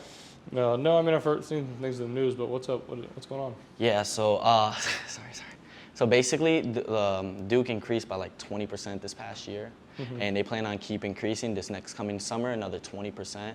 And reason for that, obviously, because these coal plants, they're destroying them, making them natural gas plants, and every time natural gas goes up, now what else is gonna go up? Your bill, right? That makes sense. And obviously, there's grid hardening, so I have the slicks. There'd be the grid hardening, and you're also paying for all the distribution fees. So on top of that, and 20% of the electricity they actually end up giving you doesn't actually make it to your home, so you're still paying for that on top of that. And you see these wood poles right here, they're trying to turn those to metal. Obviously goes on your bill at the end of the day. My job here is simple. I've been helping a couple of the homeowners switch over to renewable energy. You might have talked to a couple people about it in the past, whether wind, solar, or tide. But obviously wind and tide don't make sense in areas like this. So have you talked to a couple solar people? Yeah, we have. So this is all about solar? Yeah, this is about solar. Gotcha. So, I mean, we had a couple neighbors look into it, and it just looks like, you know, it's hard to get qualified for. I mean, I don't think I'll qualify for it based off what they told me. Well, I mean, my job here is to qualify the home. I just take two quick things. I just need to take a look at your bill and then take a look at the meter on the side, make sure they all match up. And then I'll have a specialist come by, actually run numbers, and then he'll actually tell you if the home would be even a step further to actually further you along in the process. But this is a newer program. I know in the past people had to get pulled out loans and things like that. With something like this, it's more like you're not really owning the panels, but they insure, maintain, warranty them. You get all the benefits of solar without any of the risk. So they also cover the roof with a $2 million policy on the roof. So wherever the panels are placed, we insure that, maintain that. And we work with a lot of homeowner insurances. So a lot of people be like, oh, well, my homeowner insurance might not cover that. We work with like 100 or so other homeowner insurances. So whether if that is the case, we have our people come by and run those numbers by you and make sure you get all the information you need beforehand. Gotcha. I just don't know if I have time for to do all this. You know, I'm kind of busy today. Oh, no worries. We can set this up for like sometime tomorrow. We're kind of busy too. His schedule's kind of packed. We can either set this up for tomorrow or he can stop by within the next 2-3 hours because I know he's got a couple appointments going to some of the neighbors around here. And I just need to take a look at the bill and then also take a look at the meter on the side of the house real quick. Gotcha. Okay. Cool. Awesome. So I'll be back in like 32 seconds. Can you pull up the bill for me? Super simple. Good job, brother. Awesome. Yes, sir. Oh, God, that was rusty. A little nerve-wracking. Yeah. Very, very nerve-wracking. No, that was good, brother. That was good. One thing that I think, too, is important is, like, you know, it's important to get off like as much information as you can before you go for the ask. And like when you're at the door, our job is to get the bill, to get the appointment. Before you go in for that ask, you want to kind of cover a few things. You know, you did a really good job of this, Gabriel, as far as covering, like there's no money out of pocket, there's no loan, no lien, no debt to the home. Like you covered a few potential objections before they were even objections. You know, you didn't allow there to be an objection. Another thing too is you want to be careful when, you know, you're going down the path of like your pitch. It's very, or, you know, say someone you see a little bit of skepticism in them. You don't want to bring up, you don't want to give them an objection. You don't want to talk about how people have had problems with their insurance in the past. You don't want to say, you know, any, you know, people in the past, you know, been worried about the roof, but we do this. Like, you don't want to put that in their head. You know, don't even make it a thing. Like, that's not even a problem. Like, why would you bring it up? You know, you don't ever want to make that an issue to them. You know, so that's two things. So to avoid, you know, make it a seamless and smooth presentation to someone, and to avoid any potential obstacles, it's very important to get across as much as you can. You know, it's zero out of pocket. That's a big one. That's the number one concern people always have. Like, that has to be said before you go for the ask of, hey, I'm just going to go get your bill. Before you do that, and they know, you know, this is about solar, make sure you tell them, guys, if we get you qualified, there's no money that will come out of your pocket. From the time we do the presentation, the panels go on the roof, we won't ask for a penny out of your pocket. So it's very important to get that across to people. And multiple other things, you know, like as far as, you know, we protect your roof, we'll make sure, you know, our system produces, we look at your usage, make sure our system is going to offset your bill completely, so you get a bill like this, and you overcome that potential objection before it even is. So great job, guys, for, you know, you guys that got up here. I know it's nerve-wracking, so great job to everyone. All right. That's it. That's all I have for y'all today. Does anybody have any objections that they run into that, you know, they've been running into on the doors that have been a little bit challenging? They've been in an area maybe specifically? Just always, like, I don't want it on my roof. It's the biggest. Don't want it on your roof, like, as far as the... I don't like how it looks. I don't want it on my roof. I had for mine for December, I feel like I had a lot of people that just wanted to wait till after the holidays. Oh, yeah, that's And I had a hard time trying to overcome that because I'm working on being a little more, I don't want to say aggressive, but that's what it is, creating urgency. Going for a few more no's, yeah. Yeah, because I've seen, you know, I've seen Randy do it, I've seen a lot of you guys do it, where you can go ahead and turn it around and set the appointment the same day. So I'm working hard on that. You know, after the holidays, there shouldn't be anything holding it back because I've gotten some really good information. So the days that I did go out, even though they weren't set that day, I still felt pretty positive because I got their information and they were already lined up. Mm-hmm.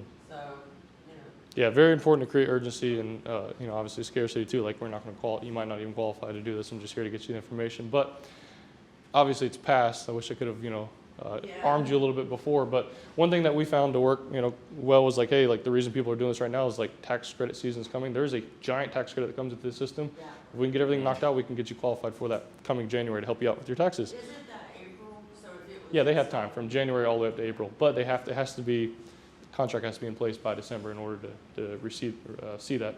So that was that is a good thing, and that's a good thing to talk about to people. Like they don't understand, they don't know what that tax credit is about, but people have heard about it. They know there's a tax credit associated with solar, and if that's one thing you can say to get people enticed. Is like also too, if you get qualified, you're going to get a giant tax credit that comes with the system. Usually around $8,000 to $12,000 that goes back to you. They don't know it has to go back to the system. What they know is $8,000 to $12,000 for going solar. That's exciting. That, you know, gets people excited. So that's another thing you can say. There's always, you know, Carlos talks about looping. That's another loop. That's another thing you can throw at them. Whether it's adding value to your home, whether it's eliminating the bill to never pay Duke again for the rate increases, whether it's a tax credit, you have to find what resonates with that homeowner in order to get them to proceed. Does anyone else have any objections they've been dealing with? All solid? Anybody online? Joseph, any objections that anybody's been struggling with lately? Actually, I don't have any objections that I've been struggling with, but I do want to ask your idea and input on the area that I live in. There are a lot of new neighborhoods that are coming up, and sometimes, like when I look at last year, these homes the neighborhood wasn't even finished yet, and there was a lot of solar on the roof. So, like, how should I approach that, or you know, when I do my door knocking in those areas, how should I? When you're in the neighborhood, do you know if they've been approached yet already for the most part, or are you more fresh? It's more fresh, and I'm eyeballing a new neighborhood coming up on Sims and 301, and right across the street, when that neighborhood was established, the neighborhood wasn't finished, and they had solars all over the place, and I was just like, you know, like, should we wait for a 12-month bill or something like that? Oh no, you don't. And remember, if it's a problem to you, it's going to be a problem to them as well. So if you make it, you know, like a questionable an issue, you know, it will become an issue to them. So that's important to not do that. But a big thing, two things you can do with that. One is, you know, you can say, hey, we are the company that's taking care of the installations around, and then, you know, set yourself as I am the representative taking care of this new community. And two is, these people that have just moved in, you know, they just bought a house. First off, it's the perfect time for them to do it because they just got into the new house. But two is, they want to keep up with the Joneses, and that's what you have to play with. This is like, hey, you know, I don't know if you know if you met your neighbors yet, but I don't know if you know your neighbor Ali. It's very important to play on that, the social proof. Like they are doing it as well. That's why you should too, because those people are more inclined to lean towards that as well. You got a little spot on your screen, right there. Anybody else? Does that cover it, Joseph? All right, guys, that's it.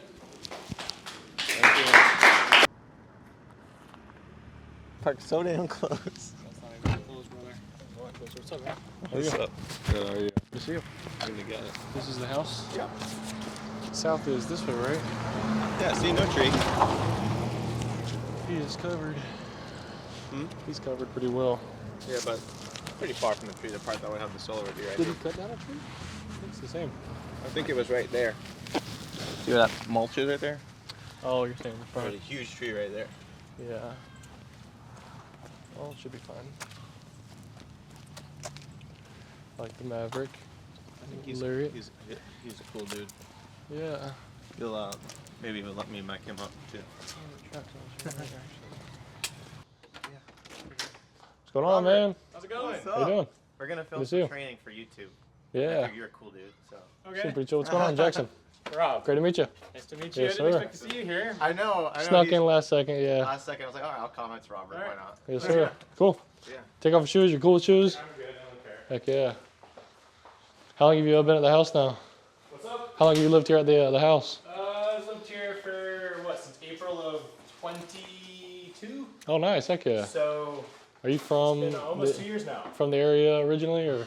No, I'm actually from Panama City. Oh, sorry, next to you here. Keep it easy. Yeah, you can sit anywhere. What's up? You cool being challenged?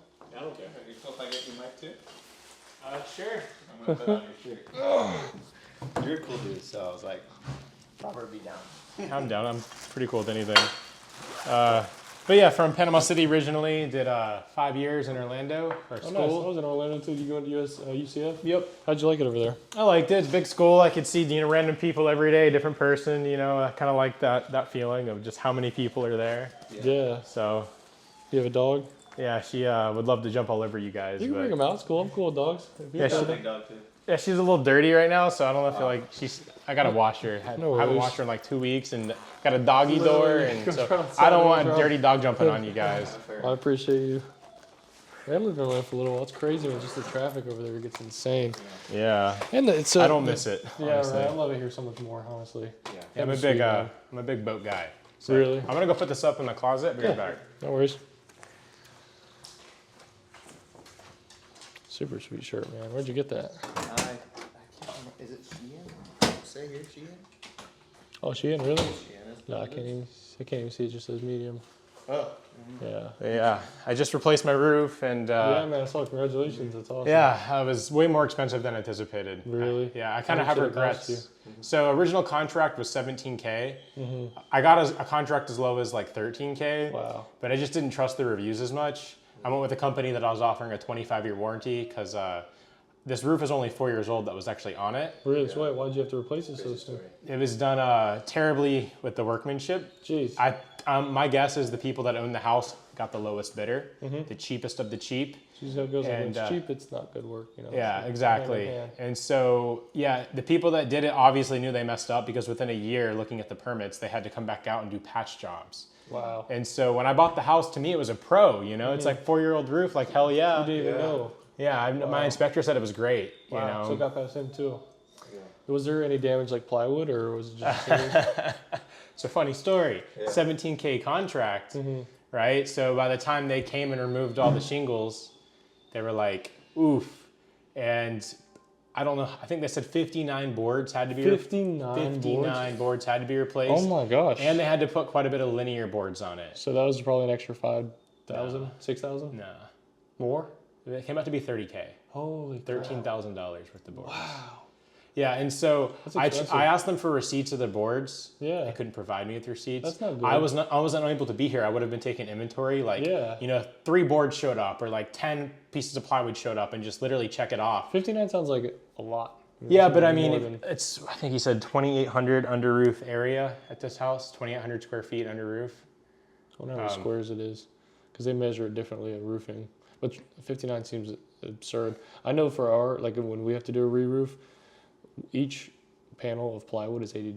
So that's why I was guessing like 5,000 more. Yeah, they were charging, with install too, like with insulation. yeah, they were charging, oh God, what was it? $2.25 per square foot, $2.25 per square foot. And so, I actually probably have it on my phone. That's craziness though. But it was a ton. I'm almost like, kind of pissed me off. A couple things. They were a good company, honestly. Yeah. Like they made right. Like they fucked up. They hit a wire up there, and so I had to get an electrician to come out. They hired an electrician, and that's why the roof is still fucked up there in this wall. Gotcha. Because that just happened. They fixed it like 2 weeks ago. Oh, so they came and did They that. came and fixed it. That's nice. And they told me if I do this myself, they'll give me $400 off. And I was like, I don't mind fixing drywall. Yeah, right. There you go. So save me some. You know how, It's Yeah. it's challenging. So, but yeah, I'm trying to get the price on the. Doesn't really matter. But It's a lot. That's a lot to go through. it was just a lot more than I expected.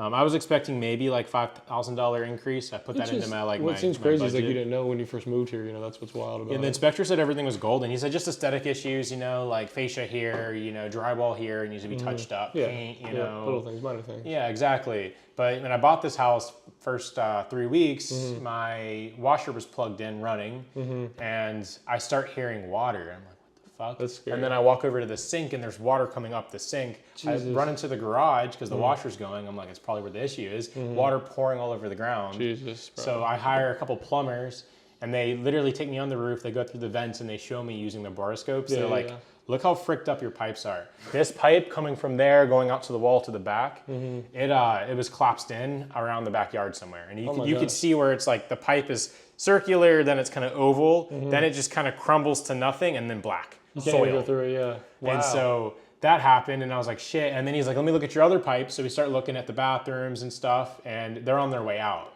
Who so it's a owned the matter house of time. before? Yeah. And so what? Who owned the house before you? An LLC. Really? So they had something that saved their ass here. It was a non-living disclosure. Since they didn't live here, they could say they knew nothing was wrong with the house, and I just signed that, a non-living disclosure. Wow. They definitely knew. If it was an Airbnb, like they knew people were saying the roof is leaking, this is going on, the pipes like. That's crazy. I think they purposely took away the washer and dryer for the inspector, so the inspector didn't run them. Run and check, yeah. But he like that makes sense. He didn't do his job either because like I filled both these sinks up to the very top and I pulled the drains. Wow. And So after you were about pretty like, thorough.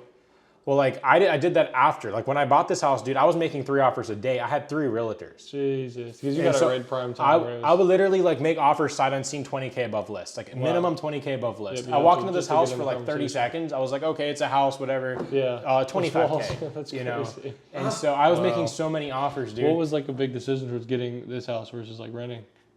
I had a dream. Well, originally when I moved here in 2021, so I moved here April of 2021, and I was like, I need to buy a fucking house. I was coming just out of college, I had a little solar startup company that I worked with, so I had a little cash in my pocket from that. You did solar? Yeah, actually, way. I did A to Z solar. Oh, good. So meaning like I did initial site visits, site Gotcha. sales. I would do Okay, site so you're surveys. Pretty familiar with the process then. Yeah, I Cool. would, do all inventory procurement, the Keeps my job engineering. easy. Heck yeah, that's awesome. And so I did that for a while, made a little bit of cash with that, and then I left to a corporate company, and I've been at corporate What companies do you since. What do you do now? I work for Tico currently. Oh no way, the enemy. No way. Yeah, That's exactly, crazy. exactly. What a crazy coincidence here. This is awesome. That's cool.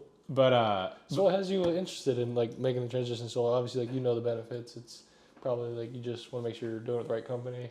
yeah, I mean, it's just a matter of like I'm trying to just make this house better, and power is expensive, right? Yeah. And so I'm just trying to see where the math lines Save up money. on how much I could save. Gotcha. But yeah, All right, so well, sounds like I don't gotta go too in depth with explaining everything. You already understand how solar works. You know about net metering, I'm assuming. Yep. Gotcha. Familiar with how that process works. That keeps my job pretty simple. Off the top of your head, do you have any specific questions? Anything about the process? Anything?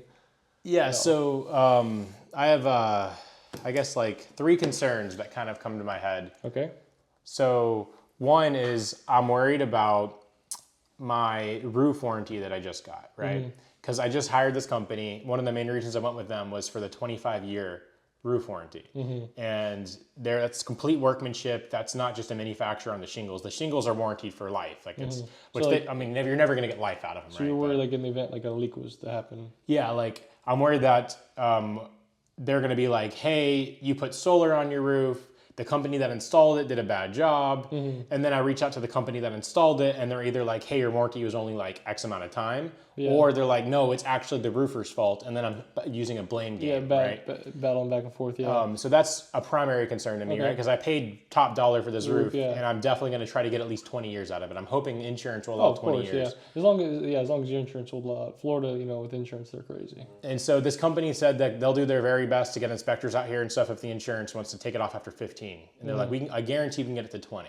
Is what they were saying. That's awesome. And so they're like, we warranty for 25, but you know, insurance is, of course, Florida here. They're not going to allow other states, you know, it's like they can go to 25 all day long, but here in Florida, they're like, nope, 15 years, every place. But I don't know how much Ben got to get into with you as far as the warranty, but we actually offer a lifetime roof warranty that comes with the solar. So if anything happens, if there's a leak, if we have to replace your entire roof because something happens that we've done, we're on the hook for your entire roof. They say life, but it's 25 years. That's how it ends up like in the paperwork. So there's a 25-year warranty that goes with the system as far as the roof. I'm sure you know about like other warranties too, like there's a 25-year warranty with the system. I'll explain the other warranties as well. But that seems like that was a concern of yours. Is there any other like concerns you had? Yeah, so I mean, putting a solar system on your house, obviously, like the system itself costs quite a bit of money. With if you factor in the labor and the parts, right? Like it's quite a bit of money, right? And so, in the event of a hurricane, right, and panels get fricked up and roof gets fricked up, right? How am I going to get my insurance company to cover that, right? I would have to have extra coverage in there for solar panels. Yeah, of the dwelling, correct. Exactly. So what kind of increase am I going to see on my end when I tell my insurance company, hey, I have solar panels. Who do you have for your insurance? K-I-N. Interesting. I'm not familiar with them, but I just had that today. Someone just had to call their insurance saying Homeland Insurance. It went up $20 a month for them. $200, a little over $200 a year, but $200. It all depends on where your dwelling's at, but most people, because when you get your house in 2022, because all the values have been going up so much, the dwellings sometimes will already cover the amount of what the solar would increase to. So like your dwelling could already cover solar storage, there would be no increase as well. You're saying just like the dwelling coverage is in excess of what the house is worth? Exactly, correct. Yeah, I don't have that case here. Okay. I'm not in excess. I think I'm insured for like $290, I think, is the dwelling coverage. Of course, there's like personal, there's other coverages, not just dwelling coverage on it, right? Accessory coverages and stuff like that. But I think even at $290 to like rebuild a 3.2 in Tampa, like you're pushing it there. Because I signed a contract back in this February of 22 to build a house. Really? And so yeah, that fell through because the builder had unprecedented things happen to him. Jeez. He had vendors, his truss vendors, his block vendors for concrete, literally like, hey, I know we have contracts with you and you want us to deliver like next month, but we're actually going to just force you to go up like X amount of dollars. I think it's like $20K on the trusses, $10K on the blocks. Wow. Otherwise, we're just going to go ahead and go to the next highest bidder because they're willing to bid $50,000 more than you guys are. And he's like, we have a contract. He's like, I'm sorry, money is money, money talks, right? And so that happened across their entire company. And they're a pretty big company. It was Allstate Homes. They're one of the largest custom home builders in Florida. And so he basically told me that the price that they gave me is going to be going up, and they're going to have to invalidate my contract. It's going to be 3 months to reevaluate. And so that was a week before I closed on the construction of permanent loan. Wow, so you were right at the I was already pushing it. Like, it was like towards the finish line. I mean, I lost some money on it, not a ton, but yeah, like I was gonna be at $390 for a 3.2 at 1,200 square feet in Sefner. Wow. I was already worried about appraisal. I was probably gonna make up a few thousand, maybe like $10,000 in appraisal. But like he was saying, it's gonna be at least $420 after that point. And so like, Jesus. Yeah, and so just housing market's been crazy. Yeah, so I had to walk away from that one, and after that point, I was like, go, because I was trying to get away with a good interest rate, And so I secured a pretty good one, a 3.3, That's which amazing. is pretty good interest rate. Compared to what it is now, that's amazing. Yep. It's like 7 or 8% now. It's insanity. That's why I talk to people who are older, they're like, you didn't live through the 80s when it was 18% for a house, and I'm like, thank God. Well, I mean, people say that, but if you look at the average income to house cost back then, it wasn't near as bad as it No, is it's completely now. different. Yeah, now we're scratching, putting together nickels and dimes just to. I think it's like anything. average house was like 400K, and then the average income is like 50K, Doesn't right? even match And up. so it's like eight times the average income, right? Exactly. So it doesn't even make sense. and it was not like that in the 70s. No, it was probably like 120, and the average income was maybe 30 probably. It seems like it's crazy. And so even if it was 17%, the houses were a lot more affordable, right? Yeah. And so that is when old people talk about that kind of stuff, I'm just like, it's different. Like, just look at the numbers here, look at these charts, Yep, you know. Yep. They don't understand. They did it to us though. But it's a craziness. So insurance is another one. That's obviously something that's got to make sense in order to make the transition. Is there anything else that was on the top of your head? Yeah, so I had a 1995 AC since I bought this house, right? It worked, and it was surprising that it worked. I mean, shit, what is it? 1995, so it was like 28 years old, 29 years old, right? And it's still working, it's still cold. But during summer, it would run overtime 95% of the time. And so I have Emporia power trackers on my house. They're basically induction meters. They go on the circuit breakers. Really good for tracking power. I got it in college whenever my friend had a server gaming PC. Really? And our power bill was like $400, and we're in like a tiny home. Yeah, like what the heck? And I was like, what the fuck? Something's on here. So I got these power trackers, put it all the circuit breakers, There you go. and I'm like, bro, your room's making up $250 of the power bill. What the frick? And that stopped it real quick. He started shutting his PC off whenever he left, and that saved a ton of money. Yeah, wow. So You really know? just shutting off. That's crazy. That's funny. Interesting. But yeah, these power trackers basically allow you to see wattage. You can turn it into dollars. Yeah. But you put it on your circuit breakers. You can see the percentage of what's pulling. You can see, like right now, my house is using 650 watts. Yeah. And my AC is using, 390 watts. Sub panel leg 2, leg 1. I have a sub panel here. I didn't have that before, so I have to get a nested system now. It means I got to buy another one and put it below it. Really? Yeah, I got to put one on the sub panel and one on the main panel. I have this one just on the main panel. Gotcha. But I mean, it still gives me good enough reading. Yeah. But it allows you to like track every little thing, and so like you can see by month, where it's at. This is kilowatt hours. Yep. So this month, I think it's from the 19th or 18th. I've used 100. Washer and dryer are good. Sometimes washer and dryer for people can have the bills be crazy. But I use 187 kilowatt hours like this month, and I can see on a graph over time. And so, yeah, so like you can see during, July of last year, I used 2.32 kilowatt hours in that month. That's quite a bit, For this size house, this is 1,550 square feet. That's significant. And I only had like another roommate, just me and my girlfriend at the time. Gotcha. So yeah, I was there, and I can actually go in and go to my AC compressor. So I call it AC compressor. That's incredible to see, though. And you can see during that exact month, I used 1.94 kilowatt hours 1,940 kilowatt hours just from my AC, which came out to be like 90-something% of my entire power bill. Yeah, that's huge. And so the summertime, the peak of summer is where you really see the big increase. And I can see it with your bill. Your bill's very low in the wintertime, very high in the summertime. Yeah. So it's fair to assume you'd probably see a reduction of at least 20% of your overall bill from last year, at a minimum. Sorry to interrupt. No, you're fine. I do that a lot. I'm no, it's okay. ADHD, but totally fine. So I replaced the AC. I got a really expensive one. How many months ago? What? How recent? I replaced it beginning of December. Okay, that's pretty recent. Yep, I put in an inverter system. It's by Bosch. It's like a amazing 16 system. SEER. It's a 19 SEER. 19 SEER, super efficient. Super efficient. Wow, that's cool. And so I put that in not too long ago. So that's hopefully going to drastically. It should, absolutely. I'm thinking by like 40% is kind of what I'm thinking. 40%. Now the good thing is with which you understand this with solar with net metering. Say your system produces more, the excess power that you produce, you're going to sell it back to the grid, and TECO has to pay you for that power. There's a mandate in place. They have to pay for any additional power that's given to them. That's the goal. Obviously, like the way we set everything up, we don't want you to be in a position where you're not producing enough power. So because you're doing like energy efficient things, it's actually a good thing.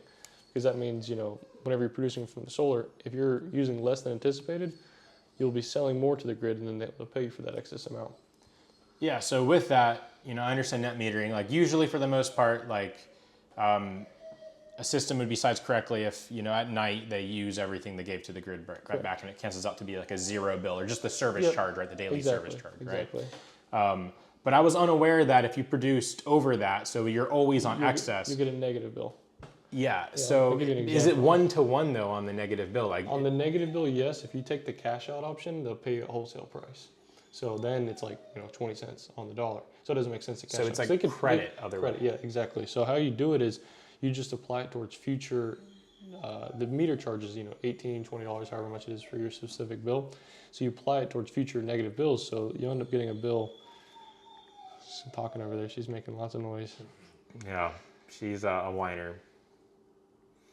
I've definitely spoiled her over the years. What kind of dog is it? She's a German Shepherd Black Lab. So like at the end of, it happens at the end of an annual year. You'll begin the year with this. You have negative $150, $200. So it'll apply towards future meter charges for the months moving forward, and that's how it's set up, which is good because that's how you want it to be. You don't want to ultimately, like if I was to walk away from this thing and you were to still be stuck with a $40 bill with Tico, in 3 years time that $40 bill could be $80, and then I'm not putting you in a good situation. So that's why it's better for you, it's advantageous to you as a homeowner to have your system produce more. And later down the road, if you do more efficient appliances, things like that, if you do insulation in the future, or EV, well, so if you add to it, in that case, you would just do an add-on system. So like if you were to get a pool, or if you're planning on doing an EV, is that something like, it sounds like you're kind of Yeah, I'm thinking about getting an EV truck. Oh, cool. Okay, like Cybertruck or?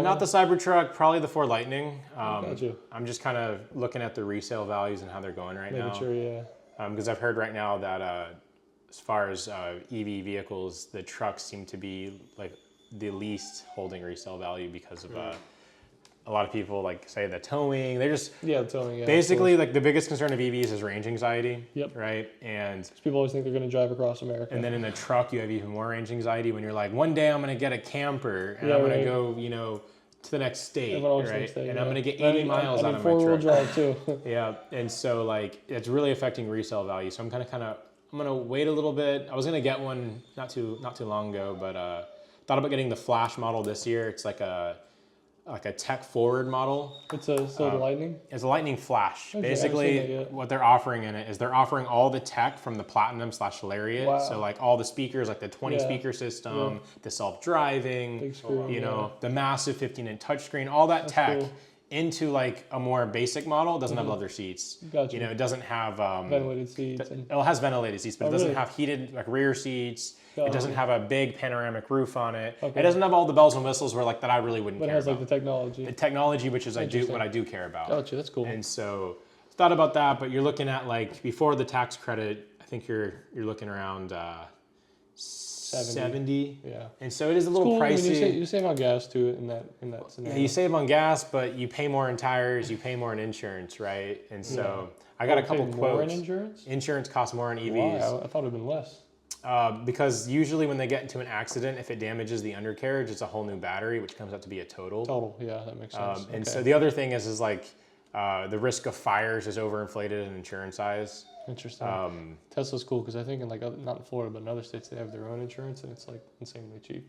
And not in Florida. Not in Florida yet. They need to bring it here. It's gonna be hard. Reconsider the Tesla, but yeah. So if you're planning on doing an electric vehicle, then obviously.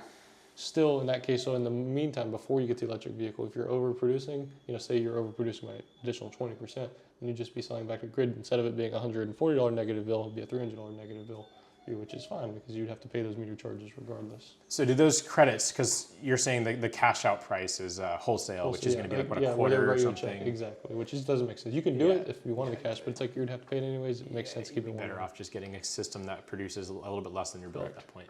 But so do those credits expire, and is there like in the contract, the interconnection agreement with Tico, does it have a like length? That 1-to-1 is 25 years, where you're locked into that 1-to-1. Because you know about the net metering. I don't know do you remember back in 2022 when they tried to take it away and Ron DeSantis vetoed the bill? No, I don't. Gotcha. So because the electric companies have a lot of power within the state. Ultimately, they went to the change. FP&L, Duke, and Tico. They all got together and said, "Hey, we don't want to be buying power back 1-to-1 because it costs us money." And they tried to change the legislation. State got all the way up to Ron DeSantis. He vetoed the bill. So it's all the 1-to-1's protected. Once you have the solar, that interconnection agreement, there's a grandfathering clause in there. Same for California because they took it away already in California. They took it away in Arizona and Idaho and North Carolina already. Those states, it's the same thing for those people. The ones that already have it, that 1-to-1, you're fine. It's the people moving forward that are affected that don't get because they will take it away in the future in the state of Florida. Yeah, I mean, at some point, if more and more people get this, the utility companies are going to have issues with their bottom line. Correct.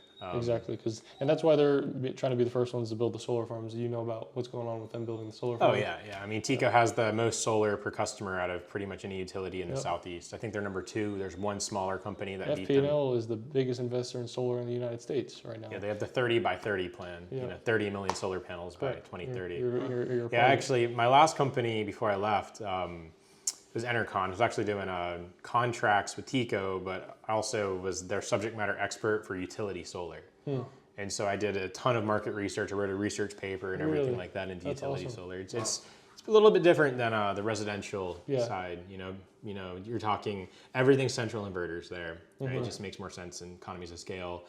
Everything has single axis trackers on it, and then you start to see bifacial panels. That's really skyrocketing. Interesting. That's going to be the future. What you see is the single axis trackers, which that's already a standard, but the bifacial panels. That's when sunlight's coming in, so the panel's facing this way towards the sun at the beginning of the day. Sunlight technically comes in from the back side and bounces around, right? And so it'll bounce off the ground, grass, and hit the back of the panel. And so that's awesome. And that's a way. And so they usually put a less efficient panel, like in the neighborhood of 14%, 15% on the backside. And the panel itself is only like 10% more currently than a standard, panel. Yeah, interesting. I've never heard of that. That's amazing. And so cool. that's the future there. Yeah, and they're trying to be the first ones to build it too, because obviously the mandate that's in place, they're trying to get, the Green New Deal by 2030 to get us to 50% renewable energy. Too, it benefits them. Them getting closer to that, building more solar farms, having the benefit of renewable energy, it's cheaper for them at the end of the day over time. Yeah. So they want to be the first ones to kind of, get there. So that's the problem. That's why the rates have went up. That's reason number 1. Reason number 2 is, the rising price of natural gas. Obviously, since 2019, it's went up significantly. That's the number 1 way they produce electricity right now. And it's more expensive for them to get it, more expensive for us to pay for, because they're passing the charges to us. Yep, and then they have storm motivations. SPP program is expensive, but they went down. They went down 11% this year. January. Yep. January 1st. August, this month. Yeah. Yep. And so, but most likely going to be going up in the future. Correct. Yeah. It's like someone breaking your leg and they're giving you crutches. They've went up 62% since 2019. It's just going to continue to increase over time. And then the other big issue with the rate increases is us having to pay for the maintenance of the infrastructure. Our infrastructure, it's over 100 years old. Anytime the storm comes by, but anytime, especially they need to take overhead lines underground and they're taking these wooden poles, the metal poles, it's very expensive to do that. We're always paying to fix it, and that's really the biggest cost associated with the rate increases. That's one that they always cite to the Public Service Commission. But so it sounds like you understand the net metering quite a bit. You understand you need to be selling your power back during the day. You'll be getting back in the night and cloudy days. Yeah. But as far as the 1-to-1 with the credit, is that in the interconnection agreement? Like, we'll always give you a credit for 25 years? Correct. Or do they have the right to remove, there's a grandfathering clause with that 1-to-1. Okay. Got it. Okay, yeah. That sounds like a pretty good deal on the consumer's end. Yeah, exactly. Yep. Less so on TECO's end. Exactly. Yeah. But, that's thanks to Ron DeSantis, he did that, but they're not happy about it, but it helps them too, because it helps them get closer to they get to now say, hey, you're a renewable energy customer, so it gets them closer to their mandate, the 2030 mandate. So helps them in a way, but at the end of the day, they lose money. They're losing your business. Yeah, I mean, it helps them be greener and stuff, right? Exactly, correct. Yeah, there is concerns with solar, like utility solar, right? Like the biggest concern is when you say a solar site is 50 megawatts, right? 50 megawatt generation. That's only during, peak hours, right? During 5 p.m., it's a quarter of that. 7 p.m., it's 0. And so that's crazy. And so it's a big concern that you have when talking about, energy capacity of a plant, right? Traditionally, when you say it's 50 megawatts, it can make that 24/7, right? And so that is something where batteries are going to have to kind of help, but there's going to need to be a supplemental, energy source, which nuclear would probably be the way there. If they figure out fusion in the years to come, we'll probably see a lot of fusion. But yeah, one of the research paper, my thesis of the research paper was to kind of answer and make forecasts, and one of them was by 2040, I think United States will be around 40% of all consumption will be from solar. Wow. Yep. So I used the term instead of energy capacity, I used I measured it in overall energy use rather than just kilowatts. It was like, I measured it in like, what was it, terawatt hours, I believe. Interesting. But yeah, so 40% is kind of the goal. And so I think it'll be at least 30%, but I think it'll be closer to 40 Yeah. by 2040. It's moving fast. These last few years, it's just gone exponentially up as far as the people making the transition. And like, too, the states that see it the fastest are the states that have increased the most. And like California, they're some of the highest as far as homeowners that have solar, and they have some of the highest rates with that. And Florida's just behind the bell curve. We've just kind of recently started to get kicked in the face with these rate increases. But the other part of the equation is obviously, like, you've probably looked at a few different options. As far as buying this house, you've rented in the past, you understand like renting versus owning. You understand, say you were to live here the next 10 years, you give all that money. If you were to rent this home, you give all that money to your landlord, you'll never see a return on your money. Then they get to take advantage of the equity. You don't get to see anything.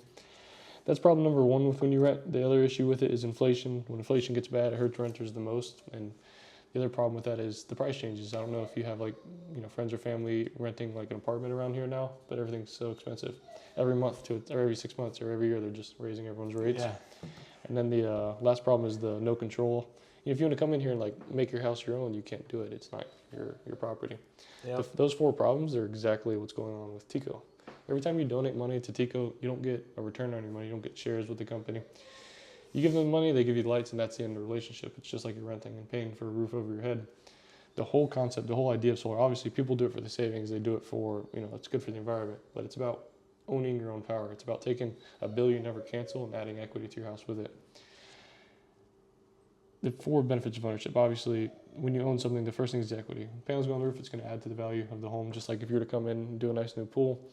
The other thing is inflation. You're hedging against inflation when you own something. And then the price will show you for your power. The cost will show you that the payment, that's going to be your new cost for your power. It's never going to change. No matter who's president, who's governor, that's going to remain the same. And then full control, like, this is your decision. As long as you were in Orlando, as long as you were here, like, it's always that one option for power. You can't go shop around. If you want to go find a better deal for your energy, you can't. It's just TICO. So this is, your secondary energy option. And ultimately, it's taking a bill you never cancel, and it's a liability now, and you get to take it and turn it into an asset. We take on the liability of servicing it and maintaining it. You get to take on the asset of ownership. But that's a few things about it. So one thing we have to do too, so I know you mentioned your breaker box. Do you know the amperage of it off the top of your head? 200. That's just you already have a adequate size amperage. So you're good there. The roof is in good condition. There's a few things we need to make happen in order to, for you to make the transition. Do you have a question? Yeah, the trees, right? That's a concern. Tree is a concern, yeah. It absolutely would have to be trimmed. So Yeah, I know just that, because I had a big ass tree in my front yard. Yep. You probably saw it through satellite imagery, Mhm. and I removed that. Kind of regrets not letting that just fall on my roof at this Yeah, point. right, there you go. But Would've whatever. been a way to do it. Like when you want to get rid of your car, you just park your car out somewhere Yeah. in a hurricane. Yeah, but yeah, no, the trees that if it makes it hard to get the approval with TICO, if you can't get you to the proper usage from the solar equipment. So the tree's a big issue, as far as the shading. But we would get the tree trimmed where it wouldn't be an issue. So that's on the home side of things. Your roof is good, so your roof's in good condition now. On the owner side of things, not that I think you ever have you ever missed any payments with TICO? Got you. Your name's on the deed, I'm assuming. Yep. And then you have to have a credit score above 650. You're above that mark. Cool. So you take care of things. That's good. Also, a few common questions people typically have. We talked about the roof warranty. Remember, it's 25 years. The other question people typically have is what happens if I was to move? So 2 options in that scenario. Option number 1, just like you had to call TICO, set up paying payments on the house whenever you moved here. Payments with the system are fully transferable to the next owner. Option number 2, the smarter way to do it. Whenever you move, because the home goes up in value with the solar, you increase the selling price of the home. That's what pays for the equipment. They pay it off with the sale proceeds and underwriting. Not only will you be saving from month to month, but you have added equity with you whenever you go. So that's the benefit to it, is there's 2 sides of the coin that you get to save from. The other question people ask is obviously how much does it cost? We're showing you a way to use your money. Like, you're not having to invest money because you're going to be paying less than what you'd be paying TICO, and it's a fixed cost. Use about 30 to 40% less, and then if we get qualified, like I said earlier, there's no money that comes out of your pocket for the installation. We upfront all the cost. Yeah, so I guess another question that you maybe have had people experience that you've installed solar on would be, if I make this place a rental, right? What do I do in that situation, right? Do I just go up and say, hey, because I have solar, this place is worth an extra $150 a month? Is that a selling point? Do people, as a renter, would someone look at that? Probably not, in my opinion. They're going to look at the price and be like, oh, it's this price. They're not going to read down into the, you know, the description of, oh, has solar, you know, reduces power bill to 0. It's more, right? it's more, as far as when you look at it that way, yes, like getting into the details of it, it's more advantageous. Like if you were to Airbnb this house, that's where it's super beneficial to you as the homeowner because you'd have to pay for the electric bill, correct? And the event, like it's very common for people to have homes with rentals, and that's exactly what you do. Prices increase just enough to pay for the equipment. Then that new homeowner has a reduced power bill, and they're going to be extremely happy with continuing to stay here because of that fact. They're not going to have you know crazy power bills here. Yeah, it'd be nice to set up just like use the induction trackers and be like, hey, yeah, right. Here's the current utility rate. But exactly. I mean, that's what you would end up. That's what you would end up doing, you know. And yeah, because I have the induction meters. It just from a renter's perspective, it'd be like, is my landlord freaking me over here? You know. Mm-hmm. And just like if you were a homeowner looking for a house, you know, it's the same thing. If someone's looking for a home to rent, there's going to be people that are interested in this house specifically because it has solar. Mm-hmm. They're going to realize that it's going to have a reduced power bill. As time goes on in the future too, more homes are going to have solar. It's going to get harder to find homes without solar than with it. It's the same thing that's happening in California. You know, you throw a stone and you hit 4 or 5 houses in a single street that have homes. Versus obviously we're on the come up. It's just taking more time here in Florida. Yep. So he mentioned that interest rates are 2.99. Is that correct? 3.99. 3.9. So correct. 3.99. Okay, so has that gone up since last year a little bit? Or was it went up like 1.5 point with every day. Yeah, because okay.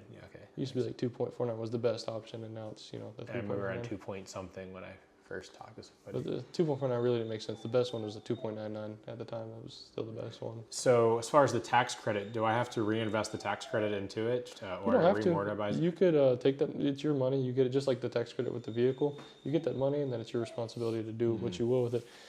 Obviously, if you were to take that money, say, for example, it's $10,000. If you were to take that money, you put it in your pocket, then the payment reamortizes it. It would go up.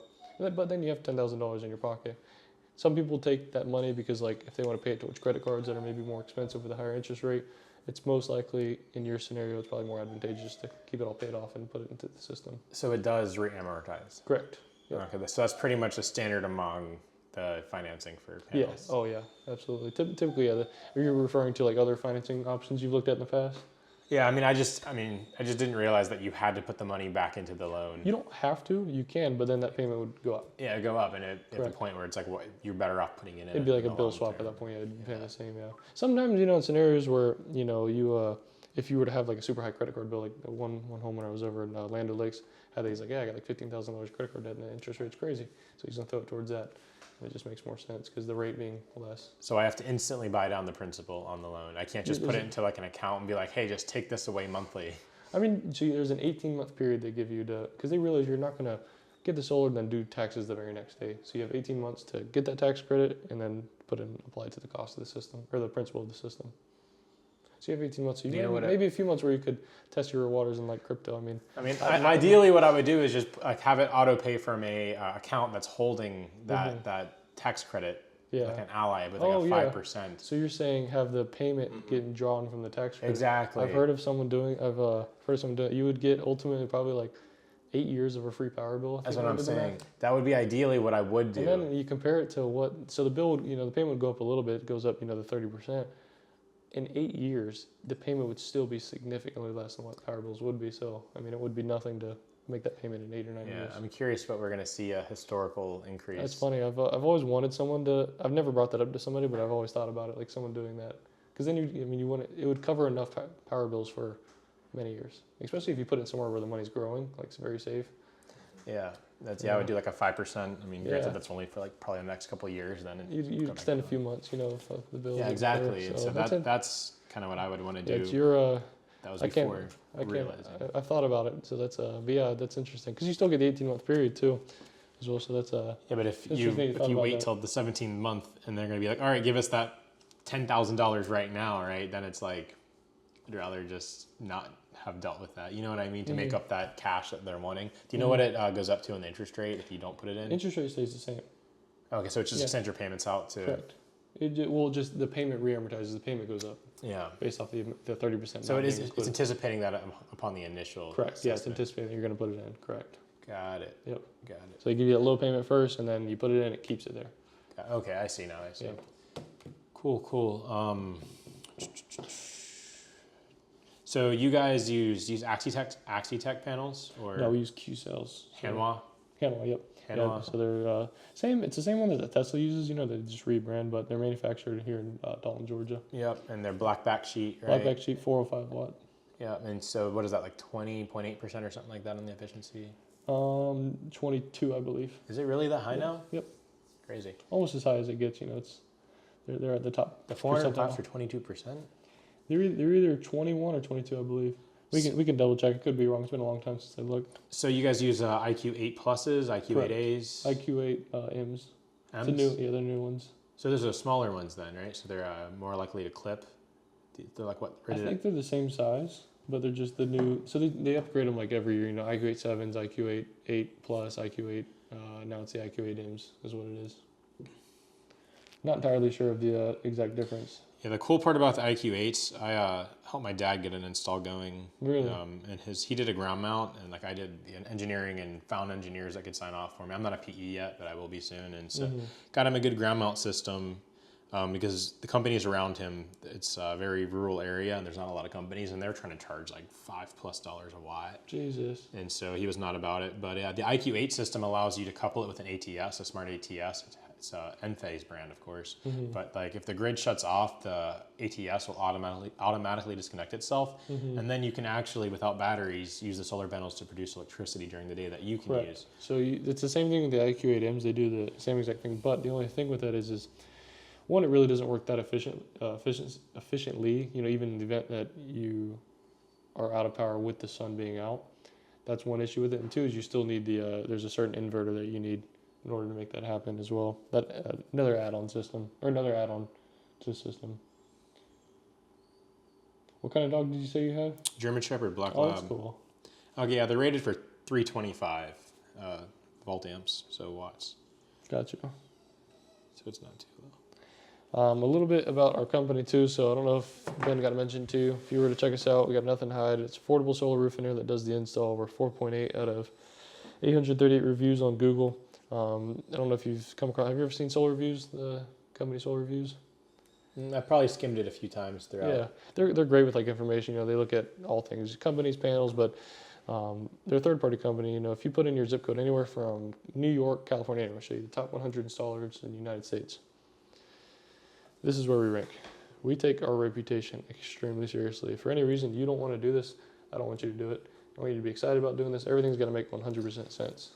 Yeah, I had the company that came over a couple days ago, or it was like 2 days ago, and they were Momentum Solar. Really? And I thought they were going out of. Man, Pretty sure. they I didn't even anticipate like having to come over, but the guy was BSing me. Did you check them out beforehand? Nope. I honestly was just seeing what they're about, but yeah, I was telling him, I'm like, you guys are more expensive. Like, sell me on why you use you guys. Yeah. You know, and he's like, oh, our company has the best customer service. You know, da da da da da. So then I go and he's like, check our reviews. So I go on Google, and it's like a 3.5. Yeah, 3.6. Yeah, that's interesting. You know, and then I'm like, so everything you just said to me sounds like a load of crock, bro. Like, this is bullshit. It's like hard to trust you at that point. Yeah. And so this is where it's important. So like B2B2B. I don't know if you're familiar with B2B2B. yeah, you can see like that's where people go to complain. You know, when they need problems fixed. So yeah, they don't have too good of ratings there either. If you check us out on B2B2B, you know, like I said, that's where people go to complain. We're 4.8 and 9 out of 5 with 524 reviews. So, like I said, we take our reputation serious. Right? Yeah. I mean, that's we're not that's perfect, but you know, we try to be. Exactly. I mean, like anything above a 4.5 is a good company, right? Correct. Yeah. So when you're in the 3 range, where you're like, they've What definitely. the heck, a common review that I saw on the 1 stars from that company was.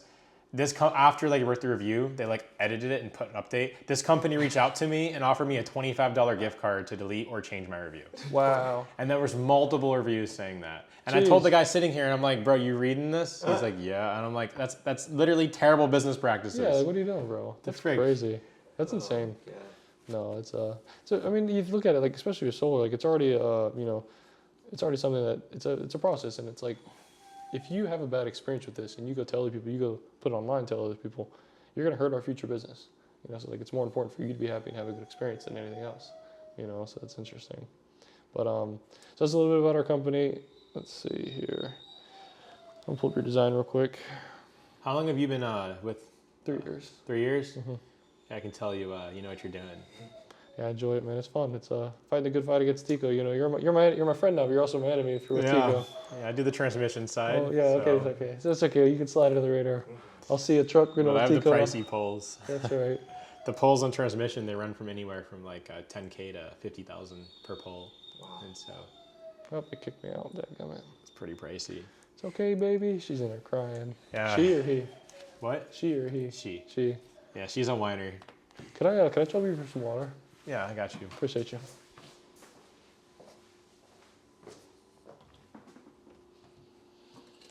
So with you removing with you doing the new AC, obviously your usage is going to go down. I have this configured now based off of your usage, how it's been in the last 12 months. Because you got it down to a T with your app, you're seeing that your estimated usage go down about 40%. I think you've done some good analytics to get that estimation. With adding in an electric vehicle, it's going to put you right back to where you were using before. Yeah. Towards that amount, it'd be right about that amount. Yeah, I just don't know exactly when we'll get the EV, right? Yeah. I'm really watching the market and seeing what's going on. I think right now would be a poor time to buy an EV just because of all the changes we're seeing. So I'm unsure if I want to keep it as big as, my usage from last year, right? I am a little wary about that just because I'm positive I'm going to see that close to a 40%, decrease. It's up entirely, like, it can be up to you because ultimately, obviously the goal is just to not be drawing power from Tico because you're going to be paying more at the end of the day. The goal is to be just over what you're using, and then even if you end up producing more than, like, if it's 20-25% more than what you're currently using, it's still fine because you're getting the negative bill from Tico. Yeah, but then I'm just having to anticipate that either one day I'll get, a roommate that has a massive server gaming PC or get an EV, right? Or an EV, correct. So would it make more sense to you to have it suited where just how the AC is now, and then if you needed to get it in the future, do an add-on system whenever you get the EV? Yeah, I would want to be basically kind of where it would be now. So with the AC. Yeah, with a more efficient AC. Okay, so then less. Okay, so if we'll do instead of doing 40%. So instead of 40% less, I'll do 30% less than what it is now. That way you have still 10% overage. That way if you are using a little bit more, you still have a little bit of protection there.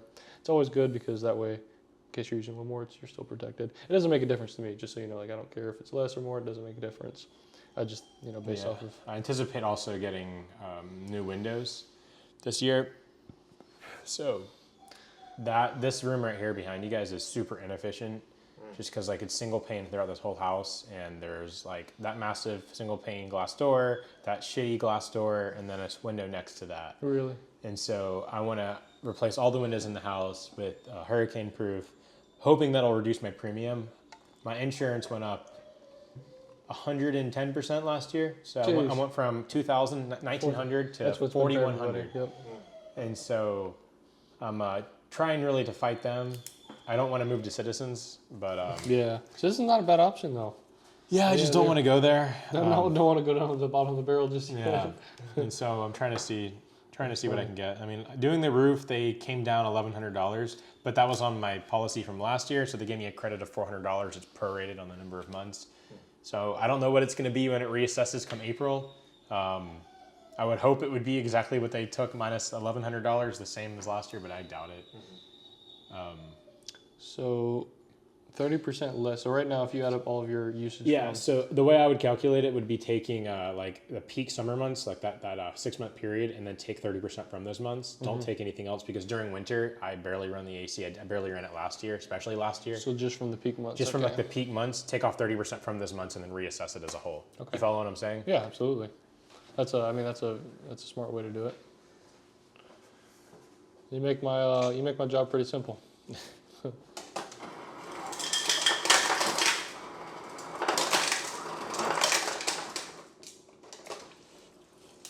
Because obviously the winter you're not using the AC. Well, I was just tired of the power bill last year, and I kept my house at 60 something degrees.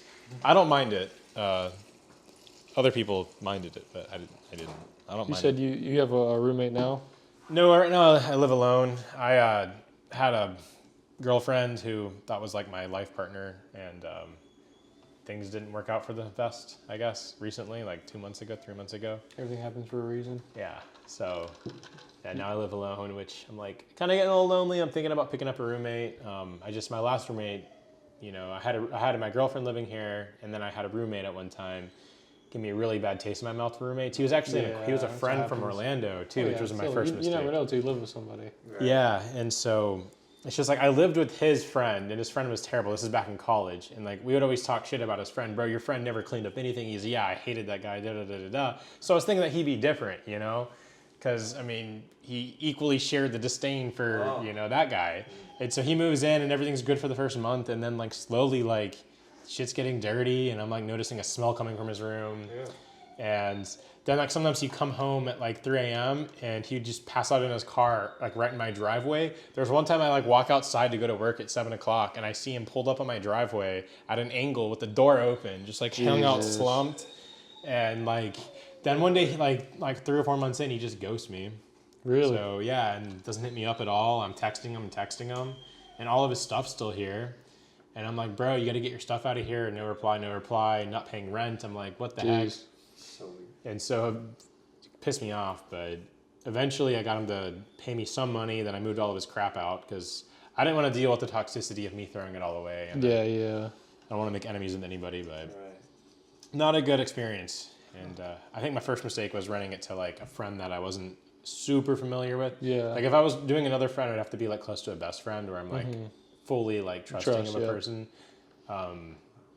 Yeah, because he was getting late in that second month. He's probably like 10 days late, and then he was like 15 days late. It's like you got to pay it too. So it's like, come on, man, you know. Yeah, and so I had before that, like a year before that, I had another roommate, not here in my rental house, and he was a stranger I met in Marketplace. And, like we went to a bar, we had some drinks, and like I could kind of get a feel that he was a good guy. Yeah, he's perfect. He paid on time every month, you know, and he ended up moving out because he bought his own place in Lakeland. Oh, that's cool. So it's interesting. And someone you met as a stranger ended up being better than someone you knew. It's funny how it's like that. Yeah, just because like my mortgage has went up since I bought this house because of taxes and interest rate. It went up from $1,800 to now it's $2,265. Wow, what a difference too. Taxes being the biggest, I'm sure. $465 increase from when I bought the house. Is it adjustable? Nope, it's locked in at 3.3. It's just the taxes and the homeowner's insurance has skyrocketed. So yeah, it's almost been like rent increases. I've been here for almost 2 years, and now I'm looking at $465, basically $200 a year increase. You know, $220. So that's what you kind of expect on a rent increase. But, so they say get a house and your payment's the same. That's just not true. So I did April through September because those are obviously tell where the jump increases come. Did 30% less for those months. So I'm configuring everything now. Sorry about the dog whining. No, you're fine. I was with a baby. I was with some kids today. Were just nonstop. It was fun, but I'm used to it. He'd probably be cool if he would come out and see us. You know, he'd be happy. But you're being respectful, so that's fine. Yeah, she will jump all over you, and she doesn't. I'm like a bad uncle too. I encourage it too. I'm like, come here, you know, get over here. Yeah, I gotta give her a bath tomorrow.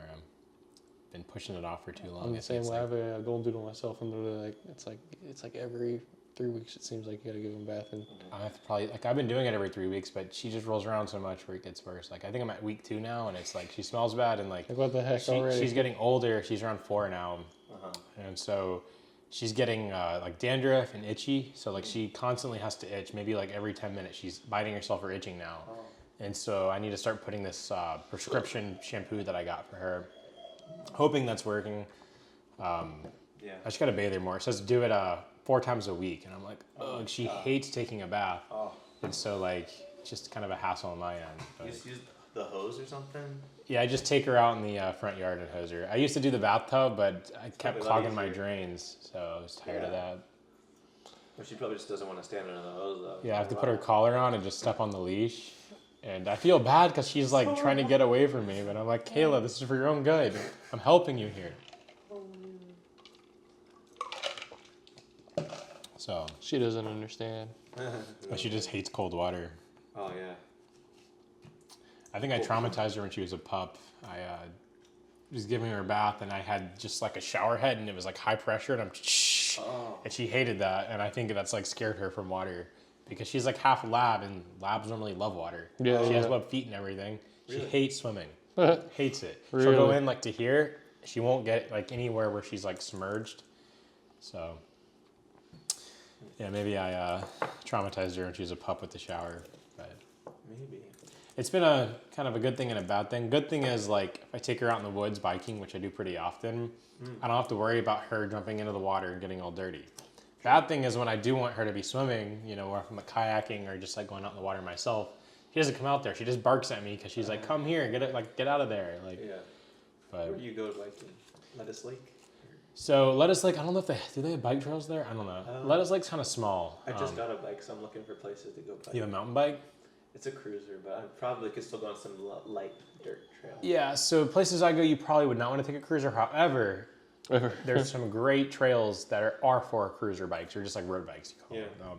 So you know where Flatwoods is? No. Do you know Fletcher? Where do you live at, if you mind me asking? I live in East Tampa. Like 10 minutes south, down 40th. Okay, so you live on like near Palm River, near Adamo, kind of that area? Yep, right near Adamo, yep. Okay, yeah. So like you live not too far from Eastern Service Area, Tico, right? Right over there. They're on Palm River. They're on Palm River Very and 78. Very close. That's where I work at. It's like, okay. I go there 4 times a week. Okay. I'm gonna be hybrid. I mean, I It's work like right in between here and there. Yeah. So okay. Anyway, so going with the trails, you know where Fletcher is? Mhm. So you're gonna go on Fletcher. I guess for you, probably be going up to either I-75 or 56. Just go to Fletcher and go east. And if you go east like 6 miles, on the left side, there's a trail, you can't miss it. It says Flatwoods, and it connects from Bruceby Downs to Fletcher. Oh. So over there, it's considered Morris Bridge. It's not Fletcher anymore. Morris Bridge Road has a beautiful park out there, yeah. And so, I love Morris Bridge Road. yeah, and so it's miles of road. It's, I think just the loop is 7 miles, but you can actually go off. So they have the loop, and then they have like a 3-mile extension, and you can ride that one way, so 6 miles back, and then the loop part of it, and you can do like one whole rotation will be 10 miles. You know, So you ride the bike and the dog chases you? in the woods. I don't take her out there like on the road because her paws will get torn up on the road. Like I learned the hard way that she's not made for running on concrete. But I take her in the woods, like on the mountain bike trails they have around here, and she'll go 10 miles at 10 miles per hour. I've taken her on 15-mile bike rides. Oh my God. And so my rule of thumb is if I'm bringing a gallon of water, you know, 2/3 of that's for her. For me, Oh a my third. gosh. She drinks way more than I do. That's crazy. Just biking. Yeah, I'm biking. She's running. You know, Yeah, literally. That's right. And so, but yeah, she's a great dog. Like I take her miles, and she'll see squirrels. She sees other dogs, and she stays put for the most part. Flatwoods. Yep. There's 2 entrances: Bruceby Downs and Morris Bridge. I recommend the Morris Bridge because the loop's right there. Okay. So. Got it all configured here, so just make sure I have right address and name here. Spelled it right. Yep. Cool. All right, so here's the design. The only thing that would change, I don't know why it was doing this to me, but these two will just be bunched up, so everything will be closer to the top. So this is south, this direction. Your roof, it's showing the old roof too before, so it's kind of hard to visualize, but this is the front, this is right on the back. So you guys are avoiding the flat roof portion? Correct, yep. Yeah, probably a good thing. Yep. Easier to do, and then... so you're putting it on the west side as opposed to the east side? It'll be both on east and west, so... Yeah, but like the bulk of the panels, sorry, I didn't mean to touch You're you. fine. The bulk of the panels are on the west side. Correct. Okay. Do you have a preference? I mean, it could be either way. If it's more moved to the east, it's not going to change the overall production much. Does it drop it if you move it to the east? Because like I guess the only thing is the shading coming from the oak trees back there, right on the east side. On the you mean on from these trees right over here? Well, the far ones back there. I haven't really put up a flag. I haven't looked at my roof often with like the sun and like shading and stuff like that. But there's oak trees back there in that lot. So I'm wondering if they affect sunlight like at 10 a.m., 11 a.m. Probably not around 11, but maybe 10. I know those do all day. Yeah. And then I think this one might during getting closer to the end of the day. End of the day. Correct. Yeah, I'd have to. If I was able to see it more in the daytime, I could kind of give you a better idea. But since I wasn't able, to... But I'm just saying like this might need to be adjusted based on shading. They might need to move more to the east side of the roof here. So do it more on the east side than versus the west. I'd want to like look more into this, have a majority on the east side. Yeah, that's what I'm thinking. Okay. Which, like I said, it's not going to make a difference whether, I mean, either or. It doesn't, you have available space on both sides of the roof to do that. Just it's going to matter what has more available sun hours. But which I would be able to, kind of, if I was able to fly the drone and kind of walk outside and then it's dark, I'd be able to kind of see a little bit better. How this is configured now, it's an 8.5 kilowatt system. So based off of the reduction of 30% from the peak months, brings you down to 11,800 and some change. System's going to produce 12,252, and then we guarantee that production. The Q cells are the Q peak, the dual blacks that are dual blacks that are 405 watts, and then the inverters are IQ8 IMs, and that's 4% more than what you're currently using. You can take a picture of this too if you want. How many panels is it? I can do the math real quick. 21. Yeah. So that's where we're getting that this number, the AC rating. Yep. I see. Does everything make sense here? Yep. And obviously moving more over, which gets a little bit tight because we do have to avoid some fire setbacks, so we can't fit as many on this side compared to this side, but... Wait, yeah, because that's a skinnier roof, right? Skinnier, correct, yeah. Yep, exactly. So we'd be able to move a few over there because obviously this would be bunched together. So could you, on this side of the roof, you couldn't face them this way, is what you're saying? Like portrait way, or like I guess portrait. land. Yeah, because these are portrait on this side, they're landscape on this side. No, not to fit two, no. Okay, so it might be better to actually leave it like that then. But we can still move a few on this side because you do have available space. And just, I don't know why this system was giving me a hard time, so it was taking me a while. It spread them out rather than bunching them together. But what it comes down to, this is based off of, the producing 12,252. Your bill with TECO would go down to the meter fee. And then the cost is $157. That'd be your new payment for power. $157 a month, and that's with 3.99. Correct. What's the total outright price? So before the tax credit, this is the amount. There's a 41K. tax credit of that difference, the 11,000 and some change. So the net cost you would be the 28,921. So it's like a $12,000 tax credit, basically. Correct. Because it's what, 28%, 30%. 26%. Used to be 26. Yeah. 30%. Okay. So it come down to 41K before the tax credit. So where does that put you at PPW? Divide that by the 8.55. Okay, so 1200. Wait. Price per watt though, like that's the annual production. What's the total wattage? It's 8,000 or something, right? The system size is 8.5. Yeah, so 8,505 watts divided by a 41,328. Should be in the fours somewhere, I'd imagine. I did it backwards. 41,328 Yeah, divided by I do that all the time. 8,000. 505. Ooh, 4.85. Wow. It's pretty high on the price per watt there. The reason it's higher too is because of the dealer fee that comes with the financing option. So when financed, there's a dealer fee that, typically around 28% that goes to the financing company. That's what skews it. That's pretty high. That's higher than I was expecting. Mm-hmm. I think that was close to I think Momentum came in a little cheaper than that price per watt perspective. So like when I go on Google, right, and I search average cost per watt, and I search my zip code, right? Mm-hmm. Like just do Florida for now, right? And solar, gotta put solar in here. Come on, I found a chart the other day that was updated. I know what you're talking about though. When you look at like on solar reviews, even if you look at solar reviews, it'll say the same thing. The average costs like $15,000 for a system. Like right here, basically, right? Yeah. And so average cost per watt, right? And this is showing in Florida the state average for a 6 kilowatt system, which is not too far off from where we are, right? Yeah. They're showing a 2.53. So if you would do the math on this 15,000. So let's say average cost was 15,000 for a system. The payment on that for 25 years without interest, I mean, you divide 15,180. Where's my phone at? Do you have my phone? I should not have your phone. Where did it take off to? Oh, it's under here. So you take, 15,180? Yeah, for a 6 kW system. So without even interest, with interest adds on to payments, obviously, you divide that by the 300 payments. Principal, that would say the average system cost is $50 for a system, for a 6 kilowatt system. If that was the case, I would have so many people having solar right now. It would be unbelievable. I wouldn't even be able to move around. Everyone would have solar if that was the case. I'm not sure where they get their numbers from of saying that it's an average system cost is $15,000, because that's just not accurate. When you factor in the what the difference is the dealer fee. Typically, the finance company has a 29 to 30% dealer fee that goes just to them for doing business, and they're not factoring that in. Yeah, I mean, does Solar Reviews have a general pricing? Yep, it's the same with them too. Like it's the same thing. So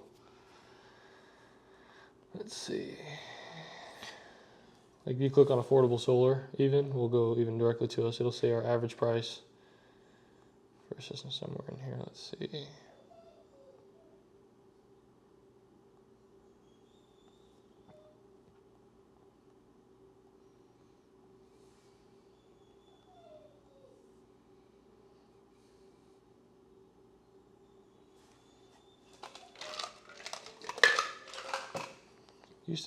Used to have it here, but they hid it.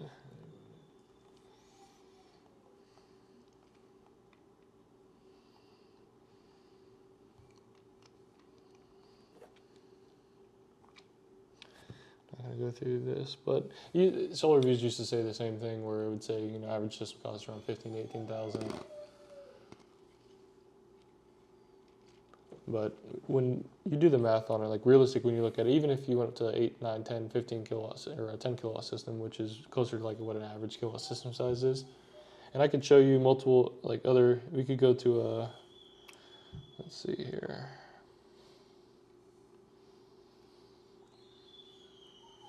So I just came from Riverview earlier today. Mm-hmm. Pull it up here.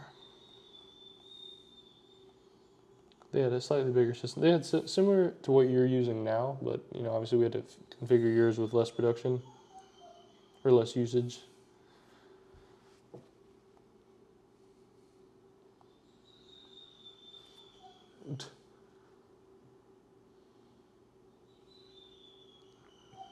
So with them being at a 11.34 kilowatt system size, let's see.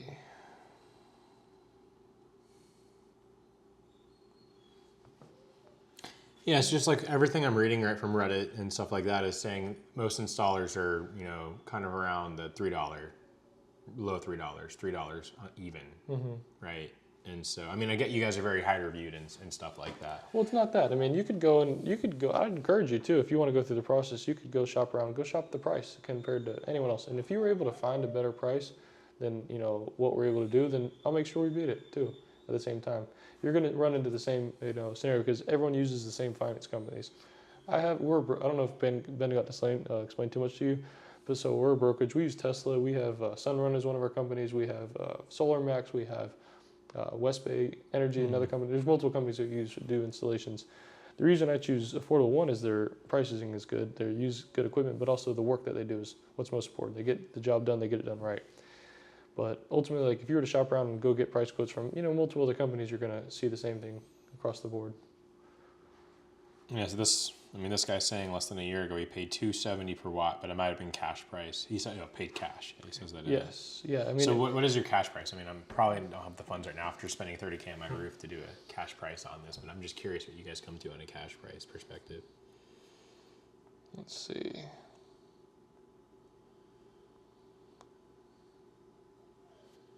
Well, so do you guys use an Iron Ridge system for mounting, or do you guys use like a different system for that? We use K2 racking system. Okay. Are you familiar with them at all? I'm not. We're licensed. We're licensed to work with them.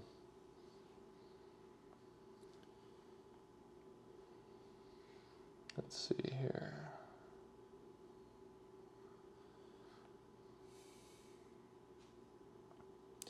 Yeah, from what I'm reading, like specifically in Tampa, most people are saying don't go above $250 a watt. Where are you seeing this? On Reddit. It's like I use Reddit for like local. Of course, no, I agree. I agree with that.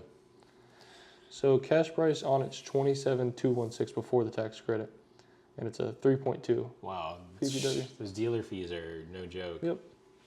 It's also why the rates are, but the payment is slightly higher on it too. So when you look at, because the payment's a little bit more as far as if you were to finance it, because you still can't finance it.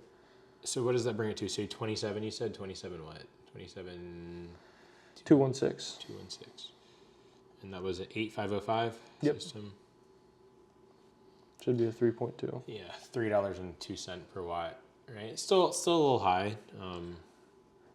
We're not, it's not. I know us, you're not it's going to the cheapest, right? Like I'm not expecting. Well, no, not that. It's not us adding the. It's not us. It's not. We're not adding in price. To the price there. It's just the dealer fee. But I thought the dealer fee is not there whenever you get if you, cash Oh, price. yeah, if you pay cash, then you don't have to finance it. Yeah, but the $3.02 was the cash price, right? Sorry, Correct. $3.20. Yeah, if you were to write a check for the thing, yep.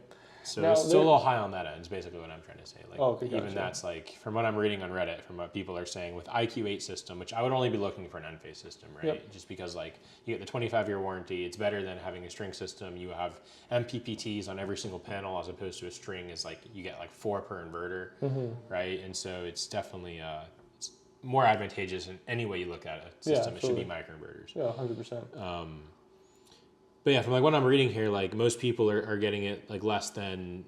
Some people are saying $2, which that's like that was what Tesla. If you did Tesla, right, and you got them to come, they did a campaign for $2 a watt. Really? Yeah. Interesting. And so $2 a watt installed, but that was Tesla's. But most people are saying $250. No more than $275. Like $250 is where you should be at. Yeah. And so, I'm just kind of I mean, like I said, if it's a concern of yours to make sure you're getting the best deal, I encourage you. You can shop around. See, I don't necessarily want like the best deal. I just want to get a fair deal, what I think is fair, and then I also want to get a legit company, right? Okay. Like I mean, someone that would be in the at least 4-star range, right? Correct, I don't want to be anything less than that. Yeah, absolutely. I mean, that's a minimum requirement. And so you guys have stellar reviews. Yeah, you're looking at it from like, this is something that's going to be on your roof for many, many years, and it's not like this is you're not like getting carpet done or something minor. It's something huge, Yeah. It's going on your roof. The warranties that come with the system are important, obviously. At the end of the day, obviously you have to factor in, we also have to trim the trees as well, and there's costs associated with that. So your price is with tree trimming. Correct, yeah, we have to get the tree. The only way this would work is to get the trees trimmed. Yeah. I couldn't faithfully recommend you to do solar without doing trimming the trees. And is that tree trimming like a continuous kind of thing you're going with, like every No, we do it one time and then I have to maintain it from there? We'll trim it enough to where it'll last you about 15 years. Got it. So it'll be trimmed pretty heavily. Yeah, I mean, when I got the tree cut, the guy wanted another $600 to trim those trees. Really? But I mean, that was probably like on the spot. We have the tools, but yeah. But I mean, I don't anticipate it'd be more than $1,000 to get that tree trimmed. Well, there'll be two trees, so I believe. Yeah, but these two right here, right? And so I don't think it'd be more than like $1,500 Yeah, tops. it's about 1,500 tops to get it. There might be a permit that needs to be pulled because I think they're both considered grand oaks. So, but even taking that $1,500 out, right? Like it's still a little on the high end from what I'm researching. Is there wiggle room in these prices, or like? I don't control the pricing. It's all based off the system size. It's like the more panels you need, the price goes up with that. Yeah, I'm trying to think. What did that guy at Momentum size the system at? Because you're saying 8.5. What was he? You remember how many panels it was? I know they wanted to put it on the flat roof, and I was like sketchy about that. Yeah. More prone to issues when it goes on a flat roof. The water buildup, it's better. Always better to be on that. Okay, yeah, because they were using the G10 panels, the hand watts. So they're using the exact panels. What were they? God, I can't remember the system size.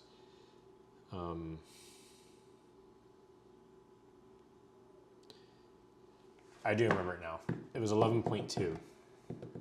They like capped it out, and I told them it was too much, but they were like, no, this is what you want. It was 11.2 kW. I think they were around $450 a watt, and then they tried moving down on price. They did that on the spot. This is like 1 day only deal. If we can do this today, will you? Yeah. Yeah. Interesting. But I think they got it down to like $3 and something, like $3.50 or something. But at that point, I was like, you guys have bad reviews. Like basically just spent 30 minutes talking up your company, and then I did a Google review right in front of you. I showed you the reviews, and like after that point, I was just like kind of turned off from the whole thing. Because that is important, right? Like the warranty is only as good as the company, you know, right? Because you can go under. You can also just offer terrible customer service, and your warranty is basically worthless at this point. Yeah, right? exactly. Yeah, if we actually had to come out and do something correct. Which, I mean, granted, there's not too much, right? Solar systems are pretty tough. Panels are strong. You know, as long as they're installed correctly, like should last. It should last, right? Yep. But the one thing is like, is the install done correctly? And I know like on a low pitch roof like this, you do have a higher risk of, you know, error with the install, right? Just because like water is less likely to run off. And that's why I avoid the flat roof, correct? Yeah, and so even this roof itself, though, is low pitch. Like it's a very low pitch roof. If I would have known, you know, like this was going to be kind of like approaching the end of what a shingle can do on a roof, like this is like the minimum pitch for putting shingles on a roof, I probably would have looked elsewhere. The other issue is there's no crawl space up here. Yeah. Oh, really? So no attic space. You can put your head up there and get like this far in it, and like that's about it. So the condo would have to be external rather than internal. Yeah. So I can't tell if there's leaks because there's not much of a crawl space. I have to make holes in my drywall, which I made holes over there because I was running some electrical, but like I swear I heard a drip the other day, and so I'm gonna wait till the next one. I'm getting like, I don't know if I'm like just like scratching myself, like getting paranoid After over the here. washer and dryer. Yeah, but yeah. So, but yeah, going back, I do think the price is a little high. At 3.2. That's what, but that was the cash only price. But still, even at 3.2 for the cash only price, from what I'm reading on Reddit, like it does seem a little high still. Yeah. And so, so let me ask you this: say you were to like hypothetically, obviously it sounds like everything makes sense to you, to make it happen. Like hypothetically, you get a good deal. Like solar makes sense to you. Solar does make sense, okay. Right? So if you were to go through and say you were to go through shop around, say you go through 4 different companies, and each of those 4 different companies, you know, they're obviously reviewed differently, they do things differently, maybe using different panels, but each of their prices either come up around the same or a little bit more. Once you go through it all, what's going to be like the determining factor of I would just go with you guys at that point. Like if the prices come out to be exactly the same, right? And like you said $152 a month, and you guys are guaranteeing the $12,000 kilowatt hours a year, right? I think you guys do have one of the highest reviews from what I've seen. And so if it came out to be the same, I would honestly go with you guys. But if another company came in and they came out like 40 cents cheaper per watt, and they had 4.4 stars, right? And they had a significant amount of reviews, I would be more likely to go with them, right? Yeah, of course.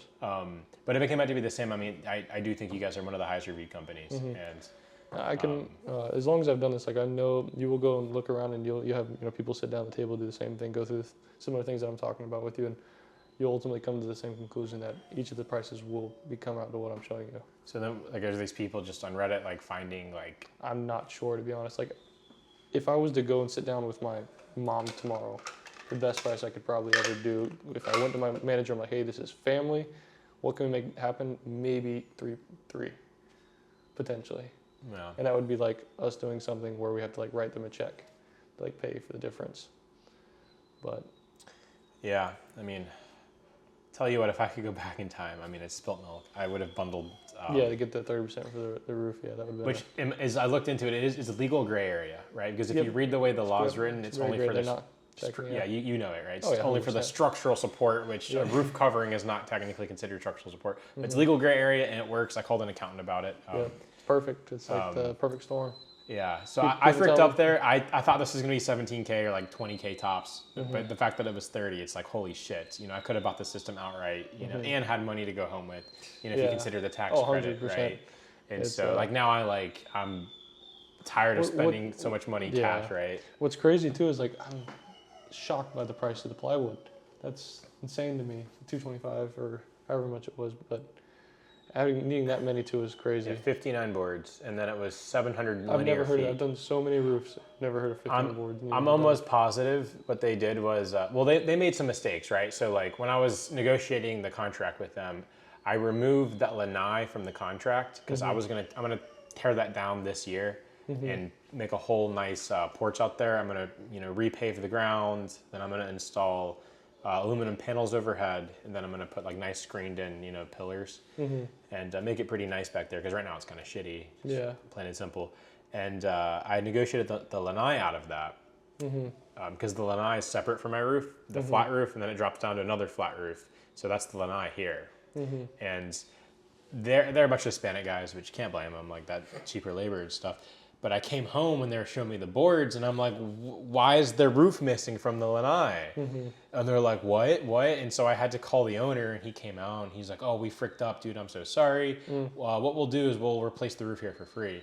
And I know what that means. It means you're going to make up money somewhere else, right? And so I was like, no, let's just do a discount on it because you guys already fricked it up. I'm going to have to take it down sooner now. And so he's like, okay, we'll give you $2,000 off, you know? But, I mean, they probably just made up any amount of money on that wood. Like, I really wish I would have been able to inventory the wood. I asked for receipts because they went to Home Depot. To buy oh my gosh, wood. it's like $30 or $40. It's like $30 a sheet. It's like $38 a sheet, and then the linear boards aren't like the 2x4s they said they put in, and the fascia. They were charging $9 per linear foot, and they said they put in 794 feet. A fascia? Of linear board. Oh, interesting. Meaning, so fascia plus, I mean, I can show.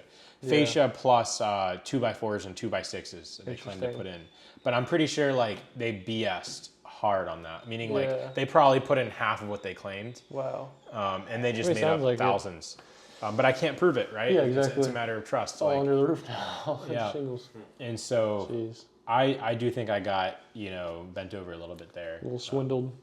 Yeah, because, I mean, you guys were offering, I think, a metal roof, right? Because you can put the new mounting system on the metal roof, the ones that are, and then it was like the high ridge, right? The high ridge metal ones, they're like seamless metal, I think they're called. But definitely would have cost me more because you guys would have had the same contract. Like, if wood is bad, we have to replace the wood.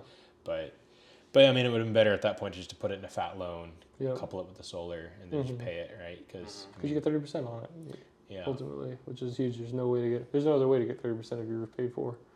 Yeah, I agree. Scenario. Should have done that, but that's spilt milk. At the time, I was like, you know, $20K, I'll just deal with this. But now I'm like, $30K does make a big difference. $10,000 to me made a big difference there. Yeah. Because I've dumped so much money into this house on all the other stuff, you know. And so,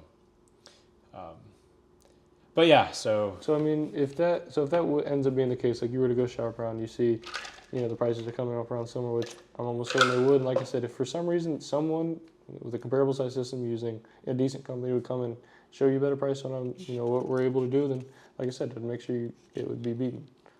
I'd go to the manager and I'd fight for you and I'd make sure you get a better deal. So you would, if I got like a legit company, yeah, to like, if they're using like, you know, legit things, they're not using like a solar edge inverter or something like that. It'd have to be a end-phase inverter. Correct, yeah. And decent panels, things like that. Yeah, then absolutely make sure you get a better deal. Yeah, because you guys like hand wall panels are top of the line, right? And so like, in my opinion, like using like a more mid-tier would be like a more reasonable panel. And like they do offer, does hand wall have the 20-year warranty, like pretty much all that? Is it 25-year on the 25-year across the board, yep. And then they have the 30-year production guarantee. Yeah, so like I think most companies now that are like any type of legit offered, I think 20 or 25 years. Back in 2020 when I was doing it, it was 20 years of standard 25-year production. That was a common warranty. And I think now they've probably moved up. Yeah, it's 25-year, the panel and inverter, and inverter too with end-phase. Yeah, I think back then it was 20 on the end-phase inverters. Interesting, yeah. And so everything's got more. Tax credits went up, price of Ticos went up, prices went up, everything just keeps going up. That's interesting. But yeah, because back then, you know, we were doing generally about $3 per watt is what we would put people on our roof systems. Ground mounts were like $3.75 a watt, depending on ground mounts, about depending on the soil samples that we do. If we do a soil sample and like you're muddy as hell, it's going to be a different story because now we got to pay for the forms to go. And we have to get metal forms, just because like in Florida, like if you start digging down, like when you do a ground mount system, you have to make like significantly bigger holes for the concrete. I think on average it was like 16-inch holes every like 4 feet. And so we had issues when we start augering down. We get down to like 3 feet. All the water is so low that the hole starts collapsing in on itself. And so we have to buy these expensive ass forms, put them into the ground as we're digging it, you know, just because it would collapse in otherwise. And the inspection process is you have to have the inspector come out before you put the piers in with concrete. You set the piers on like just basically a support to hold it in place, and then the inspector comes out, measures the hole, measures the diameter, and then that's like one of the rough-in inspections. And so it was a bitch when the freaking soil's collapsing in, and he comes out and he puts his stick down there and it's 6 inches short. He's like, what the heck? You know, and then we have to pull the piers back out, re-auger it, get him out there. That was a bitch. And so we learned soil samples were very important for the ground mount systems. Learn the hard way, yeah. Interesting. That's usually how it goes, typically. But yeah, so I think, you know, at this time I will get a couple more quotes, you know, just be more informed on what I'm getting into. And I'm definitely going to start looking for like companies that are like 4 stars and above. Yeah.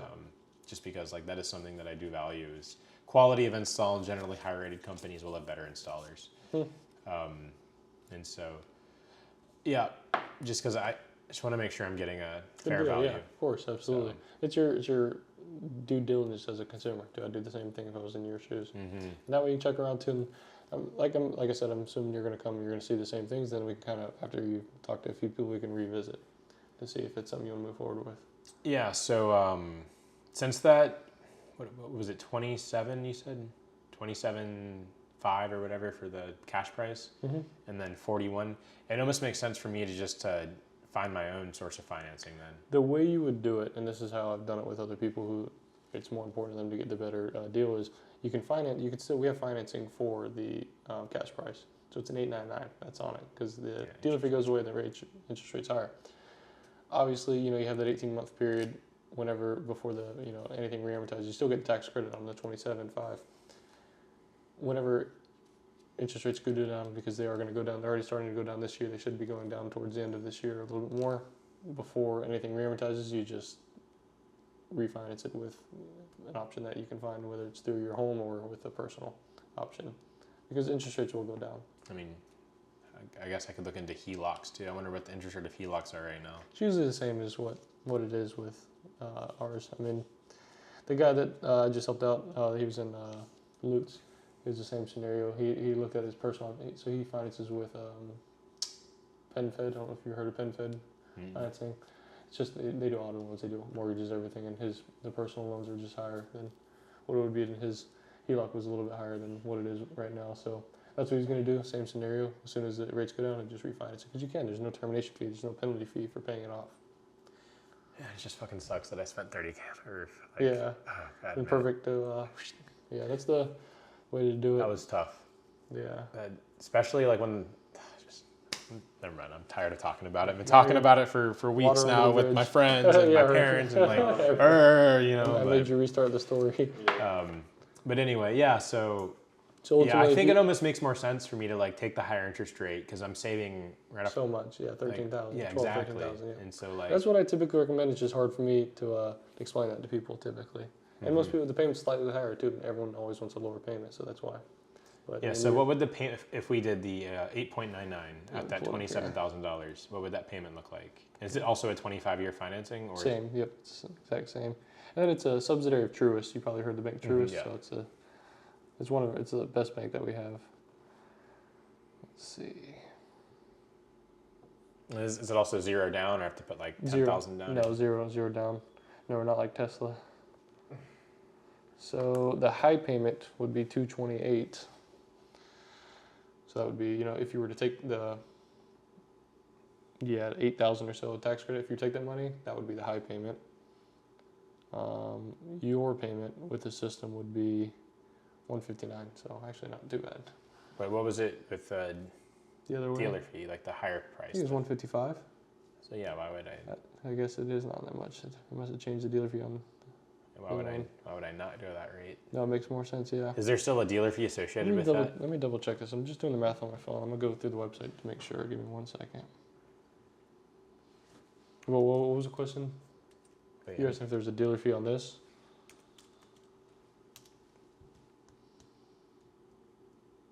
Yeah, I'm trying to like, if it's still 25-year financing, just that higher interest rate, I guess, is making up that difference there. Correct. That's why the payment is essentially the same.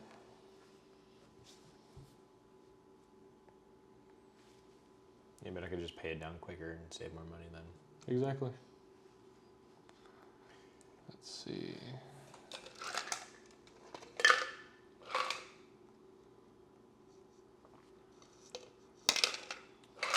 $27,216.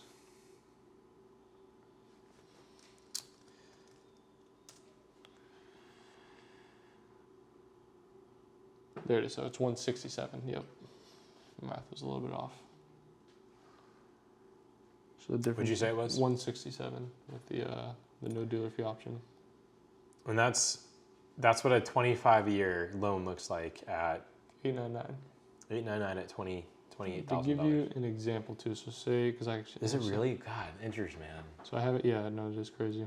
I have it right in front of me. So say, you know, interest rates go down 3 points. You're able to get say a 5.99 in a year and a half.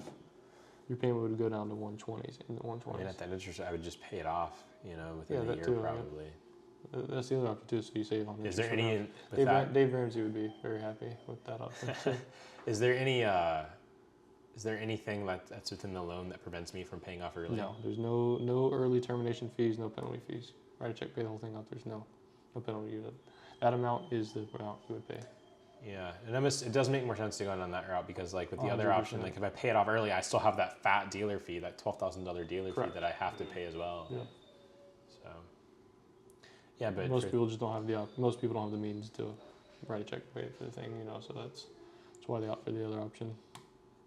Yeah. And this one's harder to get approved for. This requires credit usually around above 720. You're above that? Like an 815 okay, or yeah, so something. you're fine. Yeah, so this is a little bit more challenging to get approved for. Yeah, I would be more likely to go down that route than dealing with that expensive ass dealer fee. Is there any way I can get like a copy of this? Or? Yeah, I can send it over to you. What's a good email? Yeah, so it's rtrap, my first letter, my first name, and my last name at ymail. 2 P's, right? Two P's. rtrap at ymail.com. Ymail. I'll tell you what, the email has been a curse of the years because there's been so many times I write it down and people Gmail. instantly put Gmail. Oh yeah, 100%. Yeah, they don't even see the open space above the Y to determine. Yeah, I would probably do the same thing, and I wrote it. You know, I'd get home, go send this to you, and I'm like, So like what I do now is I point to it and I write it Y, not G. yeah, Literally write that in. Underline the Y. Yeah, You got to do a capital Y. Yeah. Literally. So I mean, realistically, you'd go shop around, you see a couple different prices, and you know, like I said, you're going to come around to find the conclusion that it's all going to be right around the same where we're at now, if not higher, too. And ultimately, you know that we're a good company. You know we do good business with everything. What we can do, if we were to give you, say, 7 to 10 days to go, you know, do your due diligence, do you think that would give you enough time to do the research to come to a conclusion? Probably take a little longer than that. I'm pretty busy right now, and so I do have a lot of things going on. Probably take me like, I'm gonna say like 3 weeks. Okay. That's what I would kind of be That's in the fine. neighborhood. No, take as much time as you need. Yeah. So we're looking at $3.02 per watt. Like that this is the baseline I use to determine like the value that I'm getting. A lot of people don't look at their monthly payment, right? Which is all governed by financing terms and stuff, right? Dealer fees are in there too, whatnot. Yep. So that's why I like to look at the price per watt. And then It's a baseline, yeah. Yeah, because I do anticipate being able to pay off loans quick. I just don't like having like debt like that. I mean, loans that I won't pay off are when they're less than a 4% interest rate just because of inflation rate, right? Exactly. But when they're above that, I want to pay them sooner, you know, because Dave Ramsey. Dave Ramsey, exactly. But call him. Hey, what would you do? Pay that thing off. But yeah. Yeah, because like on my truck, I got a 0.9% interest rate. You know, on my house, I have a 3.3, which I wanted a lower one, but I couldn't get a house right when I wanted one. And Start creeping up. Yeah. But all right, so that's what we'll do. We'll plan to touch base with you in 3 weeks, and you take all the time to make sure, A, this is a good decision, but 2, that you know you're getting a good deal with everything. In your meantime, if you come across a better deal, send it to me, and I can send it over to management and see if we can get you a better deal. Yeah, so the main requirement for comparables is just having end-phase microinverters, but what if they're using mid-tier panels? Would you be, I mean, if they're using like 360 watts or something like yeah, that. but if they're using like 380s with like a mid-tier brand, is that fine? I mean, we'll sit down and look at it together. You know, we'll go through and look at everything together. And like at the end of the day, if you were to find a better option, I'll encourage you to go with a different option. It doesn't bother me. I mean, if you guys are willing to do some sort of price matching, right? Yeah. Then, I mean, I'll go to bat too. So if you come up, like I said, if you get a better deal, and we sit down and look at it, I'll like I said, I'll go to bat. You don't have to worry about that. I have a good relationship with the owners and management. I'll make something happen. But I know now, like we're being extremely aggressive, very fair with the pricing. It's just I know you'll see other things online that skew things, and it's like it sounds like that. What is it, like a term? But like it's hard to believe everything you see on the internet. But like obviously Reddit, it's a great source of reference because it's just unbiased. Yeah, it's just people posting their prices. Right? Yeah, correct, exactly. But it's like when you look at it and you see the average price of $15,000, it's not true. But you'll get to see as you kind of go through down the rabbit hole a little bit. You'll get to see for yourself, so it kind of help you better understand. Of course, if I work for the company, I'm gonna tell you everything's good. I'm gonna tell you, but I want you to see for yourself. So I think it'll be the best way to do it. And then if you do, like I said, I'll do work on mine. Got it. Yeah, because another thing is I'm curious what we're gonna see as like an inflationary rate for power over the next 25 years, right? Because that is something. Because let's say it stayed exactly, it's not going to, but if it stayed exactly at the same price, right? It really wouldn't make 100% sense to switch to solar right now at that price, right? At the $3.02 per watt, or 20 cents per watt. I keep saying $3.20 per watt, because with the usage that you guys are guaranteeing at the current rate of 12.5 cents per kilowatt hour, it'd be $105 per month, right? And we're saying this is 170, right? If I 65, or 68, yeah. Yeah, and so doesn't make the most sense. I guess panels will work longer than 25 years. Correct. Right. That's also anticipating that I don't pay it off and I just make the payments. But what we're actually going to see, the inflationary rate of utility companies in Florida, especially TECO specifically here. Because if you look at the historic value of power, it really hasn't followed inflation in the past 40 years. If you look at the price from 1990 to 2015, it was a 1.75% inflationary rate, which is significantly lower than inflation, right? And so now we're seeing this quick jump up from 2020, 2021, where we got 20% increases and stuff just back after back, yeah. But is that stabilizing now? Is that going to keep rising? I think the EIA set a national average, which they forecasted it to be 4% per year as a national average. But where's that going to ride in Florida, right? Yep. If TECO gets solar and they're able to get their costs down, right, will they kind of keep a more competitive rate? Because not everybody's going to get solar. It's not like TECO's going to lose all their customers from it. Because there's an argument that could be made, saying if the transition to solar happens, they're going to have to raise their rates so they can afford to pay their crews and afford to maintain infrastructure, right? But how much of their customer base will be taken away from solar, right? Yeah. Because you got to think the bulk of what pays is big businesses and stuff like that. Yeah, I mean part of it. Well, we obviously know maybe it doesn't go up 10 to 12% a year for the next 10 years. Maybe it is just the 4%. But the difference is every penny that you give to them, you're never going to see a return on your money. You'll never pay it off, and it's always going to continue. You're always going to be paying to them. Versus this, when it's paid off, you own your own power system. It's like paying off a home. Then you're not having that cost of living. You're not having that cost of power any longer. Yeah, but how much value is it providing at year 30, at year 35, right? That's the thing. After 30 years with the Q stills, they still guarantee at least 86% of the initial performance. Yeah. Yeah, I mean, that was something that I would tell customers is these are warranted for 20 years, 25-year performance.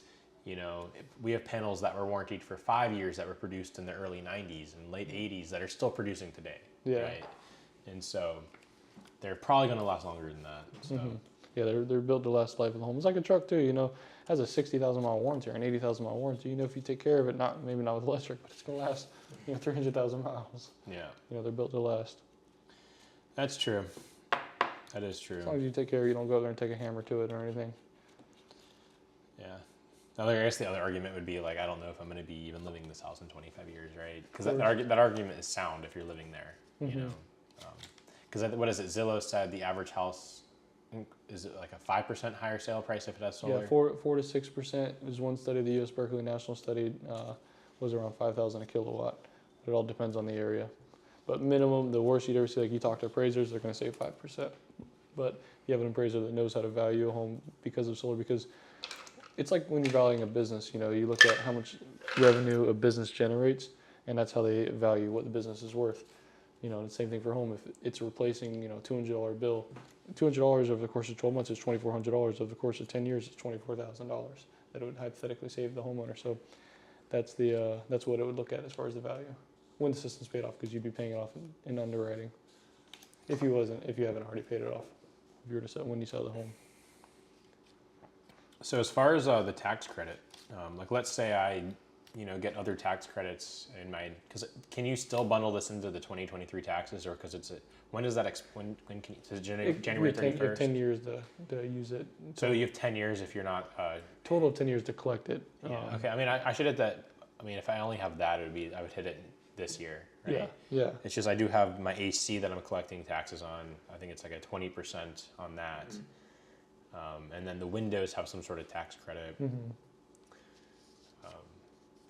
So if you have to split up between 2 years, I mean, 2 or 3 years, you can. You have the option to do that. They make it pretty simple. Got it. Well, sweet. You're super informed, and I appreciate that. Yeah, I appreciate it all the time. Thanks for letting me go through the whole thing with you. We'll plan for, like I said, like the 3 weeks to reach back out and see if there's something you want to move forward with. And if you do, I'll show you the process as far as getting involved and getting started. Got it. So what's your general turnaround? Like if I sign the contract in 2 weeks. 2 weeks? That's like, you could get it installed in 2 weeks? Sometimes less. I say 2 weeks is So you guys have a warehouse with all the panels and stuff? Yeah, everything's ready to go. The biggest thing is just getting permitting done. And same day permits with Hillsborough County, but I'm sorry, getting engineering done is usually what takes the longest. What's the general interconnection times with TECO?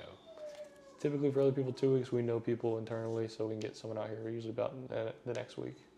Nice. So nice. by 3 weeks. TECO's pretty quick then, because I know some companies are sometimes Duke is 2-3 weeks. Yeah, we don't ever let that be the case, that we stay on top of them. It's usually by next week TECO will be out here. You get the interconnection done, and your sun's going up and bills are going down. Got it. And for like, do you guys just use Enphase's internal system for the monitoring? portal? Yeah, we monitor it, 24/7, but you can see everything yourself too. Got it. Cool. And that just uses your Wi-Fi? Yep. Yeah, it comes with Wi-Fi, correct. Yeah, my dad had to get we had to get him an LTE system by Enphase. It was like a 5-year AT&T SIM card. Really? Because he's out in the sticks for his ground mount, so he doesn't have Wi-Fi. He'd have to install like literally so many routers, like access points that are like bouncing extenders basically to get it out there. So we just got him Enphase sold a system that you just plug right into their combiner box, and it was an LTE guaranteed 5 years for like $500 or something. Wow. And so we ended up doing that for him. That's sweet. Where does he live? He lives in Vernon, Florida. Gotcha, interesting. You know where Marianna, Florida is? South Florida? You know where Panama City Beach is? Yeah. Oh, okay, that's my hometown, right? Yeah, he's 45 minutes north of that. Gotcha. Okay, yep, that makes sense. So he lived in the beach for years, and he's like, I'm retiring now. I want to be in quiet. I want to have no neighbors. So he bought 40 acres out in the middle of nowhere. Decent deer hunting out there. That's about all. Yeah, that's what he likes. He likes nothing. Yeah. Just woods, and he's building expensive ass greenhouses. The price for power out there is crazy. After FPL bought Gulf Power, it really jacked it up. Just because, what's funny is my last company I was working for, they had contracts with FPL, and I was like a subject matter expert to them, and so I would sit in meetings across their company, like looking at different projects. And one of the projects that I was kind of helping with and advising with was grid expansion and substation modernization in Panama City Beach. And I think we had to install 3 substations just to keep the current loads, balanced, because their grid needed to be upgraded like 15 years ago, and they just kept pushing it off. And so it sucks for the utility payers, but their company they had Gulf Power was doing a terrible job maintaining it, and so that's why they're seeing their rates go way up. You have to pay to fix everything. They got to pay to fix everything. Yep. They could just that's the biggest cost, because it's so expensive that the infrastructure. It's not millions, it's billions and billions of dollars. It's crazy. It costs a lot. Linemen are high paid people. Exactly. Right? It's a risky ass job. Takes a lot of training. So it's very tedious work. Just change out one pole. Takes a crew. Multiple days. Concrete's incredibly expensive, which they're doing a lot of concrete poles everywhere. Steel for transmission poles is very expensive. And then on top of that, the companies, there's not a ton of companies that are making insulators, making poles and stuff like that. And they charge an arm and a leg for parts. So. Jesus. Yeah, it's insane. There was a study with an economist that did the study. He was on the, a council in North Carolina, because North Carolina has Duke up there. And he's like, I'm not predicting that the power is going to double within the next 15 years or 10 years. It's going to happen in the next 3 to 4 years, just because of the cost of infrastructure that no one really understands. But that was his thing with Duke, and Duke's already ahead of the curve. Although they're expensive, they're already ahead of people. But I appreciate all the time. I'm going to email this over to you, so you have the report, so you'll have everything in there, so you can see it all. And then if you have any questions, you can reach back out to me. I'll make sure I'll email you my number too, so you have my direct contact. And then if you end up getting any other quotes, you know, you can shoot them over to me. We can replan a time and we can come back out here, we look at everything and see if we can make this work for you. And I tell you what, out of all the guys I've talked to, like, you're like the most like straightforward, understanding, like. Cool. You got the shit down pat, man. Thanks, man. Like props to you, dude. I enjoy it. You're good at your job, bro. Thank you. Appreciate that. Yeah, hopefully we can make this an easy process for you. It's fun. Yeah. All right. Well, cool. Thank you for coming out here. Yeah, I appreciate it. And if you Thank you for letting me film this. Yes, sir. Oh, there we go. Kind of forgot I was mic'd up. Yeah, right, mic'd up. You ask great questions, man. Yeah, absolutely. Yeah, it's most people don't know as much as you do. It's cool. I mean, no one actually. I don't know if I've ever sat down with someone that knows as much as you. So it's interesting. You even helped me learn some things today. So I appreciate that. It was cool. Of course. Really appreciate this. Now I got some new bike trails that you check out. Oops. Oh, dang! I was doing so good too. Good thing it's not coffee or wine. Gosh, dang it. Happens, man. I don't care, dude. I've had plenty of gaps. Sorry about that. This happens. I don't care. Next time I see you, hopefully you get to meet the dog. I'm a big dog lover. Clean dog. But yeah, dude, I check out Flatwoods. Okay. Oh, well, I just got a bike rack, so I can take my bike places now and try it out. That place. You might see me out there. Some of my friends don't like mountain biking; they like road biking. So I got 4 bikes. Oh, well, yeah, let's I got freaking 2 hit it. mountain bikes and I got 2 road bikes. Let me know when you're going next. Yeah, I got your number, so I'll let you know. All right, cool. Let's go work out. You play I usually pickleball just at do all? Bayshore. Yeah, I play pickleball. Let's play some pickleball, man. Yeah. Where do you guys usually go to? I got we go to Channel Side, that little court that's right there. Okay. Or that, or there's one in Is there one Ybor. right here? So I've been to a bunch of courts around Tampa. Or Robert I Trent used to go Jones's. to the one by UT. Got tired of that place, tired of waiting. Right? Oh, by the Robert Trent Jones, where Julian B. Lane. or Julian B. Yeah, something. Yeah. And then from there I went to McFarland Park. Mhm. Really? And I like McFarland. They Where's have McFarland? It's basically in the middle of a like Hyde Park area. Oh, got you. Okay, so I'm gonna pull it up real quick and see. And I like me and Ben just got into it pretty recently, so we're everyone's getting into it. I really freaking took pickleball. I picked it up like 3 months ago, Mhm. and I really got into it. Since the new year, kind of had a little hiatus because I've been so busy with projects and whatnot. Yeah. But I mean, I'm gonna play for the first time in like 3 weeks tomorrow. really nice. Heck yeah, So, that's cool. Deciding if I'm gonna go to McFarland or go to my little local court. It's White Wage right up the road. It's BYON. Bring your own net. So I bought a net. Bring her. That's funny. BYON. That's cool. This is a cool little park. I didn't know that was there. Yeah, I I like didn't know it was there either. McFarland. It's just some days it gets real packed. Really? I don't always like waiting. It's fun if you like to play with like. They have duos. they have the one they just built here in Ybor, right?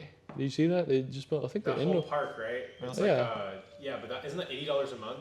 That's what I heard. I don't know Yeah. if I want to pay dealers. Yeah, right to do it. Yeah. Free options, right? We need to find a way we can split it all between us. I think it's per person, right? Yeah. Oh, that really? To get in? I think it's $80 You can't like bring a per month for guest. Membership, and then you can bring a guest for like $20 or $10 or something. Interesting. That's crazy for pickleball. And they're offering speed dating, if that's what you're into. Speed pickleball. Speed dating. pickleball dating. Yeah, I'm just like, How romantic, not. Yeah, that's funny. But yeah, dude, I go all the time. I'm gonna go to probably McFarland. I think is what we're gonna want to do tomorrow. So cool. That's cool. Yeah, we have a meeting tomorrow. We should get out there sometime. Oh, yeah, cool. I'm down. Yeah, I'm down. that'd be super. Well, I'll text you and I'll put us on a group chat. So if you ever want to go, just let us know. We're always down. Okay, Cool. sweet. All right, brother. All right. Thanks for Good to coming see you, over. sir. Appreciate it. We'll see you soon. See you next time. All right, thank you. Take it easy, man. Have a good rest of your night and enjoy. What's her name? Kayla. Kayla. Bye, Kayla. Bye, Kayla. Bye, Kayla. We'll see you later, Robert. Thank you.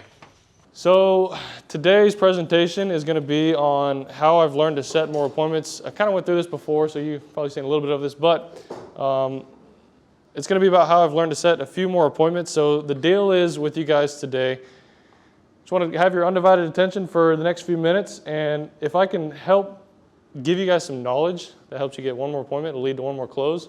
Hopefully this time is valuable for you guys, but I appreciate you all coming in today and then showing up on the Zoom meeting, so I definitely appreciate you guys. So the first thing here, obviously when we get going on this whole thing, it's easy to get confused and it's easy to get twisted with your pitch, but I like to go over the basics. So back to the basics. In this industry, guys, it's important to measure your success. So you do this by setting actionable goals for yourself. You guys have probably seen me talk about this in a video before. Ultimately, this is off, in so many other things, but also in this industry, you reap what you sow. And if you really think about that, it's also you don't reap what you don't sow. So ultimately, guys, if you don't put in the work You're not going to see the results regardless. You know, so it's about putting in the work. You know, I don't share that information with everybody, so you guys are special. No, I'm just kidding. But in 6 months' time, you're surely going to arrive somewhere. The question is where. And obviously, there's pain on each side of it. So either way, there's going to be pain. Whether you do the work, you go through it, there's pain in doing that. There's pain in not doing the work too. Not having money to pay your bills, not feeling good at the end of the day when you go home and you know you didn't put in the work, that sucks. So choose your pain. You get a choice. So whenever it comes out to going out and starting knocking, first comes the action, then comes the motivation. At the end of the day, there's only one way to judge yourself, and that is, did you put in the work? You cannot control how many actions you get. We can't control how many appointments we're going to set with a day. You're not going to control how many conversations you get. You can't control how the weather is going to be. So it's best not to focus on that. Place your focus on what you can control, like whether you're going to have Chick-fil-A for lunch or Chipotle. No, I'm just kidding.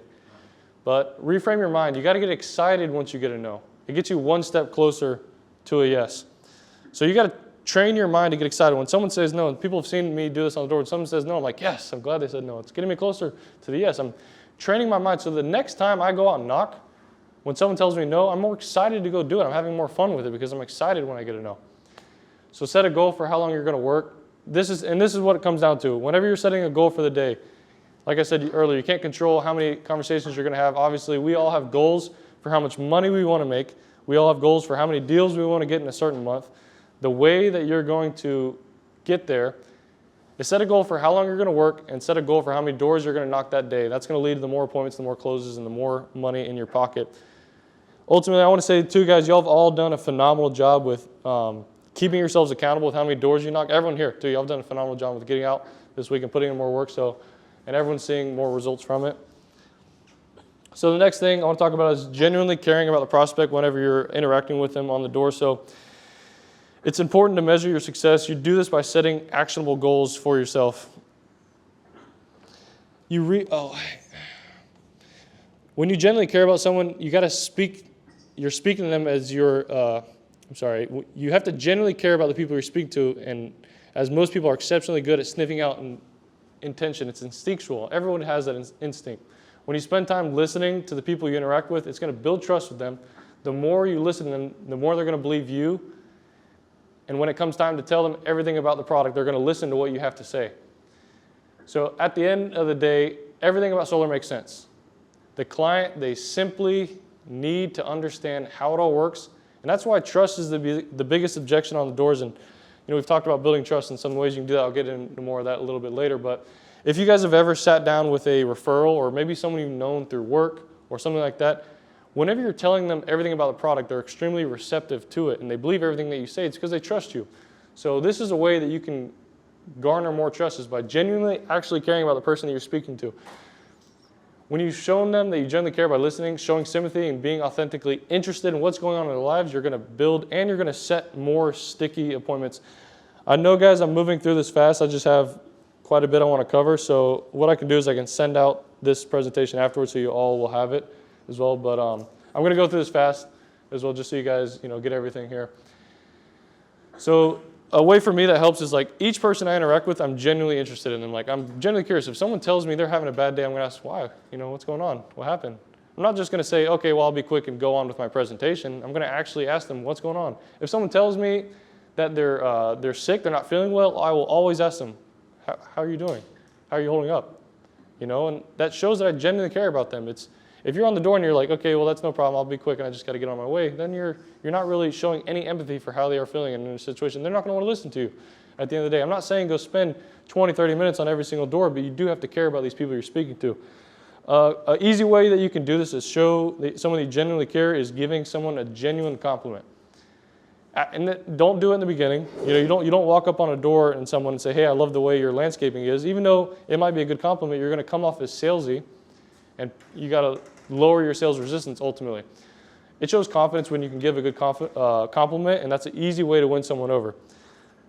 So for example, like I would tell Alejandro, lately you've been putting in a lot of hard work, and I can see that, and I know it's going to lead to more results. Like, it's a genuine compliment. Like, if that doesn't make you feel good, you're a psychopath, and that's not someone you want to be doing business with anyways.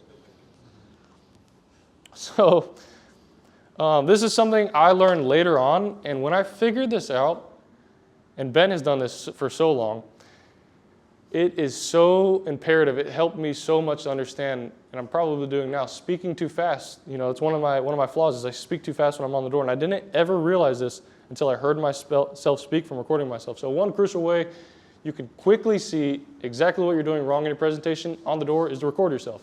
You know, you're watching the game footage. When you watch someone else on the door, so think about a time that you've seen somebody else on the door, and when you're outside looking in, it's very easy to watch that interaction, see where it turned south by their body language, their tonality, or the questions they ask, and what could have been done differently. It's easy when you're sitting outside of it looking at them. You can only get that when you record yourself and you see your own footage. So seeing the footage of yourself will give you immediate feedback from what your perspective of what you might be doing wrong and what you might be doing right. So that's obviously, guys, the number one way to improve is by going out and having the conversations, but this is a way that helped me to quickly improve is seeing exactly what I was doing wrong. And Ben does a great job of this, so you're able to see every interaction and you can gauge and see what you did wrong and see what you did right. It's a quick way to grow.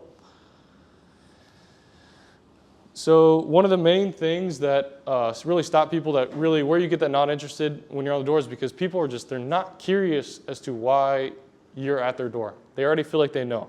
And that's why they're not curious to know more about what's going on. So you have to build curiosity right from the beginning. And you do this through tonality, body language, and telling a story, you know, putting images in their head. And obviously at the end of the day, guys, put yourself in their shoes. You know, they were just doing dishes, they were just doing laundry, and you're coming up to them, you're stopping them from what they were doing. And ultimately it's a frame shift for them. You're taking them from one environment to another, and people don't like that.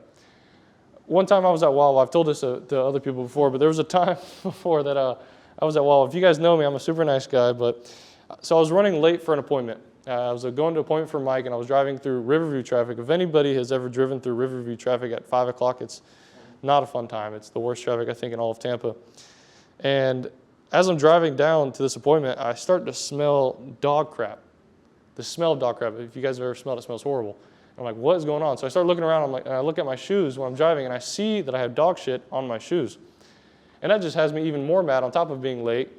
And I know this appointment already has bad credit, so I'm not, super thrilled to go there. So I'm getting in a really bad mood. So I had to pull over at Wawa, and I had to clean off this dog crap because I don't have a spare pair of shoes in my car.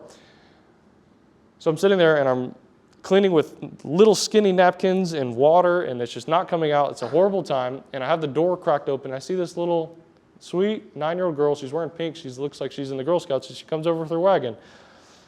And she just walks up to me. She sees I'm busy. And she's like, hey, excuse me. I just wanted to see if you want any cookies. I'm like, hey, nope. Like, I'm good. I'm not interested. Like, please. Thank you so much. Have a good day. And I shoot her off super quickly, kind of abruptly, kind of rude, a little bit aggressive. After she walked away, immediately I felt bad. I was like, crap. I literally just did exactly what we do to homeowners because I was in a bad mood. I took it out on them. So obviously I went back to the little girl, gave her some money. I'm like, hey, I'm super sorry. You're doing a great job. I really respect what you're doing. It's amazing. Here's some money. Go on your way. And I apologize. So, but the thing is, I realized, guys, in this job, it's about timing. We're just fishing. We can't control when they're having a bad mood. We can't control when they just got told by their boss they're doing crappy at work, or their relationship's falling to shingles, or they're financially stressed all the time. Like, we can't control those things, and they're taking it out on us. What you can control is, genuinely caring about people and showing that to them. So know your pitch inside and out. It's going to help you. People always try to get you off track. They're always going to try to say they're busy, I'm at work. But the more you, with these smoke screens, but the more you know it, it's going to be easier to be persistent and to be more comfortable with your presentation. The more comfortable you are, the better your tonality will be, which will allow you to sound more natural, and you can focus on building more curiosity with people within the pitch. So a big thing I feel like a lot of people don't do is they don't repeat what they're saying, and people don't catch it the first time. When we learn, repetition is the mother of all learning. So after you get them curious and you break their preoccupation, it's now time to get them to understand why you're at the door. So you have to say things multiple times to each customer to not only hear what you're saying, but to comprehend exactly what you're telling them. So the key points, and there's a few key points, like the no money down, the fixed payment, the tax credit, things like that. It needs to be mentioned 3 to 4 times, but each time you mention it, you can mention it each time in a different way. So some examples when I'm talking about their payment, how they're going to get a fixed payment solar, is I would say it's a fixed cost. The payment never increases. It's a flat rate that never increases. You know exactly what it's going to be every single month. That's 4 different ways I just said the same thing. And when I'm talking about there was a study done by Forbes, and they were talking about the number one concern people have when making the transition to solar is upfront cost. So it's very imperative to you to get it across to them that there is no upfront cost if we can get them qualified. Ways I can say that is, there's no upfront cost. If we get you qualified, there's no down payment for the installation. There's a zero out-of-pocket cost to get started. How it works is you're redirecting your TECO payment into your own solar, and it's usually about 30% less. Guys, if we can't save you money, we don't come back and do the project. So that's just a few ways, and that's just important to repeat things on the doors because people don't understand. So I talked a little bit about this with Gabriel. He mentioned that it's helped. You've seen a little bit of success from it, is name dropping. Guys, there's a reason why people name drop on the door, and it's because it works. So these are two things that I think are super powerful to do that a lot of people forget about. So adding these two techniques into every single presentation at the door will guarantee you setting more appointments. This is the best way I can think of at the door to lower sales resistance. That's all our goal is lower the sales resistance, to come across as a messenger and not a salesperson. We're just out there to give information. So before you go and ask for the appointment, it's absolutely imperative that you effectively name drop. And when you name drop, it's so important to do it with confidence and with conviction. So like sometimes in those key moments, it gets hard to say it with confidence. If you don't really know the street, or maybe you're struggling with remembering the name, and if you don't do it effectively to the homeowner, when you go to name drop, when you're trying to help yourself, it's going to end up shooting yourself in the foot. It's going to hurt yourself. So whenever you go to name drop, you have to be like, I don't know if you know Miss Mary. She has the blue house with the white fence. She always walks the dog. She has the golden retriever. We're coming back at 3 to help her. And then, do you know the old couple? They've lived here like 30 years. They have that greenhouse they just painted last year. We're coming back for them as well at 4. So we might have some time to come back at 6 to drop off the information to you as well. It's important to do that, like I said, with confidence. So if they know the person you're referring to, especially if they know the person you're referring to, they're much more likely to actually trust you, and they're going to be more receptive to your message. Also, we are all humans. We all operate the same. There's FOMO. People don't like missing out on things, and keeping up with the Joneses, people don't want to be left out. So that's why it works. That's the psychology behind it, is they don't want to be left out. So that's one thing. Number 2 is the takeaway. Guys, if you're not doing a takeaway in your presentation at the door, you're going to come across as too salesy. People are not going to want to move forward with you. So the takeaway is extremely powerful, but oftentimes it's forgotten. And I even do it too. Sometimes I walk away from that. I'm like, you know what I missed there? I forgot to do the takeaway. I forgot to qualify them. If all you're doing is just telling them about all the benefits, you're not mentioning how they may not qualify, or if we don't know if we can help them yet, they're going to feel like they're being sold. They're not going to want to comply with you. So some ways you can do the takeaway is, you can, after telling them about the benefits, you can kind of gauge a little bit of interest with them. A few things you can do, tell them is, some things that may prohibit someone from qualifying for this program is, number 1 is shading. Guys, do you have any shading in the back? Is there any trees in the back? No, there's no shading? Okay, perfect. 2 is the roof. If the roof is in good condition, that's a good time to ask them, like, yo's roof is in good condition. And that's good to know too, so that way, if it's you or if the closer is coming back, they know how old the roof is, and we can say that we can, get into telling about how we can get them a new roof for 30% less, for package deal for 30% less, how they still don't have to come out of pocket, how that payment's still going to be less than what they're paying the power company.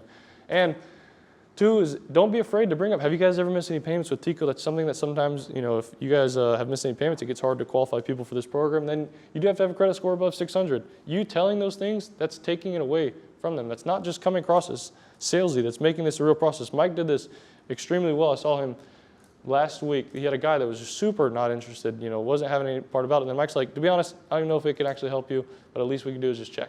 And the guy, as soon as he said that, he's like, I don't even know if I can help you. The guy's like, okay, well, it wouldn't hurt. Ultimately, we're still struggling to get that appointment set, but the guy just flipped just like that. That was the one thing. Whenever he said, I don't know if I can help you, at least we can do is just maybe check. He was then interested. So always make sure, guys, to do a takeaway. Always make sure to name drop before you go for the ask. It's going to help to lower that sales resistance and get them to comply. Is everything making sense so far for everybody? Cool. Am I going too fast? Do you guys need me to slow down on Zoom? No, I feel like Perfect. there's some people that wanted to be admitted in, and we want to have them in. We got people in the waiting room. Give me 1 second. Let me go back to Zoom and see if they're still waiting. They're not. Okay, they left us. Okay, perfect. All right, so I've talked about this before, but overcoming obstacles before you go for the S is imperative. You know, you want to overcome as many potential objections that they may have before you go for the S, because a lot of times they're not going to tell you exactly what their problem is. So oftentimes people, during the interactions, they're not going to say the real objection. Most people have a reason for saying no. There's a deep down thought that they have, they're just not telling it to us, and it's because we're not telling them we're not telling them certain benefits that we would have overcome that objection before they would have even had it. So if someone says they're not interested, I think a great rebuttal is, yeah, it's because you don't want to buy anything, right? Guys, I'm not here to sell you anything. I'm not here to sell you vacuum or talk politics or religion. I know it's a heartbreaker. Guys, this is a little bit different. I love that. I mean, the number one thing that we get is, I'm not interested on the doors. And you can get into it and be like, well, why are you not interested? You don't know I'm here. That's not going to garner anything. So if someone says I'm not interested, it's yeah, because you don't want to buy anything, right? And then you're able to go from there. You make a little joke too. These one-liners are what gives people excuses and reasons to let us spend more time with them. So you can minimize this by being proactive and overcoming potential obstacles before they turn into an objection. Get in. You don't want to be over the top. You don't want to just completely talk. You don't want to spend 90% of your time talking. You got to ask questions, but get in as much important info to the prospective client before you ask for the bill and the appointment. Once they actually say no to you, it makes it very hard to go back and try to give them more information to then get a yes. Once they say no, their identity is going to stick with that no because they want to be right. They don't want to be wrong. They want to be right, and they want to continue to say no to you. So to prevent that from being the case, you want to get in as much information as you can in them before you actually go for the yes. Another way you can overcome some obstacles, I like to use slicks with people. So obviously showing the rate increases versus telling them about it. That's a huge one. Showing them a $0 bill or a negative bill versus telling them about it, that overcomes the 2 bill objection as well. So those are good ways you can they can understand because they see it as well as you telling them about it. And then if you have the rent versus own slick too, it's Taylor McCarthy's, it shows the rent versus own. That's a great one to show as well. And it allows you to kind of get into that conversation about how they own their house because they like the idea of paying towards something they own, a fixed cost. They know what it's going to be and having equity. So if you're just starting out, or even sometimes, Mike gets a little lost in this too, but we kind of just revisited this, like finding a good hood is when you find when you have confidence that you're going to find a good hood, it helps you to have good believability that you're going to go in there and see success. So some things that I figured out about finding your hood is, first off, the grass is not greener on the other side. Once you get into an area, if you knock 3, 6, 7 doors, you might get one no, and you start to think that that's a bad hood before you even ever figured out if it's a decent hood. It's not gonna allow you to see some success. So get to know the streets, get to know the people, what's going on, how old the houses are. Get to know the community that you're in. So that way when you're talking to people, you can mention these things and people know that you're professional in doing business and you're gonna build trust with people. So when looking on the maps, what I like to do, this is really, when I think about it, the only thing I've found to help me find better hoods, because it's like we all think we know a way, there's no magic way to find a good. But what I've found that I think works, don't quote me on this, but I could probably show you guys to give a brief example. Let me see if I can pull this up on maps here. So because it's easier to, documentation over conversation. So if I'm looking, for example, we'll say in Brandon, I need Langla, I need this to be satellite, here we go. What I like to look for is an area that's cut out from all the major neighborhoods. So most people, they're going to see a big neighborhood like this, and they're going to say, hey, there's 1,000 homes in here. This is perfect. Let me go talk to some people. That's what many other solar and other door knocking companies are looking at.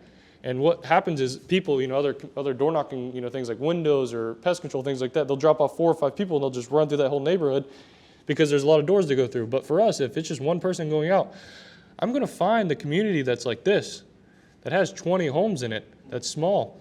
I'm going to find a community that's cut off from everything, from every other angle. So like, to give an example, there's a main road below this, there's a high school next to it, there's a pond on the other side.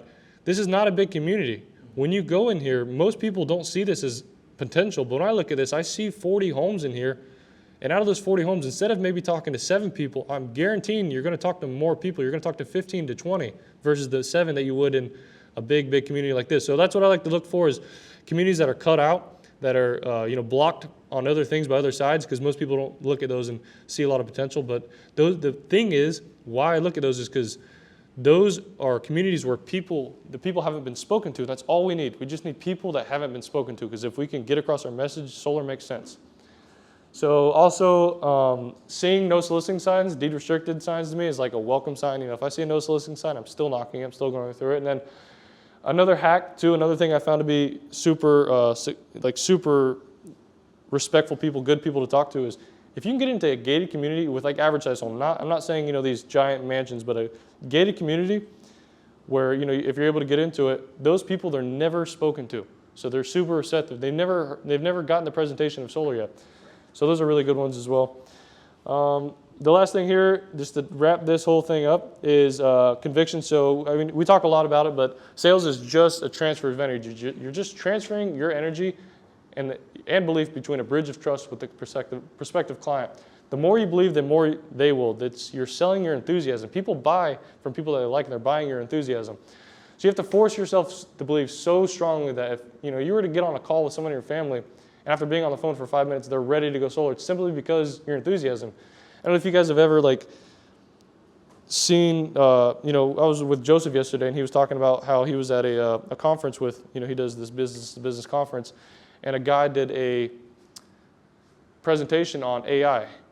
The guy was so excited about the AI. He was so sold on it. He just went on and on and on that at the end of it, everyone, that doesn't really understand AI that was there, a lot of older crowd, all the people were downloading and using AI. So it's the same thing like if you've ever met someone that just had maybe switched religions, that new person, I don't like to put a term on it, but that new person, they're so excited, to tell you about it that it makes you, think about it. So it's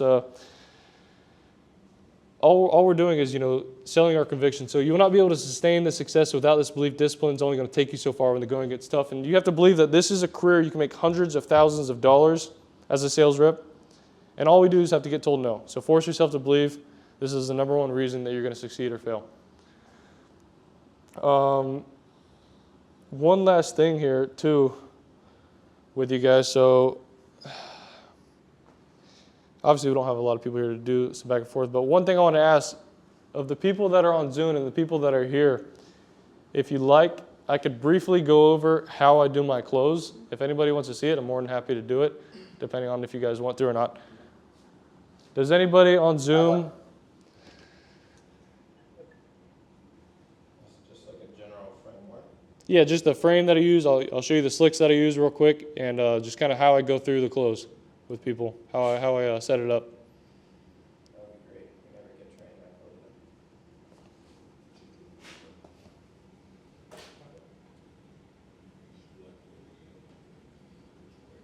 I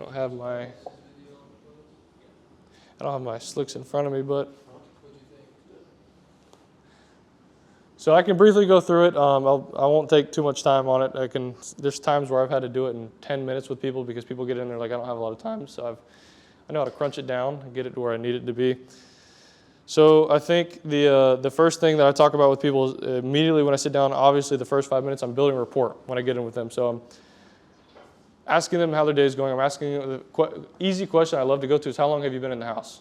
So I ask them that, and then from that conversation, I'm branching out and jumping onto other topics with them, and it makes it easy to kind of step into the conversation of solar after I've talked about their house, how long they've been in it, how they like their community, where they're from. If they're from here, I'm talking about how it was when they're there, how they like it more here. So after building some rapport, I jump straight into the line, which is, okay, guys, I'm going to keep it pretty simple today. What I like to do is just look at it apples to apples, how much you're spending with Duke, how much you can save making the transition. The whole idea is we're going to look for all the reasons that it makes sense. We'll also look for all the reasons that it doesn't make sense. If we can find more reasons that it makes sense than what it doesn't, my job is simple. I just help you guys submit an application to see if you're qualified, and we get the process started. It's important to say your intent with them so they know exactly why you're there and that you're not there to waste time with them. Another thing I like to say in the very beginning is that, guys, looking at an investment like this for the house, obviously you want to be dealing with an expert. Guys, I am an expert, so if y'all have any questions, y'all ask me anything, and I'm going to give it to you like it is. So it just kind of sets the framework up for them very early on that, one, they're dealing with a professional, and two, like, I'm an easygoing guy. You ask me, and I'm going to give it to you like it is. So after telling them that, I'm going to get right into have they ever looked into it before? What do they know about it? I'm going to get into some qualifying questions. Typically I ask them, what do you know about solar? Have you ever looked into it? Do you know anyone that has solar? And then after I cover that, I ask them if they have any specific questions off the top of their head. So usually, they ask at the time about the roof, insurance, anything like that. I want to get that out of the way for them so that way they can have a clear head. After I go through the questions too, before I get into like showing them the presentation, one thing I like to say is, so if we're able to get you qualified, I tell them right up front, if we're able to get you qualified, there's no money that comes out of your pocket for install. How you pay for it, how it works is instead of donating your money to Duke, the cost for solar is a fixed payment, about 30 to 40% less. So I'm telling them exactly how it's going to work and how they would make the transition. So that way they're not sitting around thinking about it. They know, exactly how the process works, because I want them to have a clear mind so they can understand the things I'm about to get into. So there's 4 main points I go over in the presentation. The first one is the rate increases. That's point number 1. The second thing I go over with them is net metering. I explain how solar works. I go over the net metering. The third thing I explain to them is their bill. I break down their bill. And the fourth thing is I go over a rent versus own option. So I'll go over the rest of it in 10 minutes. So the first thing, I'm going over the rate increases. So how I get into this, and I'm showing them slicks while I go through this. So guys, have you ever seen the solar farms? I'm showing them, actually I have it right here. I'm showing them the solar farm that got built. Tico, if I'm in Tico, I'm asking if they've seen the solar farms in Duke. It's easy to find a picture of solar farms. There's many pictures on it. I don't know if we can even see it here. But that's the first thing. So I ask if they know why the solar farms are getting built. After that, I'm getting into, so we're having to pay for the solar farms getting built. So we've had a couple different rate increases because of it. The reason they're building these solar farms is there's a mandate. I'm showing them the mandate slick as well. By 2030, the goal is to get us all to 50% renewable energy. By 2050, the goal is to get us all to 100% renewable energy. So that's why we're having to pay for these solar farms.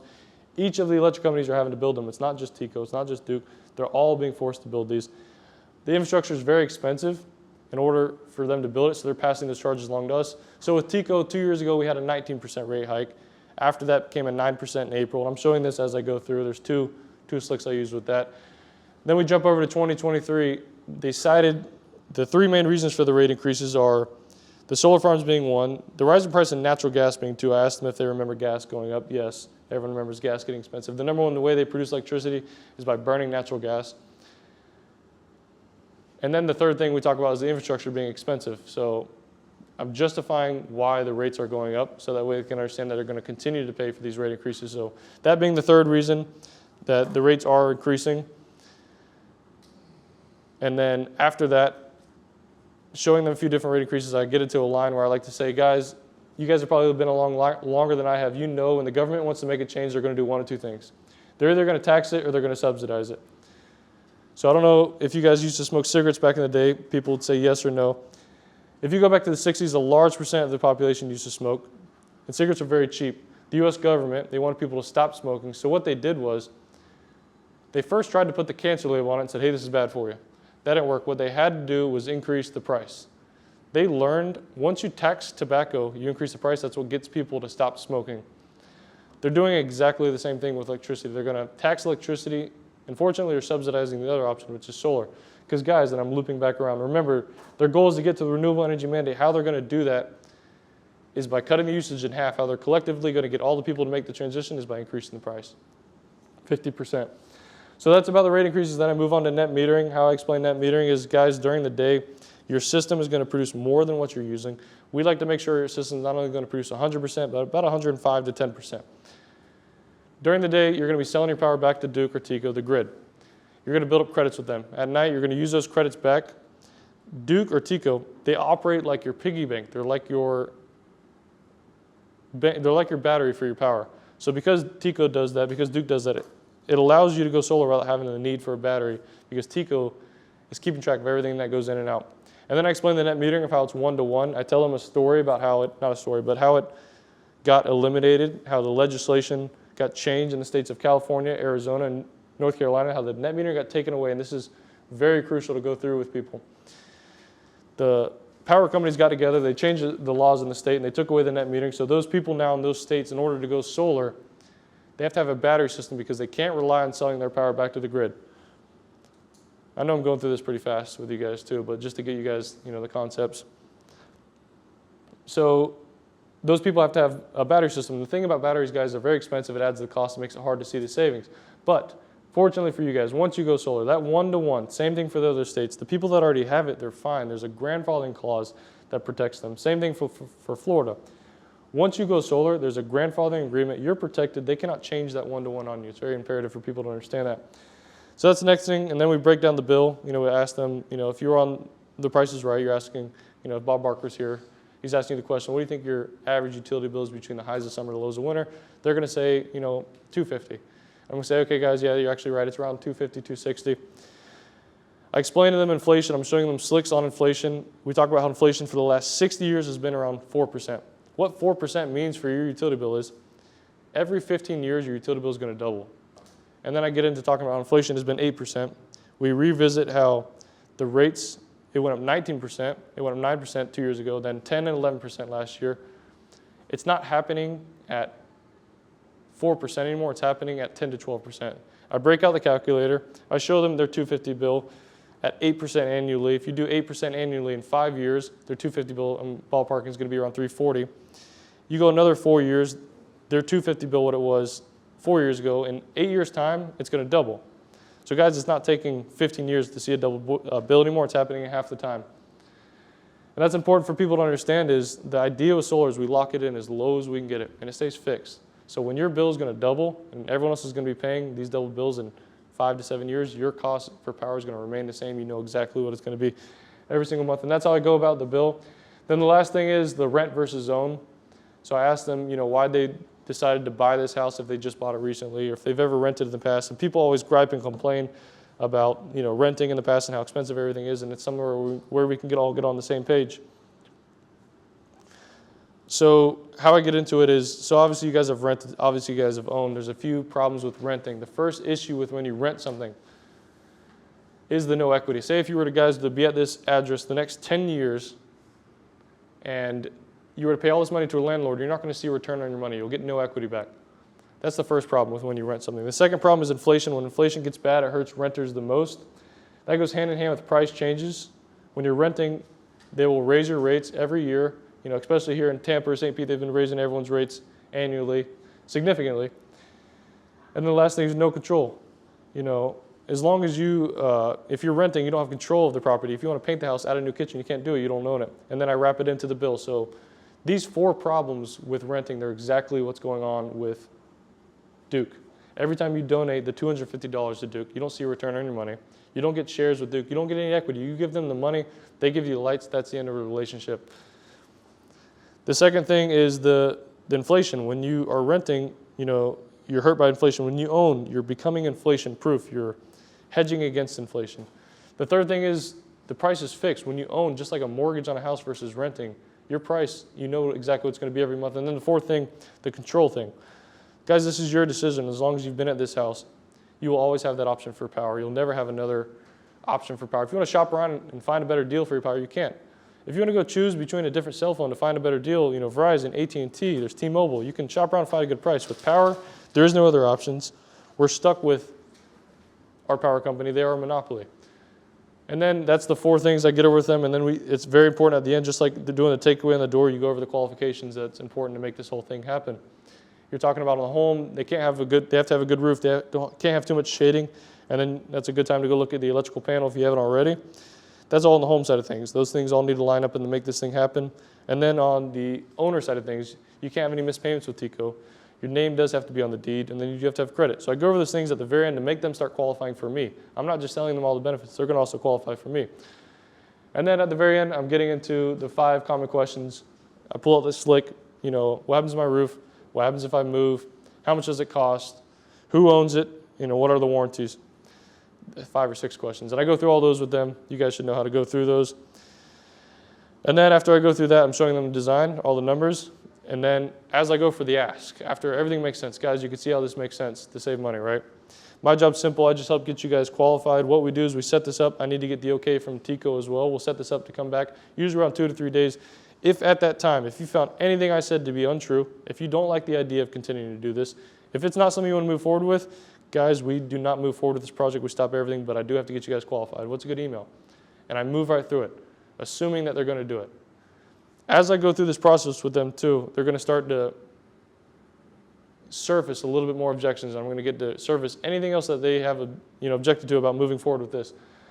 And from that process, you go through, you get them signed up, you get them qualified, and hopefully they pass credit, and then you get panels on roofs. But other than that, does anybody have anything that they've been struggling with lately on the doors and closes? Does anybody have any specific questions about anything they've run into lately? How do you practice your close versus a pitch? Because pitch is mirror. Do you have like a checklist for your close that you go through when you're sitting down with a homeowner? Yeah, it's all in my head, but the 4 main things. So the first thing being, talking about the rate increases, why the rates are going up. The second thing being the net metering. The third thing being their bill, breaking down the bill and how it's going to continue to rise. And then the fourth thing being the rent versus own. Explain the ownership. And then the last thing, you got to go over the qualifications. So I have it all, here, but yes, there's a complete framework. I never deter from it. I always say the same thing every single time I'm in there. And same thing with the presentation. Oh, we lost. Damn, can you message in the group chat that we lost? I guess I could do it in about 10, 15 minutes, but no, it's okay. I mean, that's kind of everything I want to go over with. Okay. Just message in there, would you? What about leases? Did someone ask what about lease? Are you asking like? I did, yeah. Like, were you saying rent versus own? How do you decide when you're going to do leases? So if I know I'm going to do a lease, typically, if by that time, after I'm breaking down their bill, I've asked, I've got an idea if they're, one, I know if I'm going to do a lease, two, typically from the beginning, but if I don't, by the time I'm getting to the rent versus own, I figured out, one, if they're making income or not, and two, so I know if I'm going to sell, lease at the rent versus own option, or if I'm going to sell, hey, there's no lien, there's no loan, there's no debt to the home, and kind of go over how there's benefits in that. Okay, so it really just comes down to when it comes to. Yeah, so you keep the same thing with the rate increases, you keep the same thing with the net metering, nothing changes there, and you keep the same thing with talking about their bill and how it's going to continue to rise. Yeah, the last thing is, and the other thing is you have to be worrisome of leases is when you go over, the warranties, which the warranties are all the same, but the 5 common questions. Yeah, so I don't go over the rent versus own as much, but still, ultimately, whenever they still have, I guess you can't say fixed payment, so it's still as challenging to say that with rent. So I sometimes will get myself in a pickle when I start to go on the rent versus own because my muscle memory is so strong with it that I want to say things that aren't the same with leases. But I just don't go over the rent versus own as much. Instead of writing it all this too, one thing I forgot to say is I write all of this down in front of them. I'm not just saying it because it's obviously me saying all this to you, it's hard to be receptive and learn everything, but I write everything out for them as well.